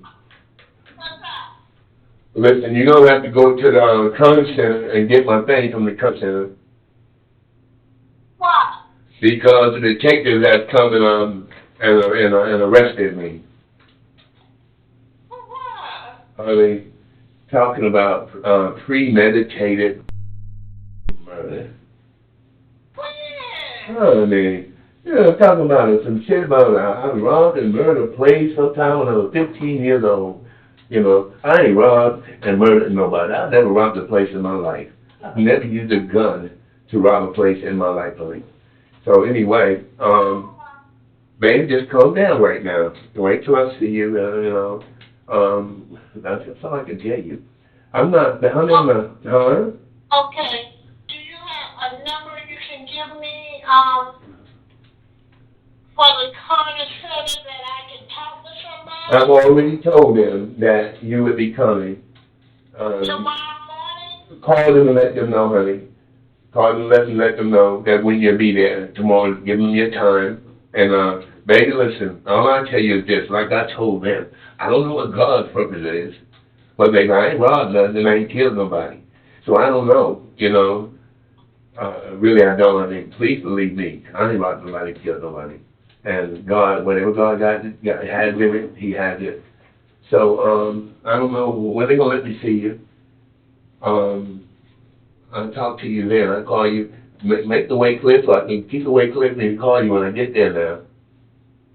Okay, you don't call me today? I don't know what's happening, honey. I'm gonna be leaving here going to the county jail on Sunday. Okay. Yeah. Your mama know it? No, and not by me. I'm just you the first person I've called. I've been in here. They've been asking questions, but no, I haven't called her yet. You know, Are you gonna call her? I'll give you time to talk with her. Okay, I will. Give me the number to the coroner center that I can call. I don't know it by heart, baby. I don't know it by heart, honey. I don't know it by heart. So maybe you can go on the thing and it's on the loudspeaker thing with that lady's name and ask for that. But I don't know anybody's phone number. I never got any number from you. yeah. We talked about that, and I know I get off at 9 o'clock tonight and tomorrow night. Early in the morning, I'm gonna go out there. Okay. Right. That's the best thing I can do. Well, see, I told them that. Okay. Did you give me a name I can ask for?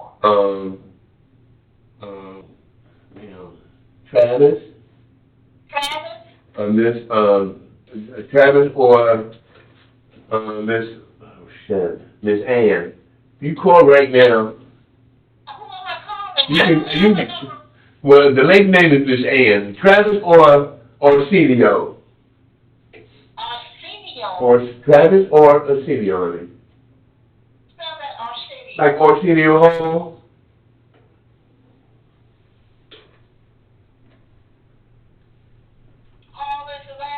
No, like that's a person on Arsenio Hall. A-R-S-I-N-O, I'm assuming. Something similar to that. A-R-S-E-N-O. I'm Arsenio. I'm not close as I can take it. I got A-R-S-E-N-O. Yeah, but I mean, listen before I say go. Before I believe you. Baby, please know, I ain't killed nobody. And I ain't never robbed nobody with a gun. So, you know, gotta tell you, they told him that was James badass or some shit when I was 15 years old, beating up people or something, you know? Yeah, premeditated murder. Premeditated murder. When you were 15 years old. Picture that shit, I mean, you know. Well, let's say you're going through the valley. So God's gonna go through with you. I told him the most comforting thing about this to me is that I know God knows that I've robbed nobody and I've taken nobody's life. So any comparison to Joseph that I can get from that, that's what I'm gonna be after, you know. And make sure you get my Bible, honey. But have to make sure you get that brand new Bible that's laying on my bed and I just born.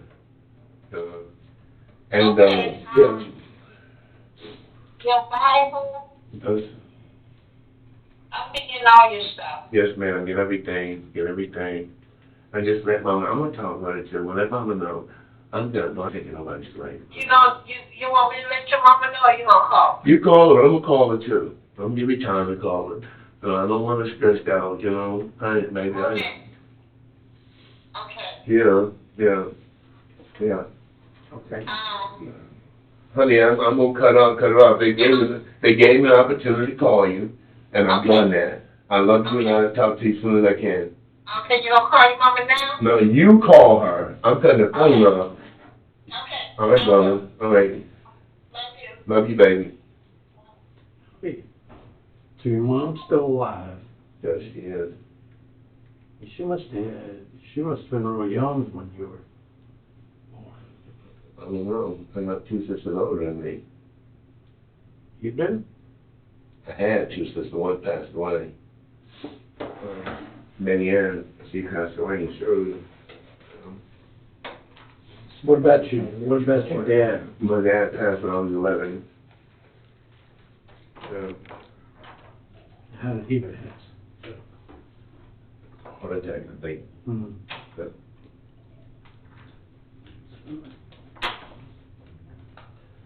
yeah. So you grew up in a household of, do you have any brothers? I'm the oldest one. Yes, sir. You have younger brothers? Yeah, 3 younger brothers. What was it like growing up? It was like any other black family, you know. Mother went to work, mother good stuff.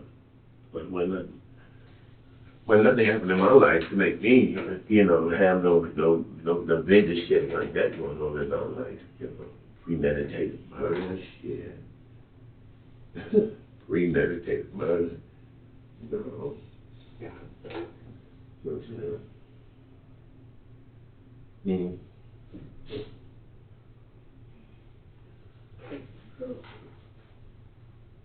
Mm.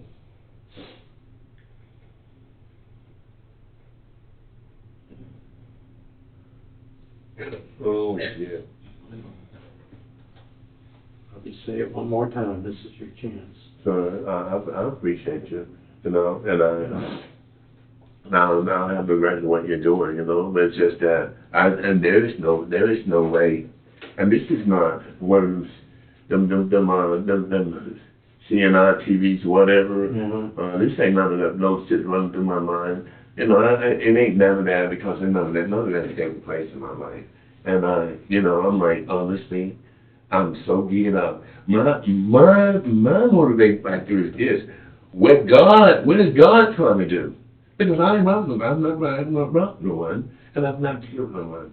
So now, Lord, what you know, that's what I got to put my focus at. What God's trying to do with this. I'm not even covered about the premeditated murder thing. I ain't covered about that. You know, people go to jail all the time. So I'm 63. So whatever God's doing, you know, it must be, you know, I'm 63 years old. I'm premeditated murder. I ain't robbed nobody. What kills anybody? Premeditated murder. No, man. That shit, baby. You know?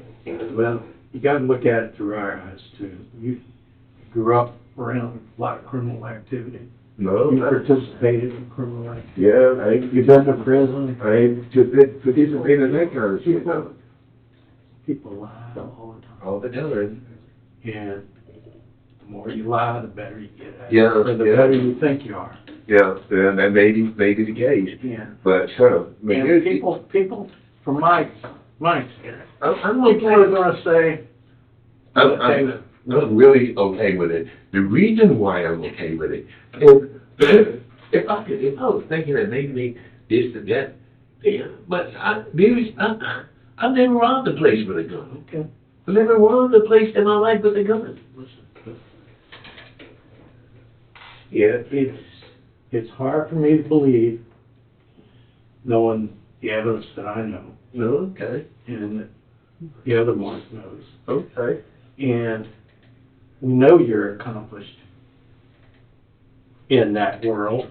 No, how do you know I'm accomplished in robbing somebody? I've never been in prison for robbing anybody. So Well, you've been around robbers and you've been in I don't prison know. before. That doesn't- And people would. How can you look at me from that I've been around robbers? Because you got just being in prison, because robbers are in prison? Honestly, how can you look at me and tell me I'm being around robbers? Because I'm not. Okay. But, so, all I'm saying is,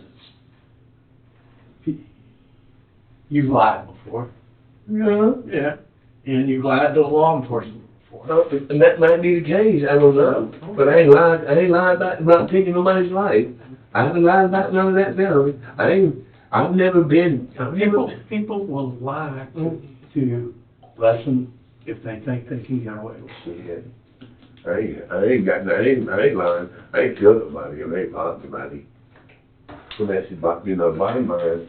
Never killed anybody, never lost anybody. Matter of fact, the only time I've been picked up for anything with a stolen robbery, and I went to prison for it. I own that, What happened there? I just told stolen robbery, and the record knows I'm being funny. I don't remember, I want to tell you wrong. The record tell you I went to prison for it. I didn't have no gun, stolen robbery. Did I? Yes, I did. Did you? Yes, I did. Did you rob a man or a woman? Huh? Did you rob a It man? was a gun. Drug deal was bad, but it wasn't no gun. Nobody had no gun. They had no gun. Hey, honestly, I don't know. The sad thing is that I can't even tell you who I think might have robbed the place. I don't know nobody who went around, searching for places around such as that. I didn't have any kind of associate. I didn't hang with nobody. We ride together, they ride to rob. I'm with them, but they ride to rob. If they rob, if you with them, you ride to rob too. And that's not how I was doing it. No. So I'm going there and get me some. I get to watch a little TV, get to find out what's going on with Donald Trump's ass, and because I want all this behind me, man. I don't want. I'm seriously premeditated murder. Premeditated murder. So premeditated. I made plans to rob and kill the beer place behind Krispy Kreme donuts. That shit.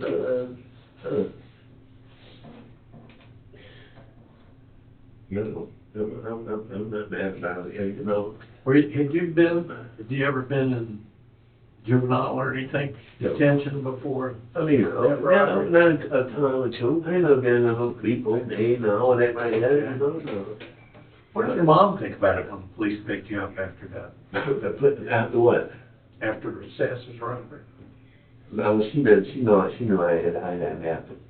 What'd she say to you? I don't remember, but she knew it had happened. How old was your mom? I don't know. I was 15. I don't know. My mother would have to tell you that. I ain't trying to tell you nothing that's going to be silent about it. I'm saying I'm not telling you no lie. I just know this. I've been trying to rob anybody, and I damn sure ain't took nobody's money. So, that's like honesty. Let's stretch out. Premeditated murder. Shit. Premeditated murder. I'm thinking, great. When am I supposed to? Man, shit. Check my life. Shot a man in the back of the head. I didn't even know the man was. I never remember no report of the man being shot in the back of the head. Huh? So there's gonna be a patrol officer on the way. Yes, sir. Pick you up, take you over to the jail. Yeah. You obviously remember your girl's number by heart, so. Yeah, I said you remember your girl's number. Do you need any other numbers to go with you or anything? I don't know. That's the one in my life. That's the only number I associate myself with. That's Irene? Irene. What's her last name? Kitchen. Yeah, Kitchen, yeah. Kitchen, Yeah, like Kitchen's her married, yeah, Kitchen. That's her. That's her. She local? Yep.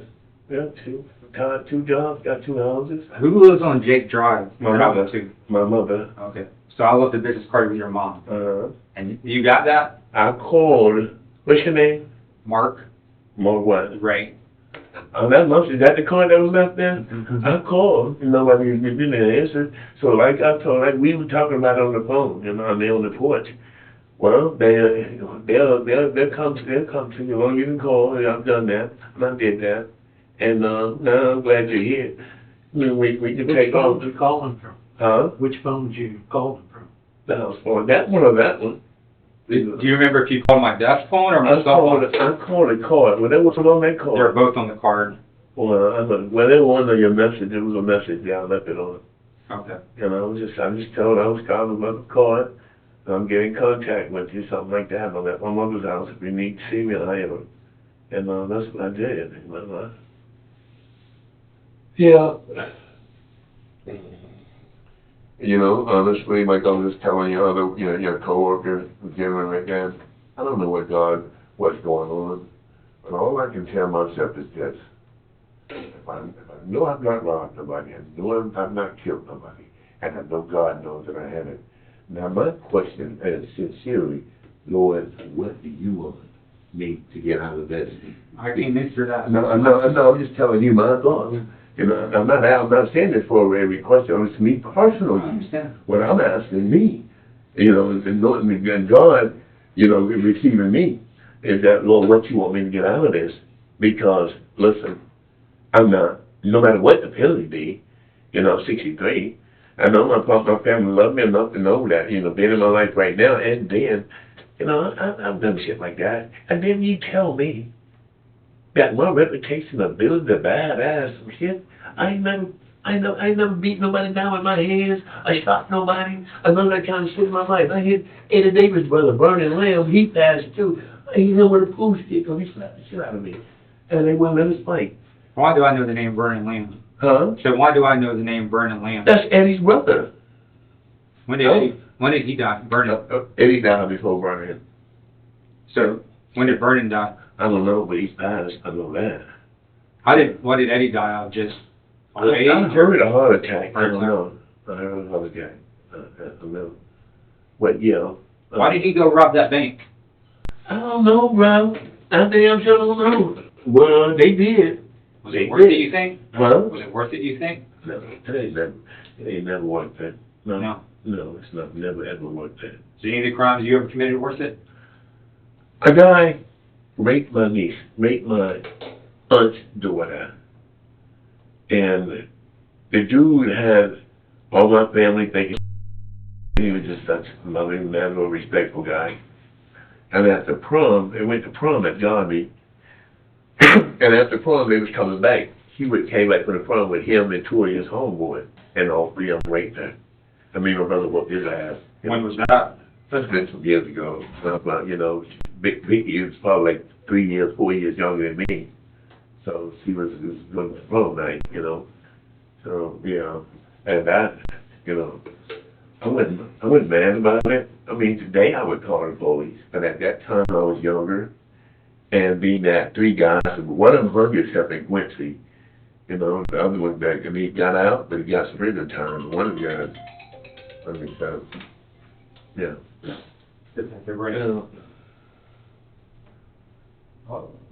Premeditated murder. You know, I'm interested in how things are going to get. I want to see how it's going to get published in the newspaper because I'm so excited to see because it's not going to be just their story. You know, I will have one too. Okay. But I know I'm premeditated murder, robbed a man, killed the man. I never robbed a place in my life with a gun. You know, y'all see this guy was shot in the head. You know, he shot nobody. Right now, I don't think I got the thing to shoot a man in the head right now. You know, I've been in prison, but I ain't been in prison for no habeas shit. I ain't been in no shit. My record up. You know, the most serious shit I ever been in prison was probably stolen robbery. You know, I ain't never done no shit like that. I ain't worried about it. And I've got none with y'all. It's just that I'm just, you know, premeditated, man. You know? Yeah. Well, You seem to be hung up on the premeditated part. you know, when I say premeditated, that sounds like something a person intended to do. And, you know, no. Well, it could happen where you didn't intend. I don't know, it could happen nowhere. You did shit. I ain't robbed nobody. You know, you think they did shit. I ain't robbed nobody. You know, yeah, man. I ain't robbed nobody. And, you know, I tell the world, you know, Tallahassee lives in generation. I ain't robbed nobody.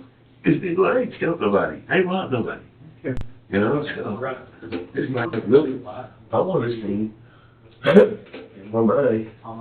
where my thing's going. I got a part of it too. And, you know, I look forward to it because I know there's no wrong, and I'm ready to go take my shower, do whatever, and I'll be in compliance.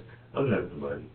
You know, If I put your handcuffs behind you, will you be able to walk without your cane? I don't really need the bullet key. You need it for the cane, okay. Yeah. Okay. Do you have your, Yeah. you don't need it? Yeah. Your ride, just got here. You happen to be around the corner.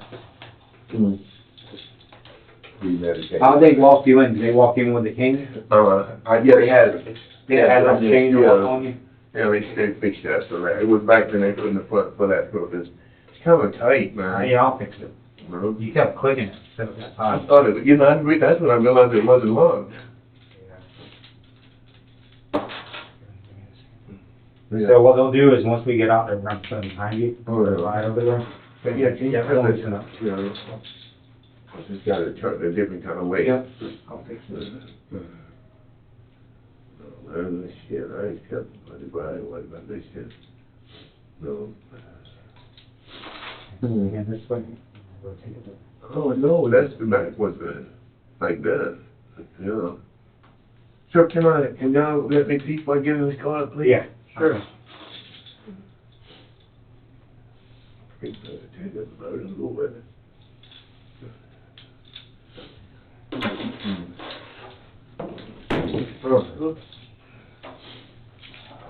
Oh. So we treated you all right, right? You did, brother. Really did. I'm trying to get this urine, get this new thing. You need help? Just a piece, so I have to go to. You wanna grab this, and gonna take this across this property. Okay, I did my Florida's ideas on that thing. Matt Murphy did the paperwork already. Be sure to check out our playlist on this case for additional videos on our deep dive into this 1976 murder that remained cold for nearly 50 years. My name is Victoria, and I'll see you guys next time. A law professor is shot in his own garage in broad daylight. Within hours, his ex-wife is sitting in a police interrogation room, unaware of what investigators already know, and possibly unaware of what will be later uncovered about her own family. Watch her body language, listen to the pauses, pay attention to what she volunteers without being asked. Because in this interrogation, several things happen that many people believe reveal the truth behind the murder. And the most revealing moment, well, there are many, and you will help us identify them. Let's get into it.